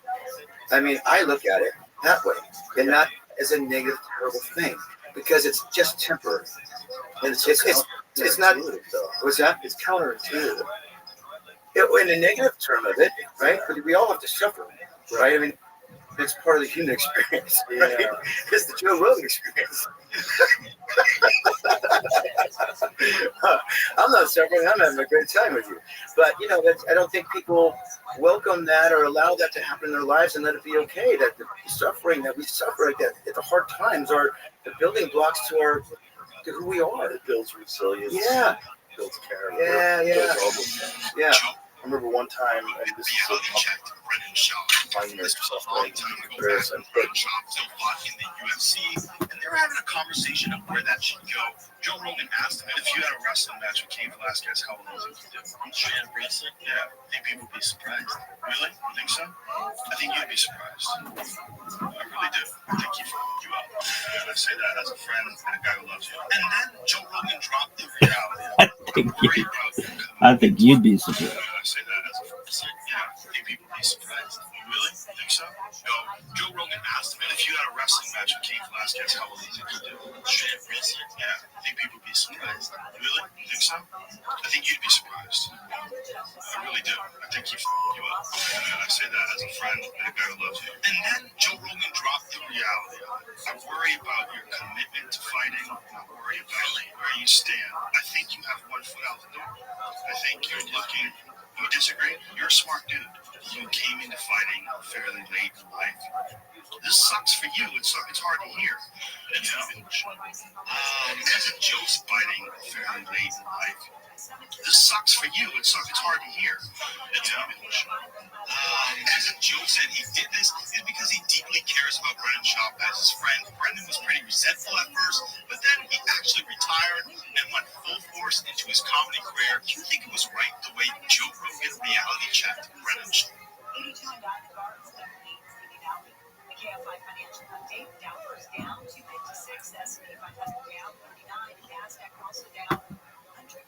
But one time I went on this hunting trip off Prince of Wales Island, which rains like 350 days a year. And so we were up there for a week just getting drenched. And, you know, you're camping, so you're in a tent, and you think, oh, well, I'll be dry in the tent. And you're not dry in the tent. There's no dry. There's no such thing as dry. I remember I turned my headlamp on in the tent once because I had to pee, and I was going to step out of the tent to go to the bathroom in the rain. And when I pressed the headlamp inside my tent, all I saw inside the tent was water vapor. It was just filled with moisture. There was just water, droplets, all flying around inside the tent. I'm like, oh my God, you're never going to be dry. There's no dry. And, you know, it was just miserable, but fun. I was with good friends. We had a good time. Then I came back to LA, a week later, and I remember I called my friend Steve Renella. I called because he's the one who took me on the trip. And I said, dude, it's sunny out, and I've never appreciated the sun like this before. Yeah. I'm at a level of happiness that I don't think I've ever felt before. I'm just sitting outside with my eyes closed, just taking the sun. It was wonderful. Yeah. LA's always sunny. Yeah. You get so used to it. Yeah. It's like you're a trust fund kid, who can't appreciate money because you've always had it. Doesn't mean anything to you. But now all of a sudden being drenched for 7 days and being in that sun, I was like, oh, and then it made me realize, like, oh, you need to suffer. You need to suffer, you're never going to appreciate this life, right? And either you voluntarily suffer or you suffer involuntarily because life regular life will make you suffer. Yeah, very true. It's not. It seems sort of anti-human to want to do something that makes yourself suffer. Right? It doesn't seem very sort of characteristics of. We always want to take the fastest route to get somewhere. It's easy. It's just innate, kind of human nature to do that. Sadly, and it doesn't. That leads to a life of complacency and mediocrity. Well, if you look at life today, and if you look at society today, we have unprecedented levels of depression and unprecedented levels of anxiety and unhappiness. Yet, it's probably the safest time ever. And it's probably the easiest time ever. It's so easy that poor people are fat. That's how easy it is. Like, that's never been the case. All throughout history, poor people were starving. Yeah. And poor people are fat now. Like, that's how easy it is to live, just to exist. So, I mean, not saying that being poor is easy. It's certainly not. It's certainly a struggle. But it's way easier than starving to death. Like, this is like an unprecedented easy time. And because of that, and because there's this narrative that people have to constantly seek comfort, to seek vacation and relaxation and retirement and all that bullshit. And so that's in your head, and there's this softness to existence. And so everything that comes your way is overwhelming. Somebody said this once, and it's like a great quote that I remember. The worst thing that's ever happened to you is the worst thing that's ever happened to you, regardless of how small that is. So if the worst thing that's ever happened to you is like, I remember my girlfriend broke up with me when I was 18. And I was like, oh, I couldn't believe that I thought I was going to be with her forever. I was so sad. Yeah. And then I think back, like, well, that was the best thing that ever happened. She was a nightmare. But back then, I thought, I was probably a nightmare too. But back then, I thought like life was over, right? Yeah, Which is out, like, you have to get through that in order to appreciate life, to really appreciate life. But we have this bizarre narrative in our head that you shouldn't suffer. I know. And where does that come from? Well, because it used to be so difficult to live. And so you try to find a time where it wasn't difficult. And so then it became the thing that everybody focused on. They focused on chilling, relaxing. Yeah. You know, and the people that I know that don't do anything and don't take any chances and don't take any risks and don't exercise and just seek comfort are the most miserable, anxiety-ridden people I know. Well, that's they're dead inside, right? Yeah. That's complacency. That's the definition of complacency. But again, it's counterintuitive, Yeah, right? exactly. You think comfort is easy. It's relaxing. It's nice. Yeah. But it's only relaxing if you earn it. Yeah. Yeah. Correct. You gotta get through something in order to appreciate just chilling on the couch. Yep. Yeah. So that's why I always do. I have to trick my own behavior into doing things I don't want to do all the time. You know, if I don't want to do it, I'm like, oh, I'm going to do it. Don't even think about it, just go do it. Right. Because I know your lazy mind just wants to like, oh yeah, just skip the gym today, or I may not do PT today, or whatever the heck it is. I don't want to get poked and prodded. No, just do it. Do it. Like, the thing you don't want to do is the thing you probably should be doing. Almost always. Yeah, and that's why I always just do that. It gets me out of my way, out of complacency, out of just like laziness. It doesn't exist because I do the opposite of what I want to do. That's why, and that's why I'm so full of joy, dude. I'm so happy. I've never been happier. More connected to humans, more connected to my daughter, more connected to myself, more centered in my spirit, where I am right now, where I'll go, where I'll be, where I always am and always have been. It is beautiful. Yeah. It's beautiful. You gotta cultivate a bitch. You do. Yeah, a bitch inside of everyone. It's like, you gotta get shut up. You have to have like two minds. Yeah, well, you gotta surround yourself with others too that can inspire you too, right? So then you do things even as you and I go work out yourself. It's a lot easier than going to the gym by yourself, right? Because we are social creatures. So let's do things that, like I'm building a whole rehab recovery center at my house. Like, well, maybe I can open this to the public and make this a communal, cool thing so everyone has access to this stuff. And I'm still considering doing that, but just make it a place to be and hang, so it's everyone can do it, and it's not just me. Right. Separating myself from other people, whatever it might be in my life. I try to find ways to make it a communal thing, so this makes it easier to continue this in perpetuity. That's another counterintuitive thing. It's like you have to understand how important community is. It's like, okay, it really is. Yeah, well, it's shared experience too that comes with that, negative or positive. In the tent with your friends, and if you're alone and doing that, you have no one to share that misery with. But at least you get to share that experience with somebody. Like, dude, I remember this sunset. Remember we were fucking eating ass, sucking on the rainwater in that tent. But it's even a negative experience can be, but it's shared. It's still quite beautiful, and it's a map, a milestone, a part of your life that you use as barometer to change or appreciate the sun more, or whatever it might be, right? So those shared experiences, I think, are invaluable. It's the only thing I chase in my life is that. For people that ever want to start a fire when everything's wet, Fritos.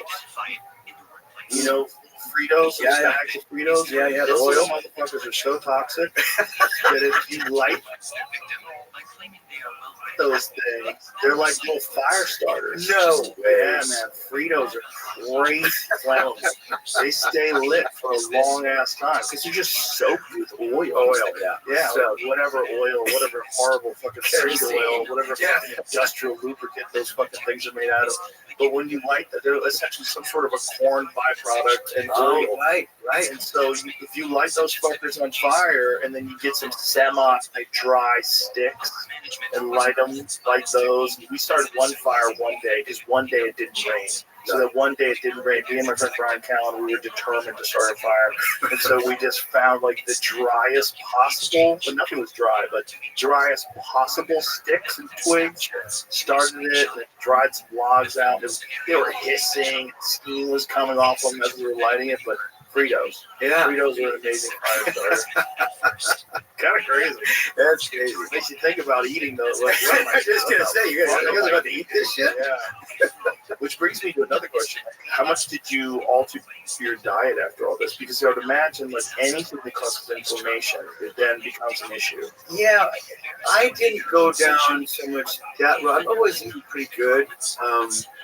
I didn't go into like things that I haven't gone into that even yet. To like, what causes inflammation? What am I eating that does that? I haven't really gotten that far into it yet. I'm sure I will. And there was a doctor that also put me stuff, and I had people prepare some certain things for me, but I couldn't tell you what causes inflammation that I put in my mouth. Could not. I mean, maybe red wine probably does. Alcohol does for sure. Yeah. But I don't do. I really am good at moderating all things good and bad. So my body has a chance to sort of exist, and it's not forced. Too many supplements, too many peptides, too many anything.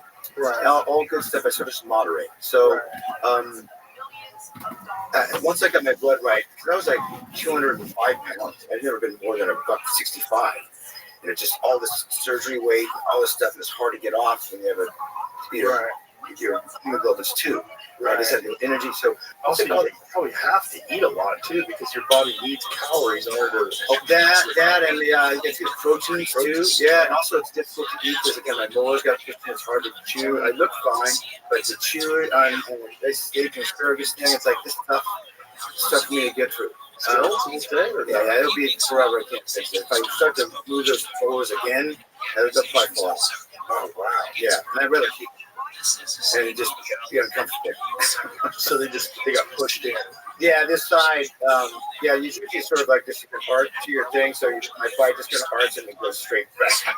Oh, wow. Yeah, all these got pushed in and broke the jaw 3 times here. So, and then just breaking the jaw, you never really heal right. So biting down is it's annoying. It's full chaos in my mouth, but I don't bitch about it. I just sort of accept what it is, and because I have all my teeth, I have a smile. It's great. I feel great, and walking and breathing, I have nothing but love and joy in my life. So, who cares about what happens to my mouth? Right. Yeah. It's really kind of an amazing story, and it's just amazing how these stories can be so inspirational for other people too, which is why I'm really glad you read the book, because these stories, they're like autobiographies, especially of people you admire, you've seen in movies before. It's like those struggles, they're so real. And when someone's going through something themselves and they can turn to your book, it can give them a lot. It's fuel for people. It really is. Yeah. It's for me as well. I mean, I resisted writing it because I still don't know how or why it can and will inspire people. I can really make assumptions, and I think it's so particular to the actual leader and the person, but so I can never sort of participate on how or why it's important or not. But it is like there's an achievement for me to get through it word by word. Because I didn't want to relive it, and then it's in my body. And I talk about it all the time. It is a part of my narrative, part of my life. It's just recovery is just it's my life, and I love it. I enjoy it. I feel better. I look better, and all that stuff. But it's like the book now is a tangible sort of. This is a great dialogue as long as we want, but it's just a dialogue that exists.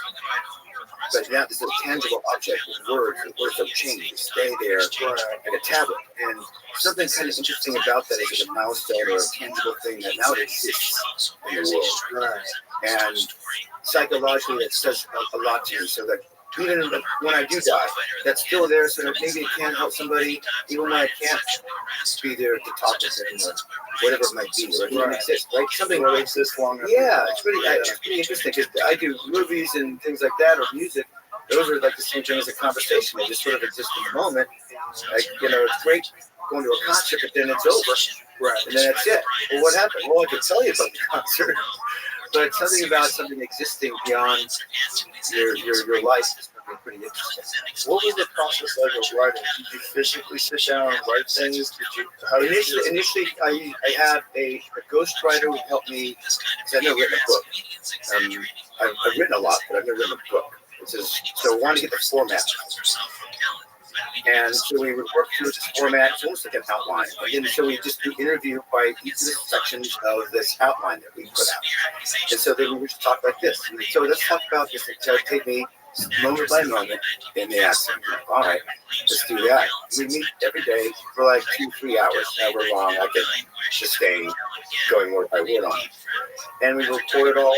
I would write on my own so to kick up new memories and started writing about the Lamaze thing, and oh gosh, that came up, and that became a whole chapter in the book about breathing extra my awareness to breathing, and how it became so important in my life. Anyway, so I just kept going and writing, and then I would do talks to companies, I would speak to kids at schools, all this is part of the writing experience, because you can ask me the same question, and then we're in this environment, but then I'm with my family, and I answer the same question, it's the same kind of answer, but different. And so I kept learning more and more data and information was stored in my brain, in my heart, and my spirit, and I had to unearth it and put it down into words, which I found to be the most difficult thing. Because as we speak, like I'm doing now, it's free to speak whatever you want, but you write down the words. Oh wait, there's accountability to the words because they're written, and you didn't have work. You have one word choice. My brain doesn't operate as fast as I'd like to for my vocabulary. It's like dropped way too many F-bombs instead of like really great words that I do know. So it was nice to be able to take the time and spend the agony to really kind of express word by word to it, in a very real honest way. It's more like a diary, a recounting diary, than it was trying to be fancy with words and overcomplicate something that's really quite so simple.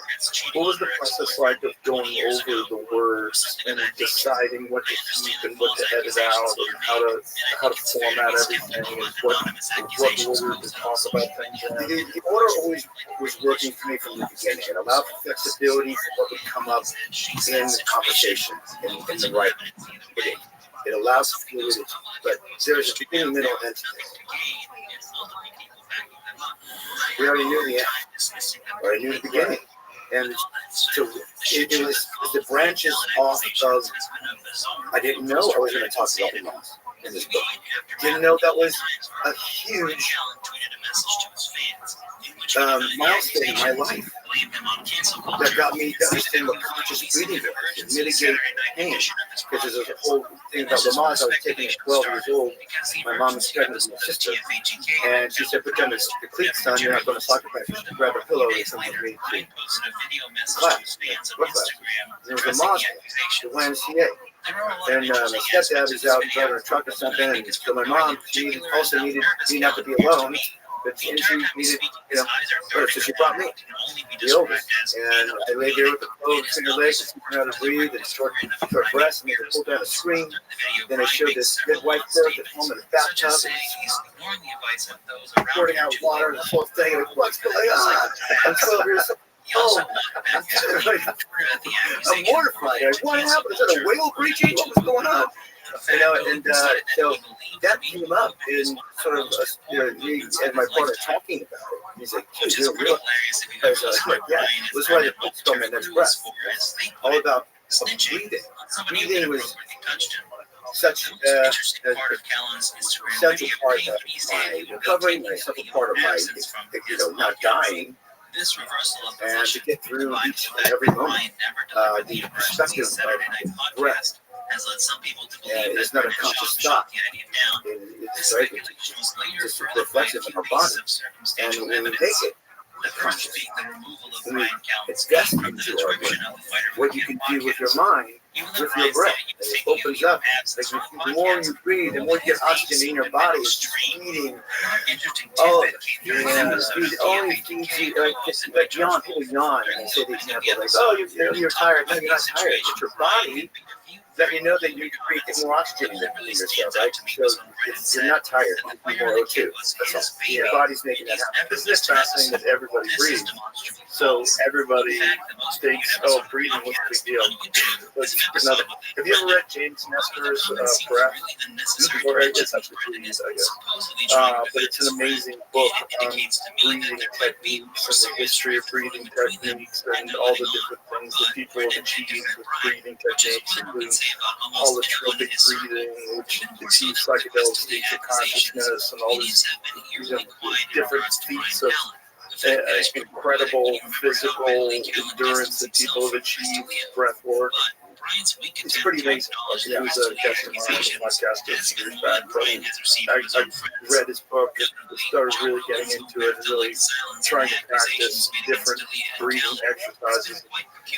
Great, there's a bunch of breathing exercises used for anxiety, for overcoming very stressful situations. But when you say that to most people, "Oh, breathing," they're like, "Oh, you're one of those guys." Right. Concentrating on breathing. What else is true? Blinking. It's like, you know what I mean? Yeah. It's like you can minimalize it. Yeah. You have the reduction of perspective where you don't think it's anything big, and especially if you never practice it. Yeah. Especially like breathing, you can achieve some bizarre states of relaxation and consciousness through breathing. Yeah, big time. Yeah, and you could. I always try whenever I explain it to somebody. I say like when I use it. I don't do it like I mean, maybe now I do. But it's like I did it for, like you said, anxiety when I was like nervous in audition. I get out of this situation like I'm not in my body. My heart's going like this. I'm like, I'm not. I kind of do these lines, and I hear like Sean's in the room. I'm supposed to go there and be better this time. Like, oh, I'm freaking out, I'm sweating. So I said, do this. I leave the room, out of the building. I go out in the street like a Sunset Boulevard, and I find a tree. And leave it in this damn earth. And when I look at this, I don't care. But the courage to go down on your knees, go by the root, be in this earth, take deep, 10 deep breaths. As part of honking Sunset Boulevard, I don't give a shit. I'm back in my body, back on this earth. Here I am. Let's fucking go. I was back up in that room and I smashed that audition. I don't remember if I got the role or not, but it doesn't matter. I was back in my body. I was back on earth, right? It wasn't like just a state of hysteria or nervousness or that, I don't like that feeling. So I found a way to overcome that feeling. Yeah, some people might just live in that feeling all the time. In my life, I don't know. I don't feel like it. Yeah, but I think the problem is you just get trapped in that feeling, and then the moment something comes up that's very difficult, it causes you to spiral again. You lose control. Yeah, sure. You're out of your head. Yeah. Yeah, it's one of the most difficult things about this whole audition process that actors go through is that, you know, there's this golden carrot that's at the end of the stick, and if you do a good job, you might be a fucking movie star.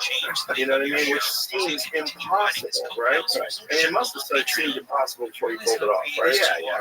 That's never like something I was ever aiming for. What were you aiming for? Truth and everything goes good. Truth. Yeah, honesty. How did you? Because if I don't believe it, then how do I expect someone watching me to believe it? You know? I have to ensure that everything I'm doing is truthful and honest and courageous and bold. And, you know, all the things. So it was never to try to do the movies. I just wanted to work. Oh, right. I never wanted. And how did you acquire that perspective? Oh, I don't know. I was clear about what I wanted. Very clear about what I wanted. I moved down to LA to be famous. Moved to LA to be in a movie. Be in a movie that was big enough to play in Modesto, California, where I'm from. So you don't get all the movies. And being a part in that movie that I wouldn't have to tell my family, you know, I'm the guy in the red shirt waving in the background. It's a part big enough that you just know, get in the movie.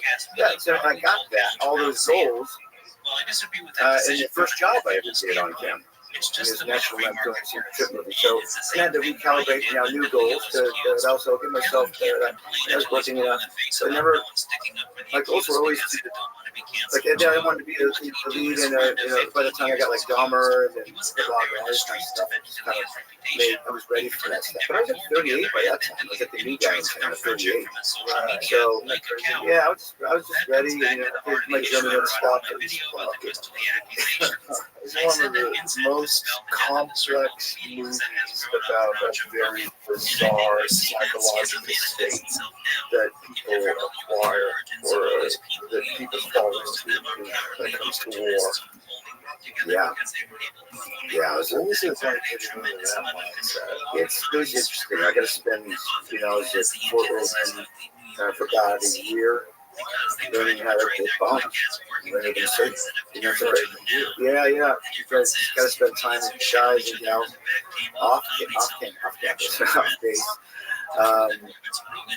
Interesting. I love the whole experience, and then got to go shoot the movie. And I was on the Iraqi border, Jordan, during the war. And it's 135 degrees and a 100-pound bomb suit. It's not even hot anymore. It's just sort of like you let that go. It's just odd. It's kind of a spiritual sort of place you have to go in that kind of heat. And also you're drinking the water, like. How am I drinking all this water and you're not even taking a leak? And like, I'm so dehydrated and perfect. Pretty interesting. Experience. What were the conversations like when you were talking to people that actually did that? Well, most of them look like, school teachers. There's like one or two guys there. One guy was like huge, big guy, blind. The rest of them were like, the guy that I knew did 3 tours. He looks like he's still out of shape. His fingers way bigger than his chest. This guy did 3 tours. This guy's no joke. It's all mental. It's all such a mental game because you have to be cool in those high intense situations because you're dealing with 155 explosives that'll blow this building off the block. And the level of intensity is really interesting. Like they were so comfortable around T4 and all these things, and you got to be careful with blasting caps and all these things that people are getting injured all the time. They got really uncomfortable when I took them to a bar in LA. Well, we were sitting at the bar and I asked them, what's going on? They said, he's a big guy. I can't remember his name. He's like, oh, but they're sitting. What do you mean? He's like, I need my back to the wall. And where does that happen? Right? And I guess I stick like that kind of as well. I don't like to have, I don't think it's a trust issue. I just like to kind of, I'd have my back to somewhere I know where the exit is, where the bathroom is. I look for the most dangerous man in the room, the hottest girl in the room. Just do like a Terminator checklist. And that was supported by how these guys thought. It's like the same kind of thing. They just noticed that. It seems like they finally realize they've been bamboozled. So they just got okay, now I can go be here, access the room, where I feel safe. Situational. Yeah, situational awareness. I always have that, but like really doing that role, so much time with these cool, amazing people, just heightened that. I've always been quiet and observer, and just where I just got it. I can tell you that color, the hinges, if they match the finish on the doorknob, just that might help my brain work. And yeah, well, I'm also a home builder, designer, so I kind of pay attention to that kind of stuff anyway. But it sort of just kind of helps me out in my. And so when you were preparing for Hurt Locker, was it your decision to spend a year doing this? Well, no, it wasn't about the amount of time. I think I was maybe to go for maybe a few months. Catherine Bigelow, the director, just sort of introduced me and said, all right, they're ready for you out of place. You want to go? So I kind of went out and just kind of did it all on my own, just waiting for the movie to kind of get up and between it and go. Then it took a little bit longer. I think we're waiting for one of the actors that was doing another job to finish, and then we could start. And then it wasn't an easy independent film to kind of get up and get rolling, but once we did, we were rocking. But yeah, it didn't meant to be like a year and a half. She was called me and she said, "Are we ready to go?" I'm like, yeah, like I'm getting deployed. Like, yeah, let's go, I'm ready. And then I also, like, we didn't even have an EOD sort of text on the shoot. I had to be the person that, I had to call back and say, I don't know, this doesn't look right. You stepped up these 155s and it's electrical, it should be deck cord, all these things that I learned. But I wasn't an expert by any means. I just wanted to make it look authentic in the movie, so I had to call back and don't even. He's been kicked off his own podcast in his attempt to do another backup podcast. And he took a picture of this shit. I don't think it's right. Oh, wow. And yeah, so that's fortunate you had so much experience. Yeah, and it was great. Because if there's anything out in that movie, especially for people that actually did that takes you out of it. Yeah, and I wouldn't want to do that because we wanted to be very authentic to what we were doing. Yeah, we are still making a movie, but let's live in this world and let their shit. The narrative is the characters that live in this bizarre world in a very relevant time. Yeah, war that we're in, and also the struggles of soldier and civilian. And because they were civilians and now they became soldiers, they put in prison for life. Something that they can do now. And that and that was a wonderful sort of outcome of the movie of how it bridged that sort of gap of the struggles of the PTSD and coming back from this harrowing sort of existence and war. They're coming back and like the serial were that example, but really like. Or in Spain, and appreciate the sun. It's just such a polar opposite. And like this is my existence, and it became such a really wonderful sort of starting point for like wives that deal with their husbands that came back, and they can you kind of understand a little bit of what they might have gone through, just in general, like the broad strokes of how hard it is, and then to come back and then change diapers and do the thing. You know what I mean? Right. That became such a powerful thing in that narrative that I found after we did it and we're showing it to all the military bases. And it's always going to be a special experience in my life. I'll always be connected to a lot of soldiers because of that. Well, it was a really well done movie. And it was the way you could, there was a thing about that movie that made you think in a way, or made me think in a way that I don't think I ever thought before. Like, I never considered what this transition to civilian life is like after dealing with the unbelievable stress of being in a war zone, diffusing bombs, and then wanting to go back. But it made you understand. Yeah. It made you understand, like, oh, fuck, he wants to go back. Like, oh, my God. But a movie could do that to you, and it could take you into that psychology of the person that would be in that state and make it make sense. Like, that was a great movie. Yeah. Just having to be part of it. It was more than just, it wasn't just a story. It was like you're documenting a very real condition. Yeah. That, through art, you put words to these people's existence where they don't have anybody representing that. Yeah. that's why it means a lot to me. And they let me know it means a lot to them. And that's the most special thing. Like, fuck it, the movie part of it. I mean, it's created a dialogue for a lot of broken families or united families better. There's like you said, it's a greater understanding of like that difference of soldier civilian life. It's a great bridge for it. Yeah, I remember Very proud of that. I saw it, and I went back to the Comedy Store, and I said, "Oh man, we saw Hurt Locker last night," and my friend went, "Dude," I went, "Dude," and that was like all we had to say, like, "Fuck, man." It's like it was that kind of movie that's just like, oh my god, like it just gives you anxiety, and it also just makes you like really reflect and think about what war is, and the Man, I like that. He's a good guy. I don't really hate on a lot of people, but man, what's one thing everyone hates around the world? Bullies. No one's like, man, I like that bully. He's a good guy. I was probably somebody who wasn't. So yeah, it wasn't mobile. I didn't get hit. No. You didn't get hit once. No. I did spar Wayne the day before, and Wayne did hit me in my face once. So you sparred a guy so shitty, he only had one shot. He's just Jones Jr. It's like people look at themselves. Like, say if you were a loser in high school, and there's a lot of people that are haunted by high school for like their whole life. Or certain events.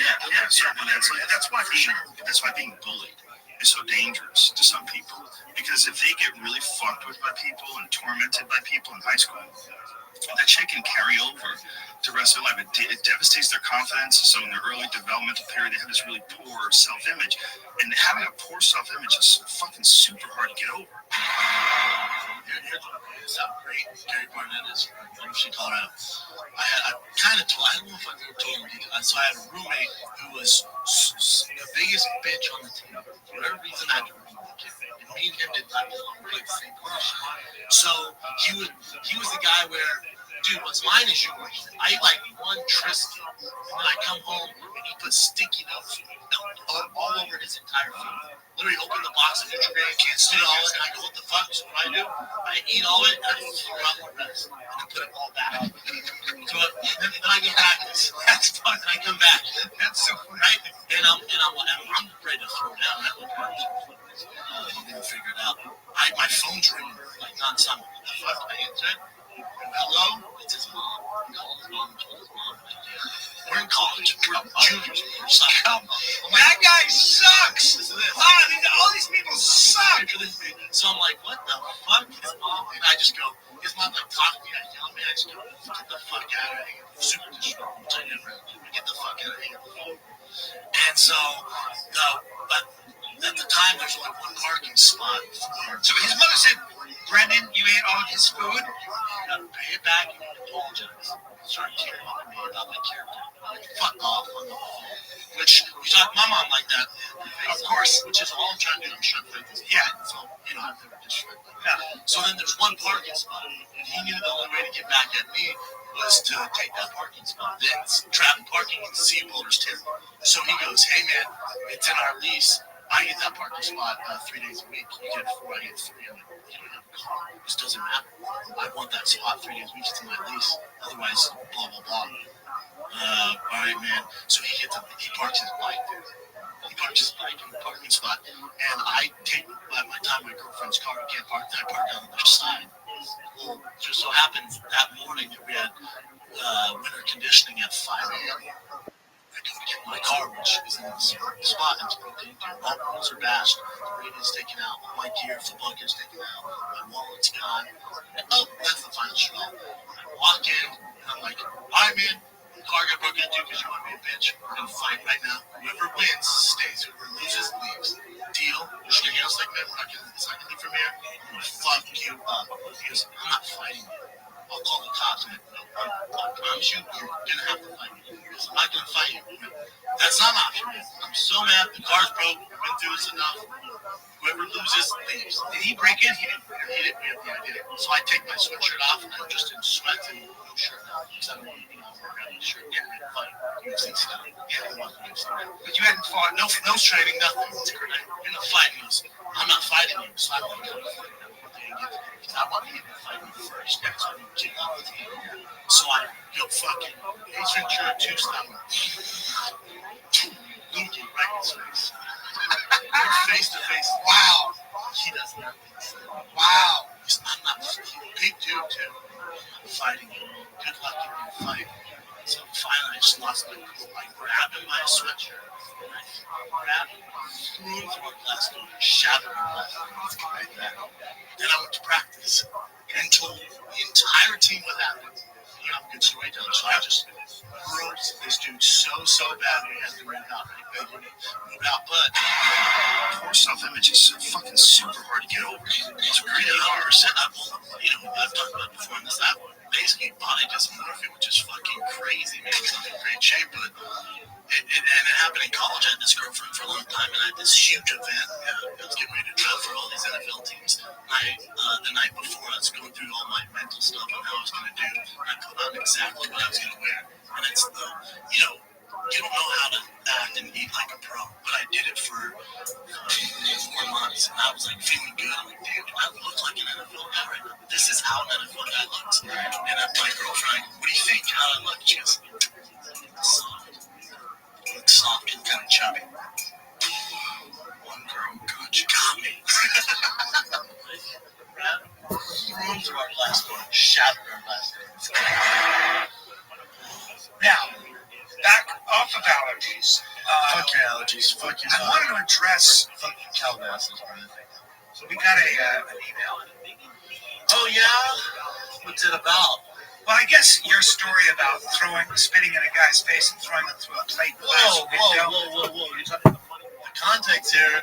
D'Angelo Russell, Swaggy P, they're having problems on the team. I said the way they should deal with it is the way that my coach dealt with it. And you let two guys figure it out. Yes, it's not bullying. Threw him through our glass door, shattered our glass door. It's not bullying. And told the entire team what happened. I'm a good storyteller, so I just roasted this dude so bad we had to move out. Right? Move out, but it's not bullying. Until you figure out the solution between two. On a team, if it's high level athletes, you might want to let them slug it out. Yes, context. Yeah. Remember the context before you read this email. Go ahead, Brian. I guess Luke Dennis wrote a very eloquent email. Said he was pretty surprised by the story you told last week about the incident you had with your former college roommate. It seemed out of character from the Brendan I've come to know over the past years. I'm older than you by a few years, but even I have come to look up to you in a way. You guys have made me reflect on myself and motivated me to take my life a little more seriously than I had been. But then he goes on to say your roommate, but he says that this is the first time where I thought, whoa, maybe I don't like this guy as much. Your roommate had every right to write his name on his food. He had every right to draw dicks and balls on it if he wanted to. His shoes and shit. Me too. The message you sent by eating and throwing out his food was, I'm going to eat your shit and disrespect you, and there isn't a goddamn thing you can do about it. Fuck you. And then you further disrespect this guy on the most personal level by telling his mother to fuck off. The parking spot response was a little petty on his part, but then again, so it's the rules, he had every right to park his bike there. Then he goes on to say, your thing would have probably gotten broken into anyway, but what happened was you spit his face, threw him through a glass door, and this to you is handling the situation as men. And then you criticize him for calling the cops. You mentioned that when you had told your roommates you said that. Call his mom. Yeah. But he did, I guess he did call the cops later, right? That's right. Yes. Okay. Cops said, what? And then he goes on to say, you mentioned that you told your teammates, you said, I'm good at telling stories. That was a subtle admission that you spun the story in your favor and manipulated your teammates to turn on the side. So he basically goes on to say, listen, I just wanted to write this. I had to say this because I'm a huge fan of the show. And he brings me into it because I was very supportive of, your point of view on this. And I think that's a good explanation. That's why I wanted to read Luke's, because Luke was just more, he's a big fan of the show. He was just more concerned that we weren't putting. Sounds like Luke writes his name on it. I don't know about that. I don't really hate on a lot of people, but man. What's one thing everyone hates around the ring? Requirement that you're putting on human beings to try to get them to transition from this insane chaos back into civilian life with no real guidance. Yeah. Just you figure this out. Now you're back in the cereal aisle. Yeah. Over to Starbucks. Right? Yeah. Yeah. What's one thing Interesting. everyone hates? How do you decide like what roles to pick when you're at this sort of stage in your life where you're so well known and people come to you with things and you have to decide whether or not this project is something that resonates? Well, now it's different. The central part of my life for so long was my career. And then my daughter came, and then she's never high school. So then I would do a job that would allow me to be a father. I'm not going to be a father. My job takes me away for long periods of time. I spend in that far places. So I'm not working out of country once my daughter.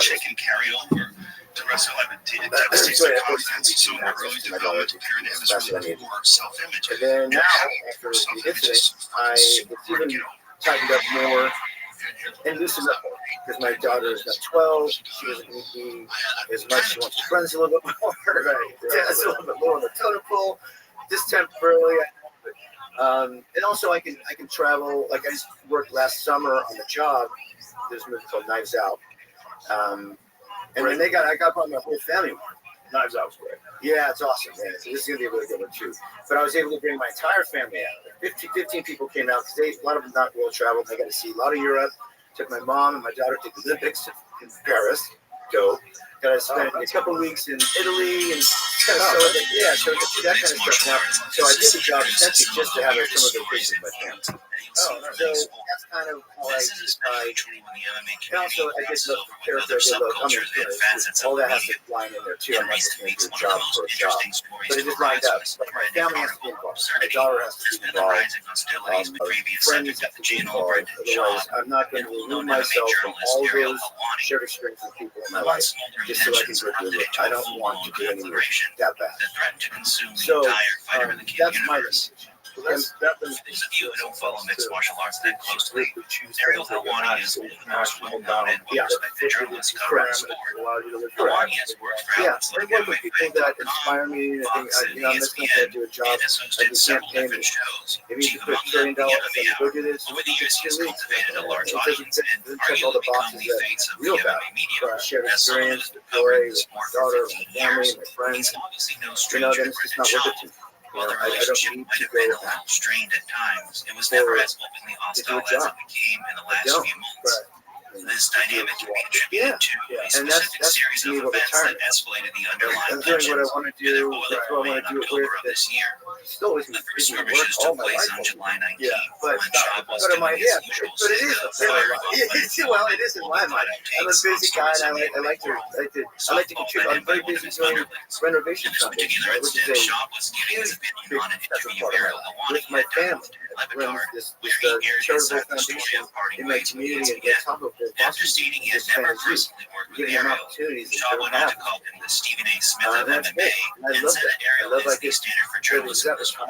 like Schaub then proceeded to spread absolute rumors and hearsay he's heard about Ariel from everybody In who terms has of ever worked with him. career or retirement. It's really just life. The only thing I've heard Life about and Ariel, passion. and I've heard it from a million people, Yeah, exactly. I does don't think not a lot play of well people with are doing others. what they want to do. Everybody I know who's ever worked with him does not have nice things to say.